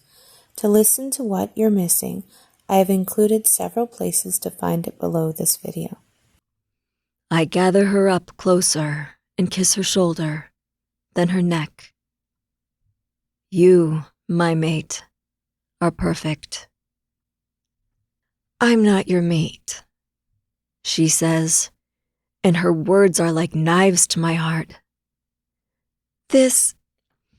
It can't change anything between us. Unable to help myself, I reach under her skirt once more. We'll see. 17. Faye. As soon as the door to my room closes behind me, I turn and press my head to the door. I close my eyes and take a deep breath. My entire body is shaking with the euphoria of what just happened. It feels like when my brother and I were kids, and we would climb back to the shore after leaping from a cliff into the water. Exhilarating. Then total, complete body exhaustion. Like our nervous systems were still trying to adjust to the fact that we were capable of jumping from a cliff's edge. Just the thought of Maverick's large, rough hand under my skirt makes me flush again, my core tightening. My experience with Kaysen and Ezra was incredible, but this was something new, something I can't even compare with that experience. It's like trying to decide if ice cream or cookies are better, when we all know they're both necessary to life. Being with these men, it's like I'm discovering new nerve endings that weren't there before. Faye, someone says, and I let out a little shriek, jumping around and clapping a hand to my mouth. Kaysen is sprawled out on my bed, his feet propped up on the footboard, tossing a ball into the air and catching it. Ezra is sitting in the armchair calmly, but his fingers are tapping at the worn edge. His head cocks when he sees me, and I try to control my breathing. You scared me, I whisper, taking a step closer to them and trying to calm my breathing. How did I not notice they were there? How was your fishing trip with the feral? Ezra asks, raising an eyebrow at me. I clear my throat, embarrassed. Sure, they can smell the answer to that question. And I have no idea how I'm going to explain the crazy thing I did, especially when I don't even understand it myself. Turning, I grab a glass from the counter and quickly fill it with water, wanting some sort of distraction from the question. We have to talk, Ezra says, his voice very matter-of-fact. I know, I tell him softly. But what can I say exactly? The whole thing is terribly embarrassing. I got caught up in a feeling, in a moment. It doesn't mean more than that, does it? Faye, Kaysen says, and when I turn around again, he's sitting up on the edge of the bed, his expression earnest, searching. Do you think those ferals are your mates, like they claimed? Do you feel the mating bond with them? I raise the glass, pressing the cool side to my cheek. My entire body feels like it's on fire, and remembering Maverick's eyes, the way he stared up at me as I rode his hand in the boat, doesn't help. Do I think they're my mates? I don't want mates, so does it matter? We're not trying to pry, Ezra says smoothly, but you know that this affects us too. And our arrangement. Kaysen clarifies, but this feels like it's about more than just our arrangement. When I don't answer, Ezra gives me a look and presses on. Are Xander and Maverick your mates? It's the question that's plaguing me. Some instinct inside of me feels connected to all 4 of these men. But if Xander and Maverick are my mates, does that mean Kaysen and Ezra are too? And if all 4 of them are mates, what does that mean for my future? For my quiet cabin? I don't know, I say, finally, falling into the other armchair, putting my head in my hands. My braid falls over my shoulder, and I have to take a deep breath. Since getting to the selection, it feels like I spend most of my day deep breathing and trying to avoid the overwhelming rush of emotions constantly plaguing me. Whether it's helping or not, I'm not sure. You don't know? Kaysen asks, his tone light and playful as always, but there's something more serious beneath. How could you not know? How does anyone know? This whole thing is so strange and so confusing. There's no handbook, I say, shaking my head and tugging on the end of my braid. I can feel both of their eyes on me like I'm a performer on stage. It's not like I have anything to compare this to. How are you supposed to know if someone is your mate if you've never had a mate before? It's not like an illness where you can diagnose the problem from the symptoms. Sure, Ezra says. Shortness of breath, rapid heart rate, flushed skin. Errant thoughts, Kaysen adds cheekily, raising his eyebrows at me suggestively. I balk, laughing and putting my hands up so they can't see the utter mortification on my face. But those symptoms, minus the last one, are things that I've been experiencing since my brother. So how am I supposed to know if the feelings are from my connections with others or just my standard neuroticism? Easy, Kaysen says. When you don't want it to stop, it's the first one. I flush again, but Ezra's serious eyes are on me. Behind his eyes, he looks far older than his age. It's like his soul knows more than he's willing to let on, like he's been through this before. He clears his throat and finally tears his eyes from me. How do you feel about the Farrells? Ezra asks. Do they make your heart race, Faye? I feel about them how I feel about the 2 of you, I finally say, heart skipping a beat. It feels so vulnerable, sitting here in front of them, admitting that I feel something. Oh my gods, Faye, Kaysen says, his tone light, but his eyes blown out, nearly black. Do you have a crush on me? On us? Ezra clarifies, a little smile slipping over his face.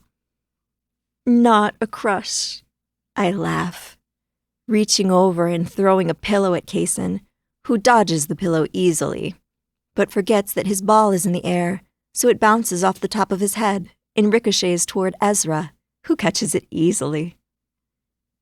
Then what? Ezra asks, turning his head, his eyes far too intent on me. If not a crush, then what? It's like he knows what I need to say, but I don't know. What does he want me to say? I already told him the truth. I just don't know. But there's something between us that feels as powerful as the way I loved my brother, only different. Well, I say, working the fabric of my skirt through my hands. Despite the fact that Maverick just pleased me twice, my body is already wound up again, feeling tight and coiled, ready for someone to unwind me. I don't know. I feel it for all of you. You and Kaysen and the Farrells. Speaking of what you feel for the Farrells, Kaysen says, flipping over the bed so he's sitting right in front of me, his knees close to mine. Does it have anything to do with the way you smell right now? I feel like sinking into the floor. It all just happened so fast. Kaysen grins. That's how it usually goes. Unable to help myself, I start to pace. It was so easy before the two of you. I just stayed away from anyone and everyone. I didn't feel connected to other people. I was just safe. Alone. But now, it's like you've opened a door inside of me, and Maverick and Xander just came waltzing through it. Ezra stands and moves into my path, stopping me. I understand what that feels like. Our eyes meet and hold. Feeling uncomfortable, I say, I really do appreciate all you've done for me. In pretending to be my mates, you've helped me a lot, and I know it hasn't always been easy. Ezra smiles. You've helped us too, in ways you can't even imagine. Kaysen stands and stops beside us. We could certainly have found worse ways to spend this selection. You like me, I tease. Kaysen's eyes darken. You have no idea. Then he kisses me. Hard. When he pulls away, Ezra reaches out and takes my face in his big hands. You're impossible to resist. His kiss is fierce, demanding. His tongue slips into my mouth, and every stroke of his tongue does terrible things to me. I was already wet, my thighs damp from my fun with Maverick, but now it feels like my body is warming up for another round, and I don't know how to calm myself down. Ezra breaks our kiss, panting hard. Damn it, he mumbles, finally releasing my face. I lick my lips as they both stare at me. What should we do now? Kaysen steps close enough that his body heat warms me. What do you want to do now? I don't know what to do or say. Surely they know what I want, right? Ezra's captivating blue eyes lock onto mine. It's okay, Jellybean. You don't have to say it. We'll take care of you. And there's no denying his intention. Still holding my eye contact, he reaches for the hem of my shirt and pulls it off. The intimate scene has been removed to comply with YouTube standards. To listen to what you're missing, I have included several places to find it below this video. 18. Faye. I walk into the ballroom, which is outfitted with a bunch of round tables draped with white cloths. Candles flicker merrily from the center of each table, the chandeliers lit and twinkling, making the ceiling and walls glow with golden light. "Wow," Adeline says beside me. "Right?" I mutter. "They keep finding new ways to outdo themselves," she says, turning to me with a grin as she squeezes my arm. "I wonder what new hot men I'll be sat with tonight. There are a handful of pharaohs I wouldn't mind being eaten out by. I mean, wouldn't mind eating with." "Adeline!" She winks at me. "Look who I'm talking to. You went to ride a boat but rode a hand instead." My face is on fire. "I'm never telling you anything again." And then we're both laughing until we tire ourselves out. Then her face shifts, the merriment fading away, and she just looks nervous, which is so unlike her. She takes a deep, steadying breath beside me. "Wish me luck today, Faye. I'm starting to think if I don't bond with an alpha soon, I'm going to end up being stuck with a beta." "That only happens if you don't match with an alpha for years. Once omegas are considered past their prime, betas are given a shot to see if they can bond with the omegas. And even if they don't, they can just choose to be paired off. No one really cares what happens to them at that point." "You're going to be fine, Adeline. You have plenty of time." She wipes her hands on the side of her outfit. "If you say so. I just hope the brothers choose to sit with me. I liked them. I just don't know if they liked me too." I smile. I'm sure they did. Deep breaths. A servant appears at our side, dressed in white and black. "Miss Adeline, right this way." Adeline flashes me an excited look, weaved with nervousness, and sweeps away. I watch her go in a sleek pink gown, gems glowing against her throat, and pray she gets her table full of pharaohs. For now, she's seated at an empty table on the other side of the room. Other omegas have already been scattered at different tables around the room, waiting for when the men are allowed to join us. A servant speaks to another servant beside me.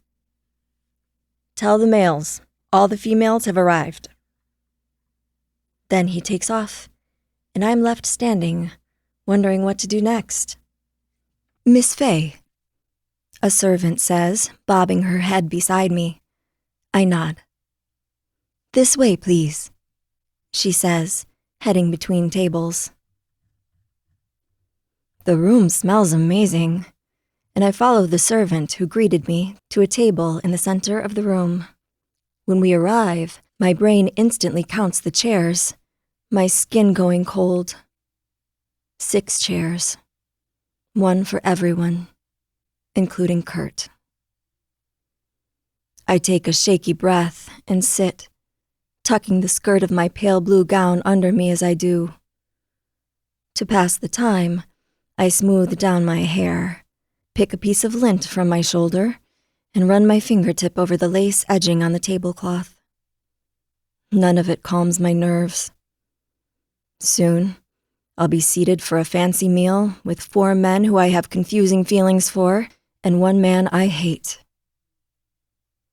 The door to the ballroom opens, and my gaze snaps to the person entering. My racing heart continues to race for completely different reasons when I spot Ezra in a black suit, looking like some kind of ridiculously beautiful model. Sometimes I can't believe he doesn't want a mate. He seems like exactly the type of man who should have a mate. "Faye," Ezra greets. He frowns as he nears the table, and I raise an eyebrow at him in question. "I'd hoped to get here before you, so I could pull the chair out for you." "The servant did it," I say, but I stand, pushing the chair back into the table. Ezra laughs in surprise, but go right ahead. Ezra comes to my side of the table and I smell his scent like a fine cologne washing over me. It makes my eyes prick with familiarity, and I laugh as he pulls the chair out with a flourish, sweeping his hand in a gesture for me to sit. Once I'm seated, again, he pushes the chair forward, so I'm at a comfortable distance from the table. The door opens again, and in walks Xander. He's wearing a shirt now, a white one, with a blue jacket that matches the deep blue color of his eyes. The jacket strains at his shoulders, looking like it might be one size too small. But then, it might be. I have a feeling the clothing people probably outfitted him for a suit for tonight, without having the time to adjust one to fit his large body. "Hey," Xander says, glancing between Ezra and I, Ezra's hand still on my chair. "I will help with the chair." The earnestness in his voice melts my heart. He seems like a man of few words, and I feel kind of honored he chooses to share some of those words with me. Who knew such a big, rough man could be so gentle? I laugh and stand up again, unable to control my giggles as Xander repeats the entire process, while Ezra takes his seat to my left. When I am, once again, seated, Xander takes the chair to my right. But now Kaysen is approaching the table, wearing a black suit with a pink shirt. He's clearly watched the whole show. There's a twinkle in his eye that tells me he's in a mischievous mood. "Oh yeah," he says, his voice low. "Get that sweet ass out of the chair, Faye." I roll my eyes, but the low timbre of his voice sends a roll of arousal through me. Desperately, I try to tamp it down. I don't want everyone at the table knowing I'm turned on. But it's too late. Their eyes all look a little darker, a little more intent on me. Kaysen helps to tuck me into the chair as well, making a spectacle of our table. It's minutes before supper is set to be served, and there are still 2 empty chairs at the table. Kurt and Maverick are missing. "Faye," someone says, appearing at my side, and my heart jumps when I turn to see Adeline. Her eyes lit up with amusement, a hand clapped over her mouth. She leans down, whispering in my ear. "First, I got seated with the brothers. Second, and you're not going to believe this, but someone peed on Kurt's clothes." "What?"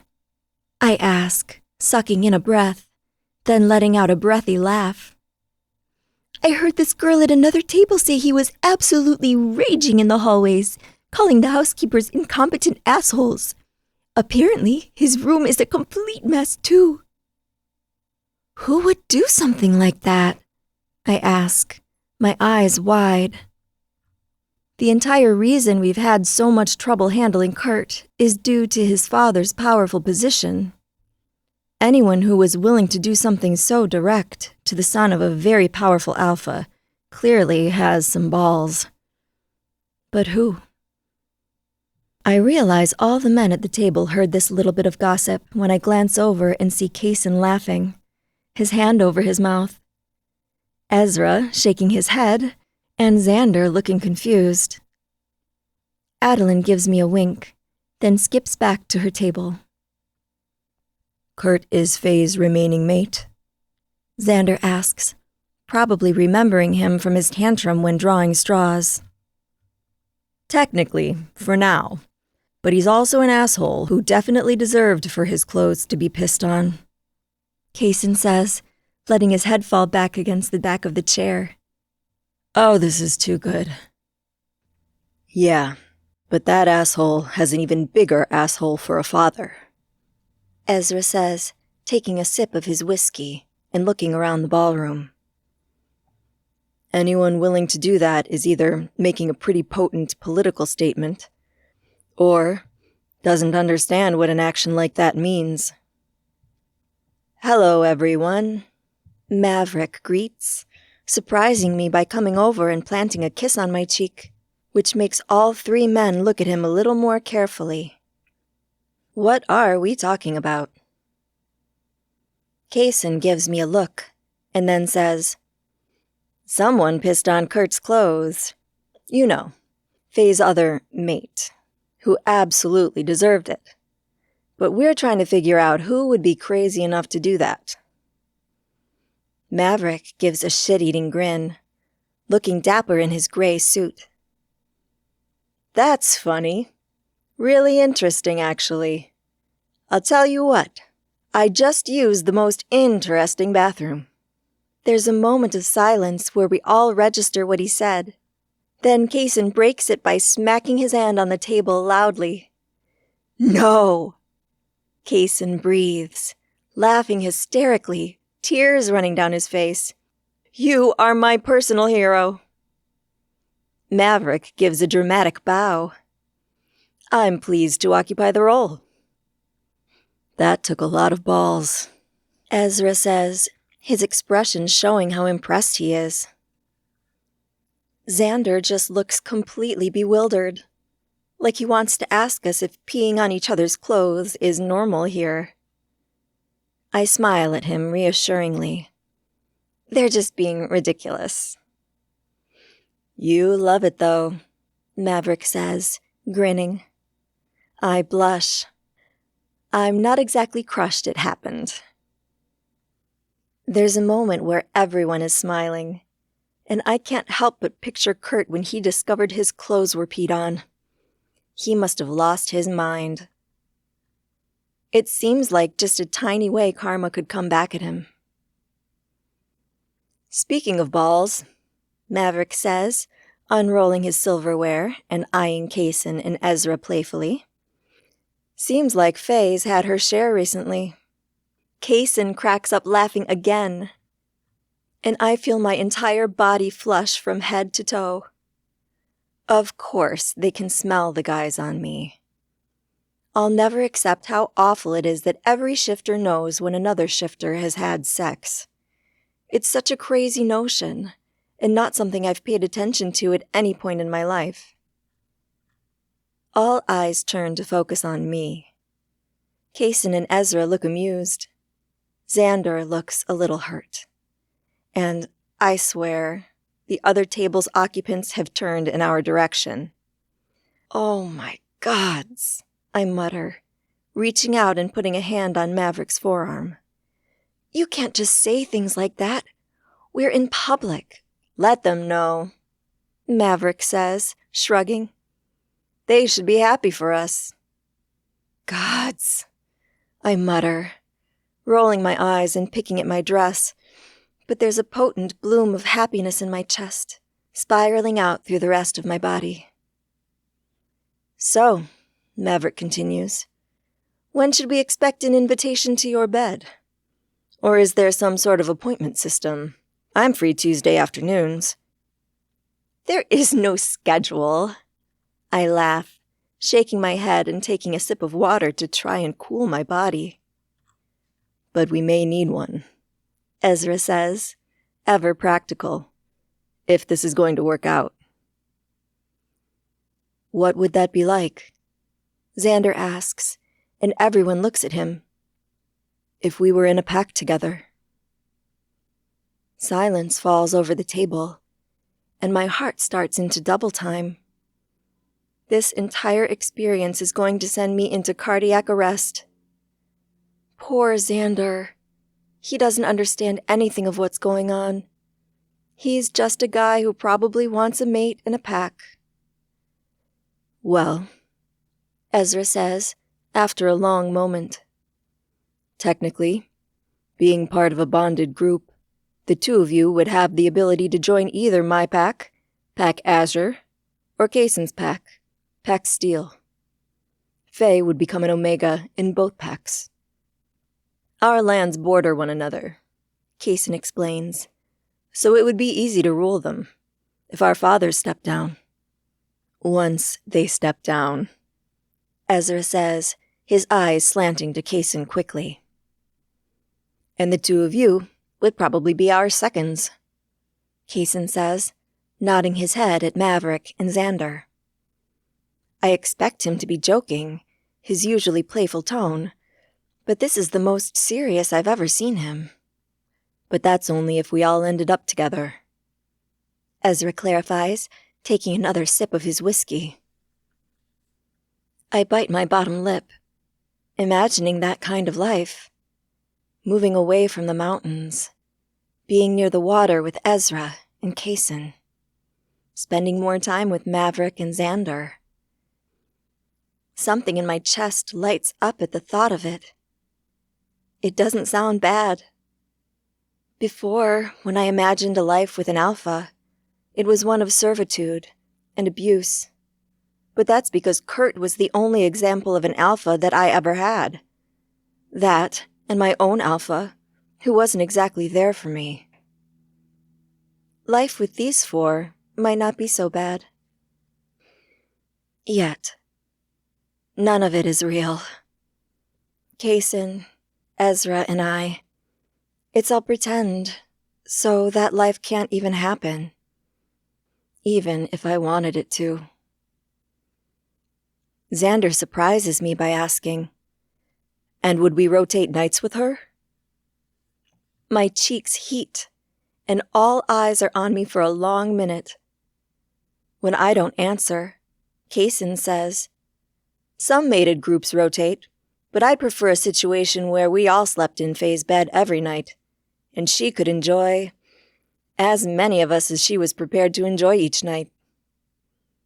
Xander tilts his head. "I would like that." "The more time with Faye, the better," Maverick says, winking at me. I feel strange. But that's only if we become a bonded group. There are reasons that might not happen. "Like what?" Xander asks.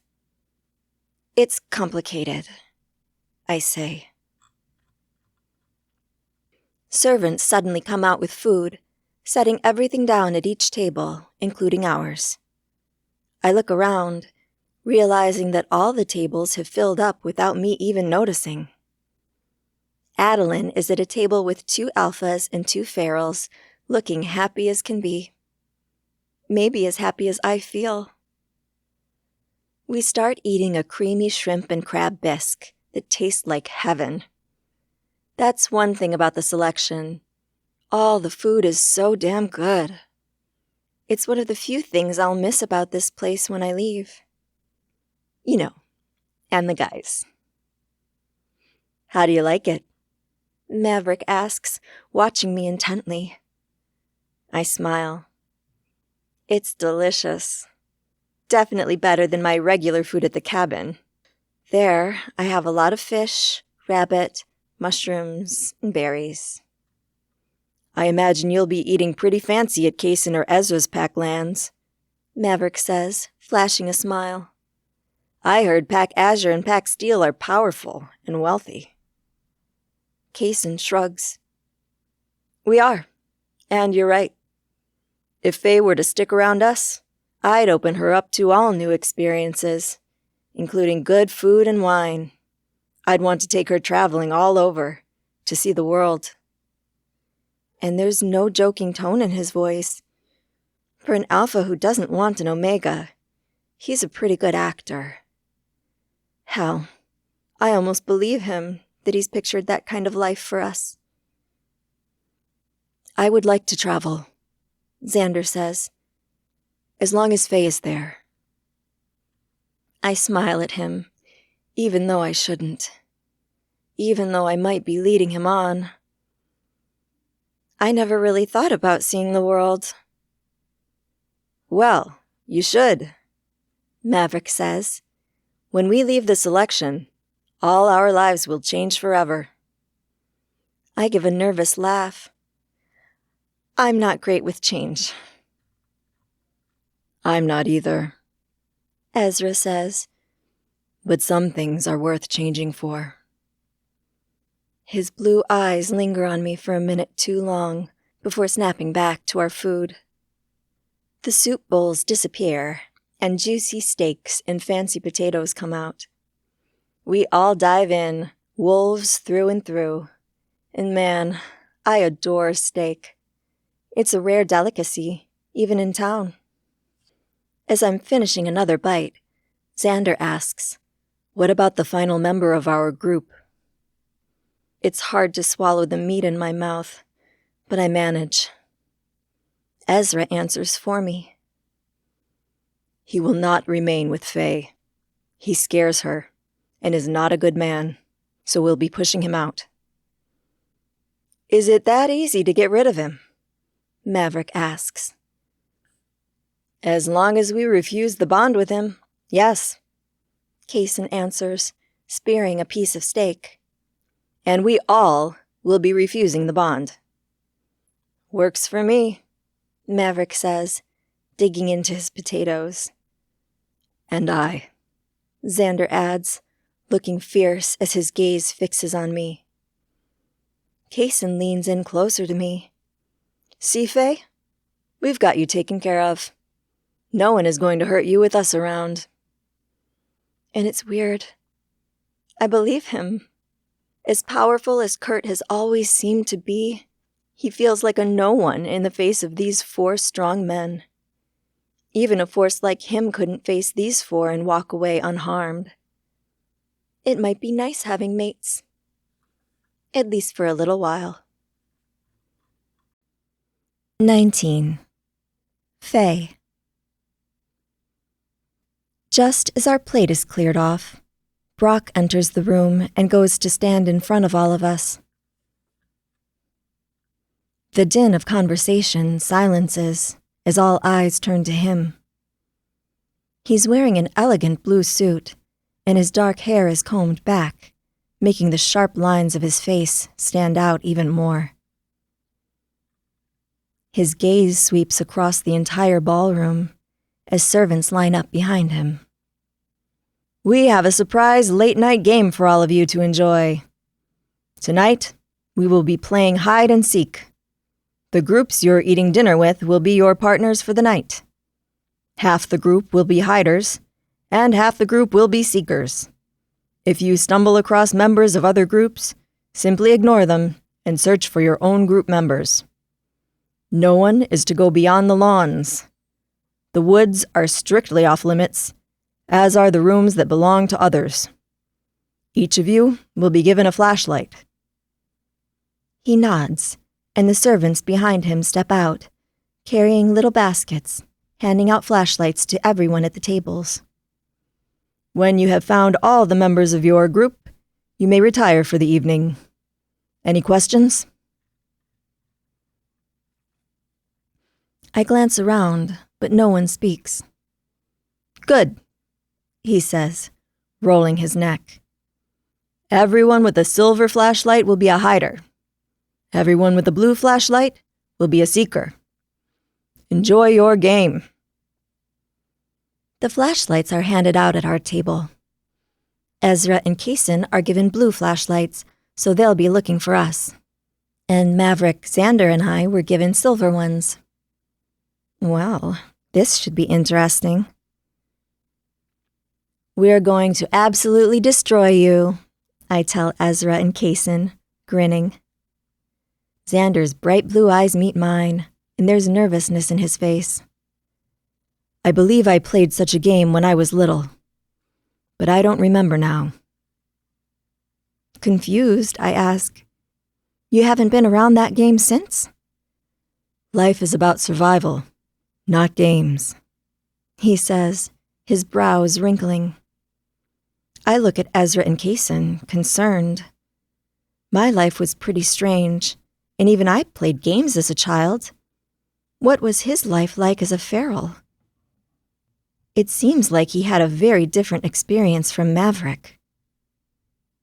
Kaysen reaches a hand out and grips his shoulder. "Hide and seek is like chasing a rabbit.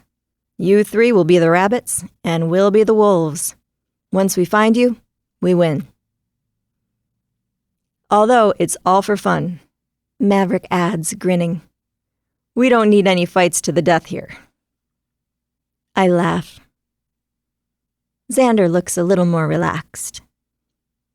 "Hunting rabbits. This I understand. Everyone has already started getting up from their tables and heading to the door. Well, at least the hiders are rushing out the door. The seekers are lingering around the tables, giving them time to hide. Well, it looks like it's our turn to hide, I say, nodding to Maverick and Xander. They stand up too, and Kaysen and Ezra watch us leave, amusement on their faces.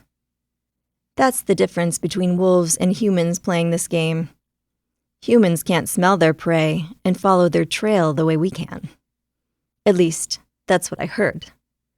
We'll have to be careful not to leave our scent everywhere, or we'll be caught in no time.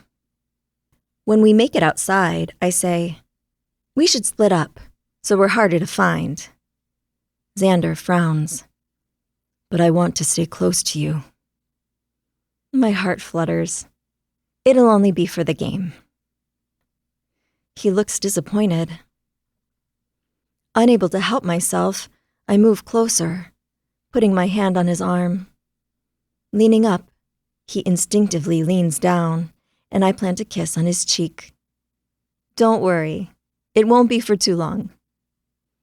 He rewards me with one of his rare smiles, the ones that light up his eyes and seem to shed years from his age. Because although Xander looks young, there's something in his eyes that speaks of a much older man.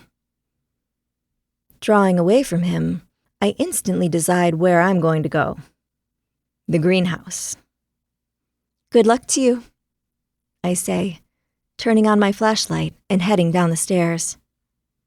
I don't watch where they go. I'm too excited to go to my perfect hiding place. There aren't a lot of things to leave my scent on along the way, with the neatly trimmed paths, so I think I have a solid chance of winning this game. The darkness of the night closes in around me. For a while, I see flashlights bouncing in every direction. But as I keep going to the lesser-known area of the greenhouse, the flashlights disappear. And it's just me, alone with my light. The wind picks up, and instead of bringing a welcoming chill, it just leaves a chill. I'm biting my lip by the time I reach the greenhouse. Maybe this wasn't the best idea. Maybe I should go back where the others are. Except, this is a game. I'm supposed to end up alone so I don't get caught. I'm worrying too much. Not that anyone could blame me, after all I've been through. But not everything is dangerous. Not everything has to be scary and horrible. Entering the greenhouse, I go until I reach the back corner, where I find a stool. Sitting down, I breathe a sigh of relief. As beautiful as the pale blue dress is, it's also very heavy, and these shoes aren't the most comfortable to walk in. Flicking off my light, I wait, alone in the dark. Minutes tick by. My anxiety starts to creep back up. I angrily try to push it away. All I want is to be normal. I want to go back to the way I was before, when I didn't have anxiety. When, if I was worried like this, I'd know it was my instincts, and I should listen to them. Now, with my anxiety warning me about everything, I can't trust it to tell me when I'm truly in danger. And I can't imagine I'm in danger in this greenhouse. I see a flashlight outside the greenhouse. It bounces around in the dark. Holding my breath, I wait, wondering if it's Kaysen and Ezra, or if it's some other seeker mistakenly coming to find me. Faye, Kurt calls, his voice dark and playful. My blood turns to ice. No, this can't be happening. Water rushes in my ears, and my heart hammers. I squeeze the flashlight as hard as I can, willing myself to calm down. It's okay. I can get away from him. just not if I'm trapped in the greenhouse. The flashlight continues to bounce around, probably checking the bushes and trees. He might have picked up my scent, but I was careful. He won't know where I am, at least not right off the bat. As silently as possible, I climb off the stool and duck down. Crawling on my hands and knees, I try to make my way back to the door of the greenhouse. I don't want him to see my shadow or my movement. But if he reaches the door before I do, I'll be right near him, right within his grasp. And I can't be. I need to be faster than him and silent. Creeping along, trying not to breathe too deeply or let my heart race too loudly, I keep going. I'm aware of the light near me, of the shadows and the light fighting as his flashlight moves around. I should have stayed closer to the others. I should have hidden with Xander or Maverick.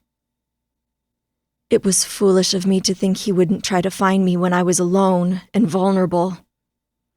I'm berating myself, trying to fight off the terror that's threatening to swallow me at just the awareness that Kurt is so close and that I'm alone. Kurt, a man capable of murder, a man I've pissed off over and over again, a man who was humiliated tonight. It's strange just how confident I've become when I'm around my guys, and upsetting to realize how vulnerable I actually am the second I'm out of their protection. Glancing up at the row of plants I'm behind, I realize I'm nearly close to the door. It's also the same moment that I realized Kurt's light has disappeared. There's only darkness now. I want to believe that means he's left and that I'm safe, but I just don't think I'm lucky. The end of the row of plants is just up ahead. The door is just beyond that. All I have to do is reach that door, and then I'll have room to run. A chance to be seen by others if he tries to hurt me. Crawling a few more steps forward, I reach the end of the row of plants and peek out. My eyes land on something I'm not sure about as the shadows separate themselves, and then horror uncurls within my belly. I'm staring at legs. My gaze slowly moves up, and I see Kurt smiling down at me.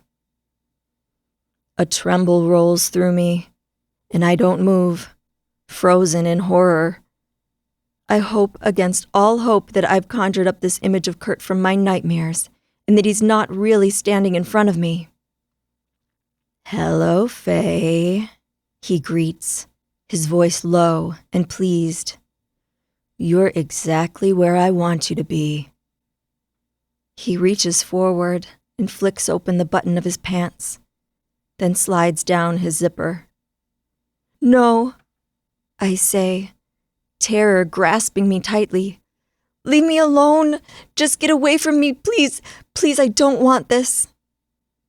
His smile widens, and he reaches out, but he doesn't quite touch me. "Yes, you do. Believe me, Faye. I'm not doing this for me. After all you've done to me, the only thing I want to do to you is teach you a lesson. Remind you of your place." I start crying.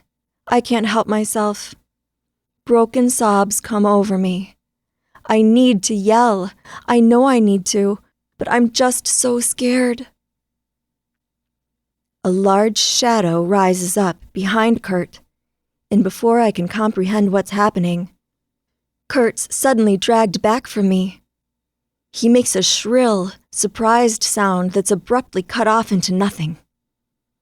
I brush back my tears and see Xander, with his arm around Kurt's neck, squeezing with all his might.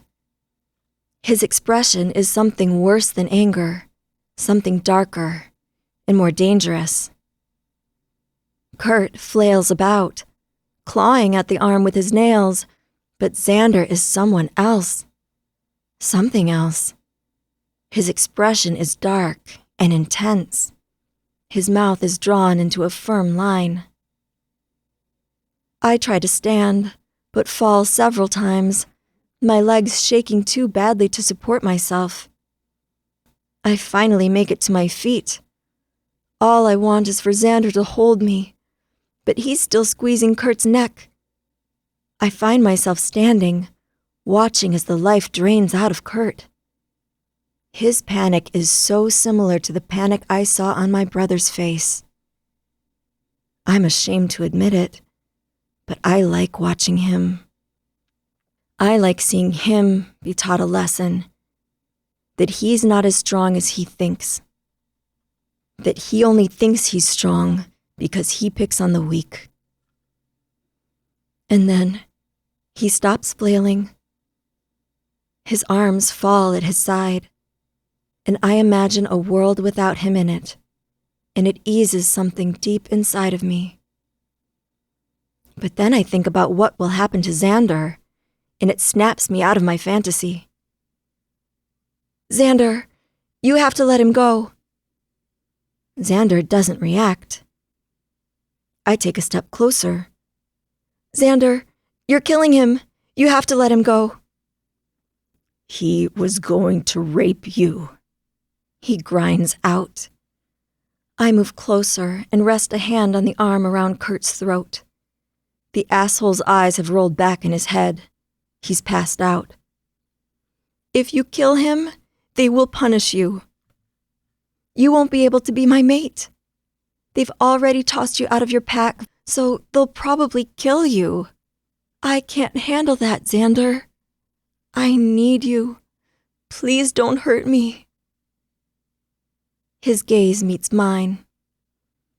I could never hurt you. So let him go. He does, dropping the man on the ground like a sack of potatoes. Stepping around him, he holds me closely as Kurt gasps on the ground. I don't want him to live. I don't want him to live either, but I love you more than I hate him. He pulls back from me. You love me? Damn it, I hadn't meant to say that. I don't want to play with his heart. The thing is, I don't know what I want anymore. Could I even walk away from these men now? They feel like my heart and soul. Something is wrong with me. I care for you, I say. He sweeps me into his arms and carries me out of the greenhouse. And it's weird how safe I feel in his arms. I barely know him, but it's like Kaysen and Ezra unlocked something inside of me. And once that door was open, all 4 of these men came running in. Up ahead, I hear Kaysen say, "You guys are terrible at hiding." Lights fall on us, and I wince before the lights are lowered. What's wrong? Ezra asks, a concerned note to his voice. Kurt. Xander hisses, with all the venom in the world. Where is he? Maverick adds softly, and there's a threat in his voice. I try to look at them. All 3 of them are tense and ready, and I know if I say the word, they'll end this thing with Kurt once and for all, which will lead to me finally being done with Kurt, and some kind of terrible consequence to these men. Xander almost killed him. He learned his lesson. Can you please just take me back to my room? Ezra draws his shoulders back. I'll go to Lance's room and report this. Then he hesitates, running his fingers through his hair. But with Kurt's father, and how they've been taking his side about you not spending time with Kurt, I suspect they'll sweep this under the rug again, as an alpha getting too excited. Especially since only a feral and an omega saw it happen. I'll make it clear to them that if all they intend to do is make him apologize again, to not bother. Agreed, Kaysen says. At least this will be in their files. Xander looks shocked.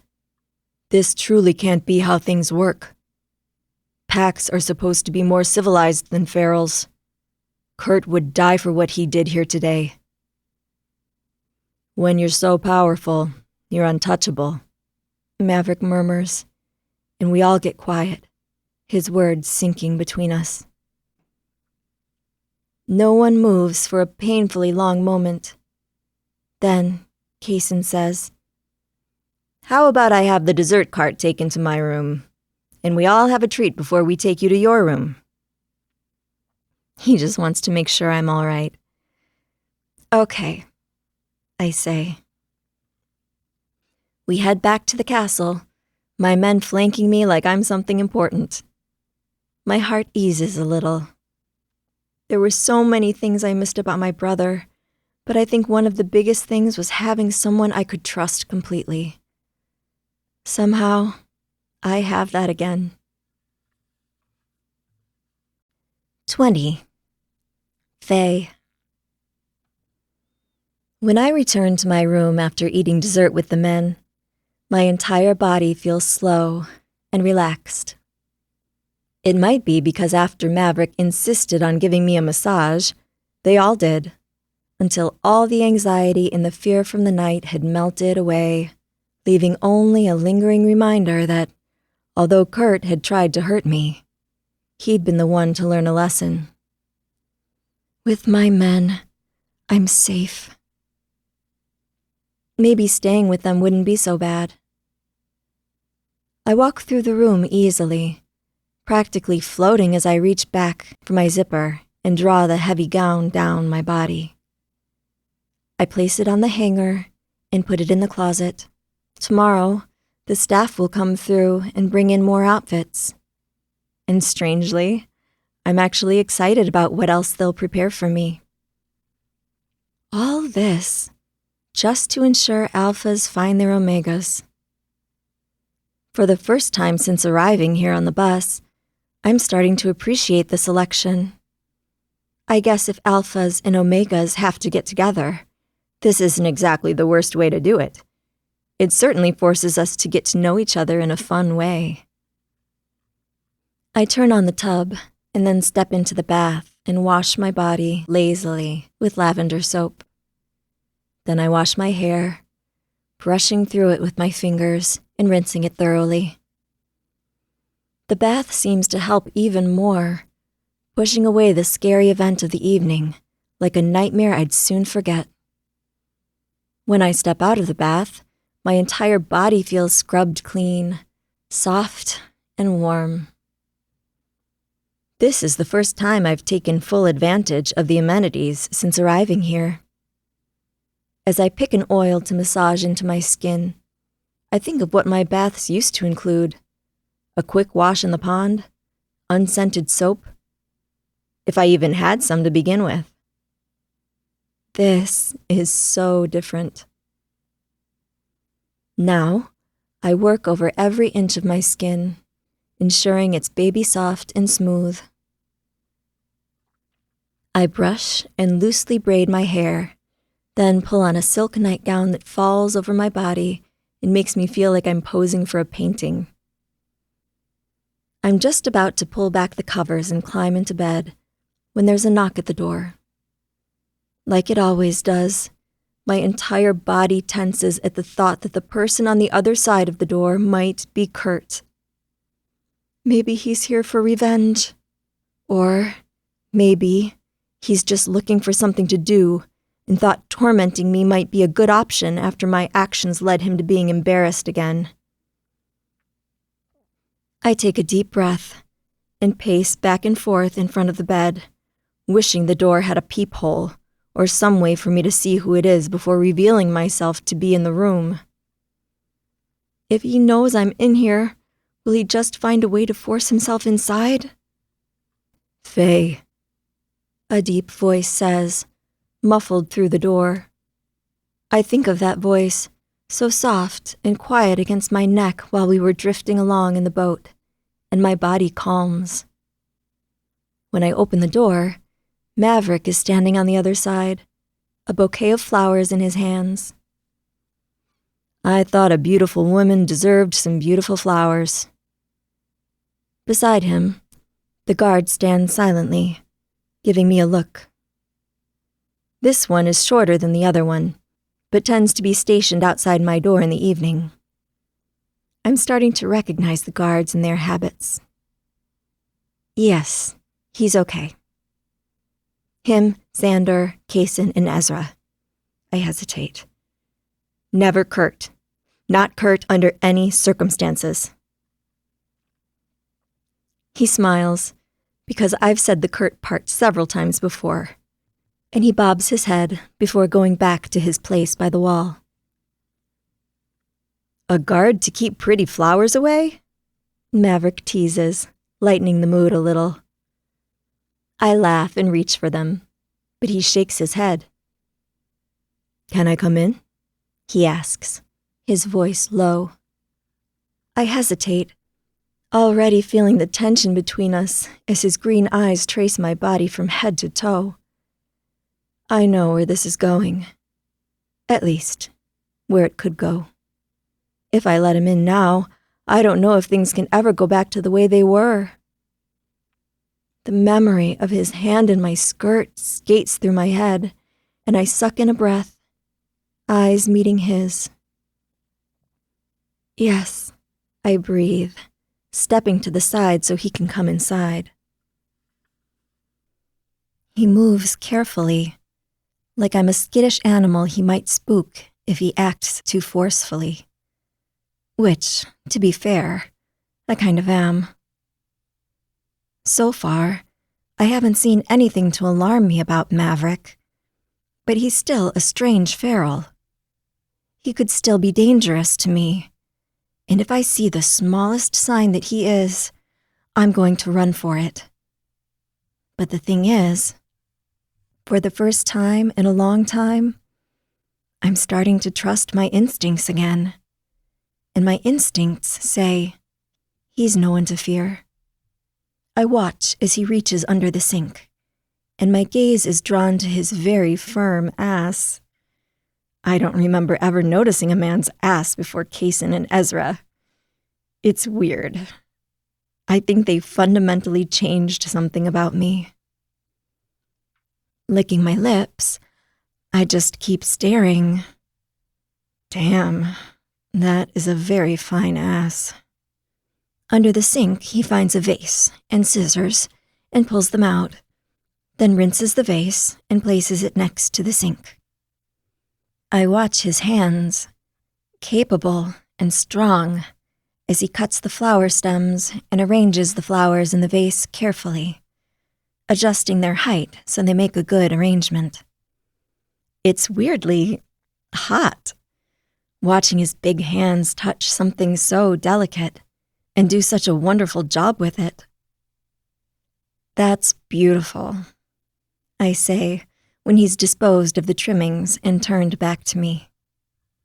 The flowers are now sitting next to the basket of berries on my table, two symbols of the men I now have vying for my attention and love. Two beautiful things from two very different people, each laying a claim to my heart. And what's strange, I value both the objects and both the men, even though I don't know what that means for the long term, even though I barely know Maverick and Xander. Something to admire, something to enjoy. Maybe Adeline was right about getting herself a group of alphas. Maybe that means each one satisfies a different need inside you. Faye, he says, but I interrupt him by stepping forward and pressing my body against his, our lips meeting roughly. I'm learning that each of them has their own style of kissing, and Maverick's is desperate, searching. One of his hands plants itself on my lower back, drawing me up against him, and the other cradles my jaw, tipping my head back so he can get better access. His smell and touch and essence seep into me until it feels like we're just two atoms slotted together in the fabric of life, working together. Seamless. Faye. He growls, pulling back when the backs of my knees hit the edge of my mattress. I look up at him, my eyes wide, my entire body thrumming with need. He moves forward, like he might push me backwards, but there's another knock on the door. This time, I'm not afraid. Even if it is Kurt, I have Maverick here with me. I don't need to be afraid. He's automatically on my side, and I haven't even told him the worst of what he's done to me. Seeing the expression on my face, Maverick pulls away from me, moving to the door and opening it. Xander stands there, his chest bare, in nothing but a pair of loose pajama pants, and the sight of it sends another scorching wave of arousal through me. Both men turn, their gazes dark, heated, and I remember, again, that they can smell me, know how my core is throbbing, twisting with want, how my panties are damp with need. Couldn't sleep, Xander says, his eyes meeting mine. I realize they're both looking at me, waiting for my okay, for me to invite them inside, into my bed, just like Maverick said at dinner. Despite what I've always believed about alphas, that's not the truth of the situation. They're not going to make me do anything I don't want to do. Not these two men, not Kaysen and Ezra. And, luckily for all of us, I want to do it. Come in, I say. I open the door for him. He steps inside, and I lock it behind him. As he turns to look at me, I take a deep breath, reach down, grab the hem of my nightgown, and strip it off over my head. Maverick and Xander are in front of me before it even hits the floor. They're close enough to touch, but they don't. They just stand there, breathing hard, looking at me in nothing but my panties. "You're my mate," Xander says roughly. "Our mate," Maverick corrects, his gaze running up and down my body eagerly. "No games. No deals. No, we're not doing this because of some asshole. You're ours." I realize they need me to say it, but I hesitate. "You can't ever hurt me. I can't handle it if they hurt me." Xander rears back. "Never. Never," Maverick says, emphasizing the word. I hesitate, wrapping my arms around my chest. "What else, little one?" Xander asks, his expression intense. Without knowing what I'm going to say, I start talking. And I don't know anything about relationships or men. I'm used to an isolated life and may need some guidance. I take a deep breath. And I don't have any idea what the future is going to look like. I just want to be safe. "We can do that, and we understand all of that," Maverick promises, a smile touching his lips. I realize something else. I should really be clear about Kaysen and Ezra, since it may change what they want. Maybe without alphas, I'm not nearly as desirable. And I don't know if Kaysen and Ezra will be in our future. Maverick laughs. "Yeah, right. and he exchanges a knowing glance with Xander that I don't understand. Okay, I said it at least. Xander uses one finger to tilt my head up, so our eyes meet and hold. What else? We'll give you anything. His words make warmth spread through my chest. Nothing else. A small smile curves his lips, and he grabs my hips, pulling me against him. Without a word, his lips crush mine, and we kiss until the world spins away, and there's nothing but us. I break our kiss, breathing hard, and Maverick moves to stand closer to us, capturing my lips with his mouth. His kiss is different, less like he's drinking me in, and more like he's desperate for me. Our kiss ends, and Xander takes me into his arms and carries me to the bed before setting me down in the center of the bed. I just stare at them, eyes wide, wondering what will happen next. I've only ever had sex with Kaysen and Ezra. What if it's really different with them? What if I don't like it? The second that thought enters my mind, I dismiss it. If I like them touching me, like them kissing me, I'm sure everything else they do to me will be great. I just have to be brave and not get into my head too much. The intimate scene has been removed to comply with YouTube standards.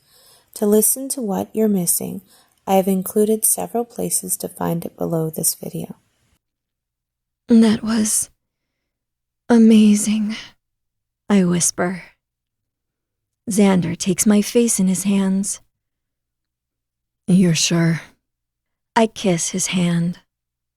I'm sure. On my other side, Maverick sounds smug.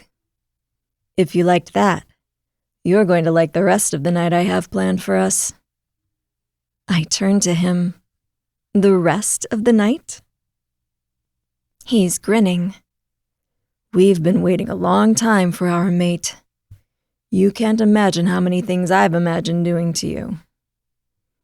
I shiver, and their hands move to my body, running over it, trying to chase my chill away, but instead, all it does is turn me on. I don't know what's happening to me, but somehow, I've been changed forever. 21. Ezra. The whiskey in my glass is a special batch, made in the capital city with proprietary ingredients and a secret process that only 3 craftsmen in the world know about. And yet, right now, it tastes like any other whiskey to me, because I can't stop thinking about Faye. My mind tracks back to that first night here, when Kaysen complained about me always getting the good rooms. And it's true. My father may not be the most powerful alpha, but he commands respect. People know how he cares for his pack, and how he always puts their needs first, which is why I'm often privy to the best rooms. And this one is no exception. It's near the top of the castle and has large windows. I have a clear view of the countryside from here. I sit in the window seat, back against the cool stone, one leg swinging down. My fingers curl around the whiskey glass, and I will the coolness to bring me back to my senses. I don't need a mate. I don't want a mate. I did not come to this election intending to take an Omega. I only wanted to fulfill my duties and return home as fast as possible. But that was before Faye. Prior to dinner tonight, I hadn't thought much about what life would look like if I actually took Faye as my Omega. At least I didn't consciously think I had, and yet the picture of our life together came to me immediately. A life that includes Kaysen, Maverick, and Xander. All 3 men whom I like. Now, a life with her seems like the most natural, simple scenario. Like my life before her has just been practice. Preparation for the moment she finally arrives. My life before flashes through in a series of memories, and the pain comes, like always, when I think of Katie. But now, it's muted, like I'm feeling it through a wall rather than being hit in the face with it. The first day without Katie comes back to my mind, the first full day of my life that I had to live with the knowledge that she was gone. And now, with it, is an even more terrifying thought that something might happen to Faye. I push it away. I'd never allow it. There's no world in which I would allow her to be harmed again, by Kurt or anyone else. No. Our life together would be something special. Faye would always be safe, with 4 protective men to watch over her, and we would have the gentleness and love we need in our life, all thanks to our little Omega. No doubt we'd have many kids together, and she'd be a wonderful mother. Somehow, I can even picture the 4 of us assholes as good fathers and husbands. What a crazy idea, I say, chuckling to myself. Me, with a wife, kids, and males to complete my family. No longer remaining apart from the world, mourning the death of someone I can continue to appreciate without putting my life on hold for. Yes, this is what I want. I want Faye, and the life we'll all have together. And I don't even feel guilty about it. I smile, shaking my head. And I don't. This just feels right. It's not just the correct decision. It's the only decision I could possibly make from the moment I met Faye. When my next sip of whiskey comes back dry, I realize the glass is empty and think I should probably get to bed for the night. I set the glass next to the sink and start for the bathroom, but there's a knock on the door. At first, I think it might be Kaysen, here with a bottle of liquor like usual, ready to toast to Maverick's little stunt, or to talk about what to do with that bastard Kurt. Not that, again, the council would listen to a Farrell's word over an Alpha's about the events of tonight. No doubt, when Kaysen begrudgingly accepts that, he'd move back to Maverick peeing on Kurt's clothes. He'd been peeved when he discovered I wasn't exactly jumping and cheering about what Maverick had done. Sure, it was amusing, but I'm not sure it was a good move. Poking Kurt had obviously only managed to piss him off more and put Faye in even more danger. But when I get close to my door, I realize that the scent isn't Kaysen's. What in the hell is he doing here? Something must be wrong. I open the door to find Lance, the Ultima, waiting on the other side. Good evening, I say, bowing my head as a sign of respect. He's still in formal clothes, even this late at night. His blonde hair is neatly styled. Power flows from him in a way that's always uncomfortable to be around. He clears his throat and returns the greeting, his face grave. Hello, Ezra. May I come in? Of course. I let him in immediately, glad that I keep my room tidy. It's constantly ready for surprise visitors. I picture Kaysen's room in its ever-constant state of disarray, despite the housekeeper's best efforts. If Lance visited him in the middle of the night, he would be in for a big surprise. Thank you for receiving me, Lance says, the circles under his eyes just a little darker than usual. I apologize for the late night visit, but I'm afraid it's urgent. No problem, I say, nodding and gesturing for him to sit at my table. Would you like something to drink? Your father has instilled some good manners in you, he says, laughing a bit as we take our seats across from each other. But no, I don't plan to be here for long. Interesting. I wonder what he could want. My thoughts instantly go to Faye, but I don't think she's hurt or in trouble. If she was, he'd be in here with a different kind of energy. Besides, the guards have remained by her door, their loyalty deepened by the money Kaysen and I are supplying them. So what is this about?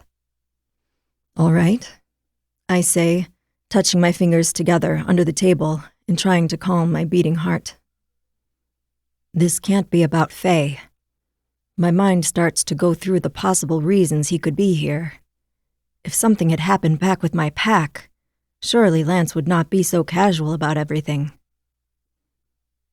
Ezra, Lance says, clearing his throat. I should not be divulging this information to you, but I trust that you're capable of being discreet. Discreet, meaning that it stays between you, your mate, and the men you've been bonded to. Of course. He hesitates for only a moment.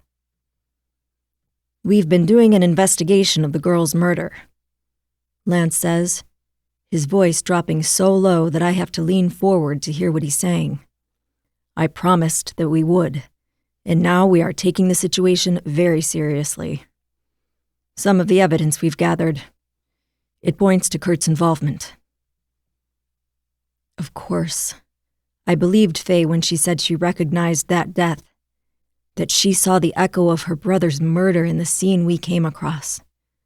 But here, now hearing this from Lance himself, is a different experience entirely.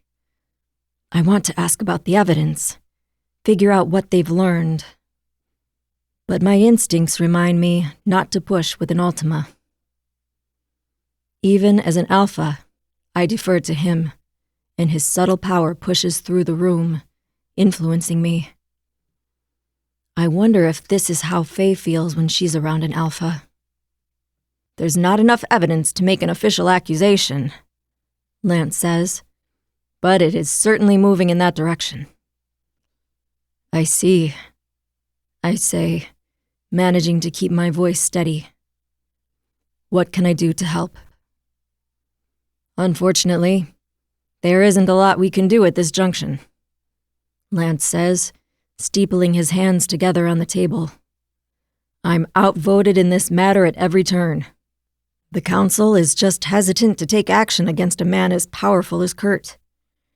Angering his father would not be beneficial to anyone, and we must be absolutely certain that he committed the crime before publicly tarnishing his name. Right. Because Kurt's good name is far more important than the lives of fellow shifters. You know, Kurt has been far more violent with Faye than we've let on, knowing that her word won't mean anything against his in front of the council. We both look at each other, remembering our conversation just a short time ago about Kurt in the greenhouse. Lance had been upset, but not surprised, promising to bring it up with the council. I can tell he did, and that it led to nothing from the look on his face. I can believe that, unfortunately. But like I said, I was outvoted on how to handle him. Kurt's father is the kind of man who would stage an all-out war with the other packs, should he feel his good name is being tarnished. The council is trying to avoid that at all costs. Lance continues, almost as though he can sense that there's more I could say. I'm not a fan of Kurt's general conduct, and I thought this was enough to warrant removing him from the selection. But the other council members didn't agree. I'm not sharing this information for you to take action. In fact, doing anything to interfere with the council's investigation would be foolish. I'm simply telling you because this development might spur Kurt to take action. You think he might go after Faye more aggressively? I say, thinking of all the times he has managed to do just that. Putting his hands on her, bursting into her room, fucking attacking her in the greenhouse. Tonight, Xander had filled us in on everything he'd done. My blood starts to heat, and I have to refocus on Lance to keep my emotions in check. Nobody can be sure what a man like Kurt might do, Lance says diplomatically.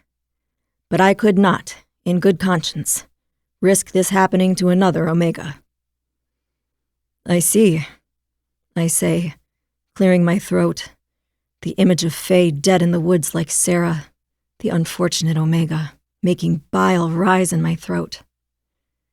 If this isn't proof that a bond is forming between us, I don't know what is. Thinking of Faye's death is like thinking of my own. Thank you for telling me. I trust you will not dishonor me by sharing this information with others outside of Faye and your men. Your trust is well placed. Lance stands, and I show him to the door, my mind racing the entire time. What am I supposed to do with this information? The brutish, violent part of my mind insists that I just eliminate the threat. Kill Kurt, so he can't hurt anyone else, and especially so he can't hurt Faye. But the more intelligent, composed part of my mind insists that there has to be a better alternative. And I'll need to talk to the other alphas and Faye to come up with a plan. 22. Faye. Someone is always knocking on my door. I wake to the sound, just barely managing to yank a blanket up over my naked body when Ezra and Kaysen walk inside, their eyebrows shooting to their hairlines when they see me sandwiched between Maverick and Xander. Xander's arm is thrown over my torso, and Maverick is face down in the mattress, his ass bare for everyone to see. I'm so embarrassed that I feel like melting into the mattress and disappearing. Wake up! I hiss, smacking Maverick so he can cover himself, then scooting up the bed so I can sit. Ezra is politely averting his eyes, while Kaysen is laughing and making some crude joke I can't hear over the roaring in my ears. How is it that I walked into these games a virgin, with literally zero knowledge of men, and now I've had 4 different guys in my bed? These guys must have changed some fundamental part of me. How? I have no idea. Oof. Maverick groans, not opening his eyes. Good morning, Sleeping Beauty, Kaysen says and laughs, tossing his ball so it bounces off of Maverick, who lifts his face sleepily, grinning at the other alphas. Xander stirs next to me as well, but he's wearing boxers at the very least. I don't know when he put them on, but I'm grateful that he did. It makes this awful situation just a little more bearable. Maverick yawns. Sorry, I had quite the workout last night. A workout? Xander says, frowning. I'm tired from all the things our mate did in bed. Gods, I mutter, my cheeks burning. Good morning, Xander murmurs, pulling me close and planting a kiss on my cheek. My face feels like it's on fire, and I wait for Kaysen and Ezra's reactions, but they both seem to be enjoying this situation. A lot. Way too much, actually. It seems you had a good night, too, Ezra says, grinning. It looks like our little Faye worked them hard. Maybe too hard. Try to leave some liquid in their bodies next time. Kaysen sits on the edge of the bed, while I press my hands into my flaming cheeks and tickles Xander's feet with a throw pillow. Actually, Maverick begins, casting a smile my way as he slips into boxers. I prefer my liquid exactly where it is. I just think you wish you were here.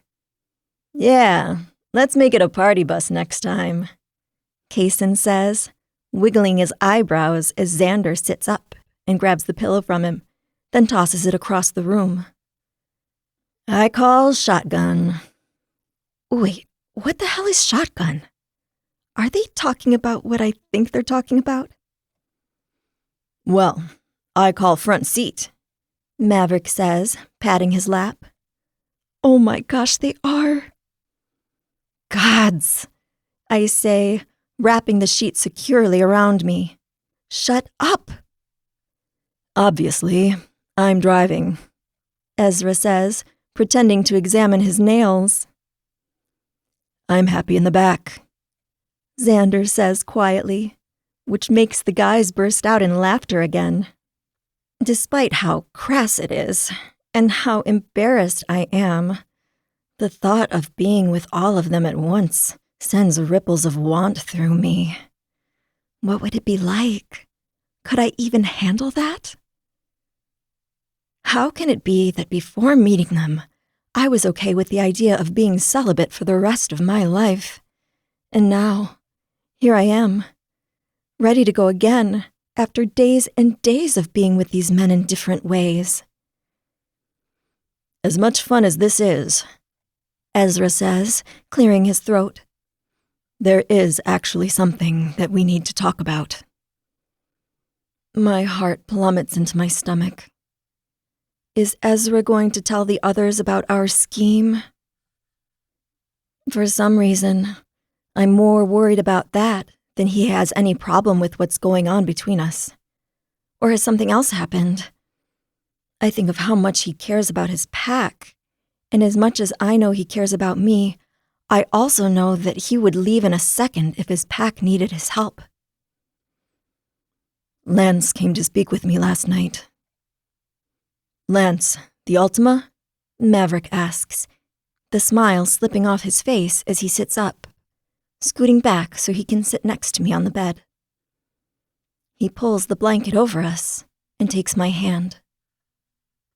Wordlessly, Xander scoots up to sit at my other side. Sandwiched between these two big men, their body heat caressing me, my anxiety eases, if only by a little bit. Right, Ezra says, clearing his throat and pulling up a chair.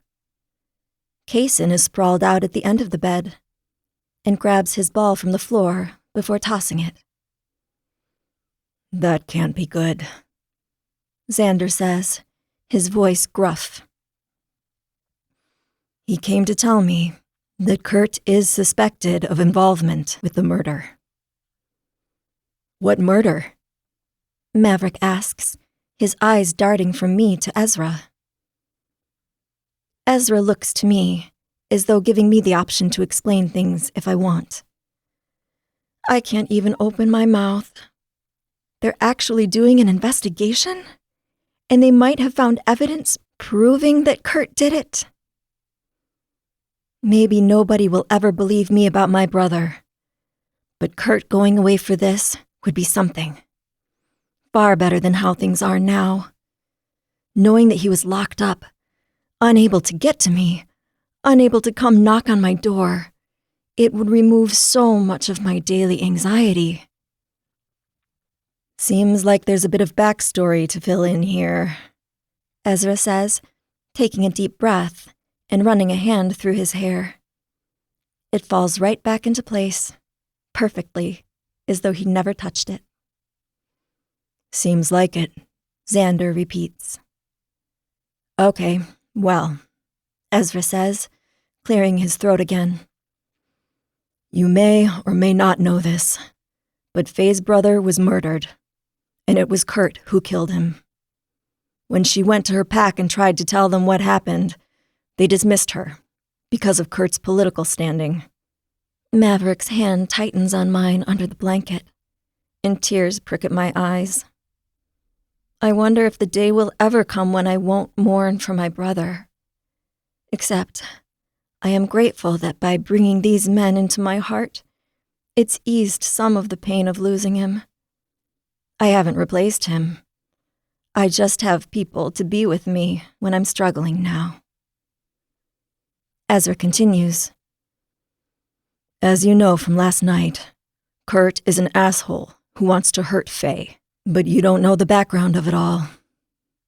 When we came to the selection, Kurt started to use his position as an alpha to take advantage of Faye.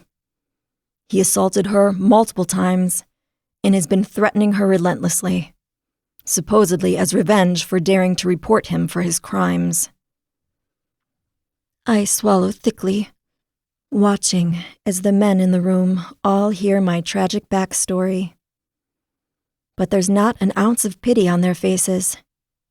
Instead, I see only lethal intent. Maverick and Xander haven't even heard the whole story yet, and they already look like they might go at Kurt. We were out, shifted in the woods and going for a run, when we found an Omega, Sarah, that we'd all gotten to know, dead. And she was killed in the same fashion as Faye's brother. When we went to the council with it, they practically dismissed us. Exactly like what happened at home. I breathe, and I feel Xander press his body closer to mine, his touch calming me. Right, Ezra says, his eyes softening when he looks at me, before returning to Maverick and Xander. His most recent attempt to control and bully her was to claim her as his Omega. Neither Kaysen nor I were intending to take an Omega during the selection, but we stood in, also claiming her so we could help to dissolve any sort of claim Kurt might have on her. Also, so we would have a better position to interfere and keep him away from her. But the Ultimas, Hector in particular, are insistent that Faye explore the mating bond with Kurt. So, now they know. But what will they think? I see, Maverick says, glancing at me. That explains a lot. So your bond with Faye is fake? Xander asks softly. I avert my gaze, embarrassed. They faked the bond to protect me. You guys are claiming this isn't real? Maverick is almost laughing at the idea. Our bond is something we need to talk about privately, very soon. Ezra says, and when our glances meet, his expression is serious. I shiver. Does he mean what I hope he means? What did Lance say when you spoke with him? Xander asks, his leg still pressed firmly against mine, but his eyes on Ezra. He came to my room last night to tell me that they've found some evidence to implicate Kurt in the crime, but that it's not enough. Apparently, Lance was outvoted in his proposal to remove Kurt from the selection. The Ultima is worried that if Kurt hears about this attempt to remove him, he might become even more violent toward Faye. Let him fucking try, Maverick says, his eyes blazing. His hand tightens even more, sliding up my arm, an anchor to the ground. I feel such a rush of affection for him that it's like a shock to my system. Right, Kaysen says, his eyes skipping throughout the room, landing on each of the other men. So, we're all agreeing that there's not a chance Kurt gets within 10 feet of her? Agreed, Xander says. It would be a good idea, Ezra agrees. We need to be extra careful with Faye, moving forward. We need to always assume Kurt is lurking in the shadows to attack her. The guard needs to remain at the door. Anytime she leaves this room, at least one of us needs to be at her side. I let out a breath, trying to keep control of my emotions, but even with all of them here, I still can't stop picturing Kurt and what he might do if he gets his hands on me. I gasp a little, trying to get some air, and Xander looks at me in alarm. "Give her some space," Ezra says, standing and coming to the edge of the bed. Maverick and Xander back off a little, and I push myself up a little further, tipping my head back and inhaling desperately. "We're not going to let anything happen to you," Ezra says, and the others nod in agreement. Gently, each of them places a hand on me, and it's the right amount of support. Enough to be comforting, without being stifling. I let my head fall onto Maverick's shoulder, relief washing through me. Kurt doesn't stand a chance against my 4 alphas. For the first time in a long time, I don't need to worry about him hurting me. Right? I don't know. Kaysen smiles at me. "Tell you what, how about tomorrow, during free time, we plan a surprise for you?" I return his smile. I would love that. That sounds like just what I need. 23. Faye. Please report to the carriage house for a special surprise. I reread the instruction again, standing in front of the carriage house. I'm wearing a dress with a long coat, but the early morning breeze whips around my ankles, making me shiver. It's strange that there are no other Omegas out here. But maybe they've staggered our departures for the purpose of the game. Maybe it's some sort of scavenger hunt. No doubt, the second my men get their instructions, they'll be bolting over here, not wanting me to be alone. They were very clear about the fact that I should never be on my own. In all honesty, I probably wouldn't have left my room if I wasn't expecting to see them here. "Where are they?" I ask, softly, staring around at the quiet morning. Knowing them, they have something planned. Bouncing on my heels, I try to contain my excitement. No matter what the game is, I'm actually excited to see my alphas. I think about how they'd gathered around me yesterday, their hands on me protectively. I'm not sure what's going to happen to us in the future, but I'm glad to have them here with me now. "Good morning," I say to the driver when the carriage finally pulls up. The driver just nods, hopping out of the carriage and helping me inside. It's a posh carriage, with thick, red velvet interior trimming. The selection is many things, but it's definitely fancy. It makes all of us Omegas feel like princesses, even though we're princesses who are sort of being sold off. We pull away from the castle and start down the main road that leads from the castle. I keep waiting for us to stop, expecting whatever our next game is to take place somewhere relatively close by, but the carriage keeps moving.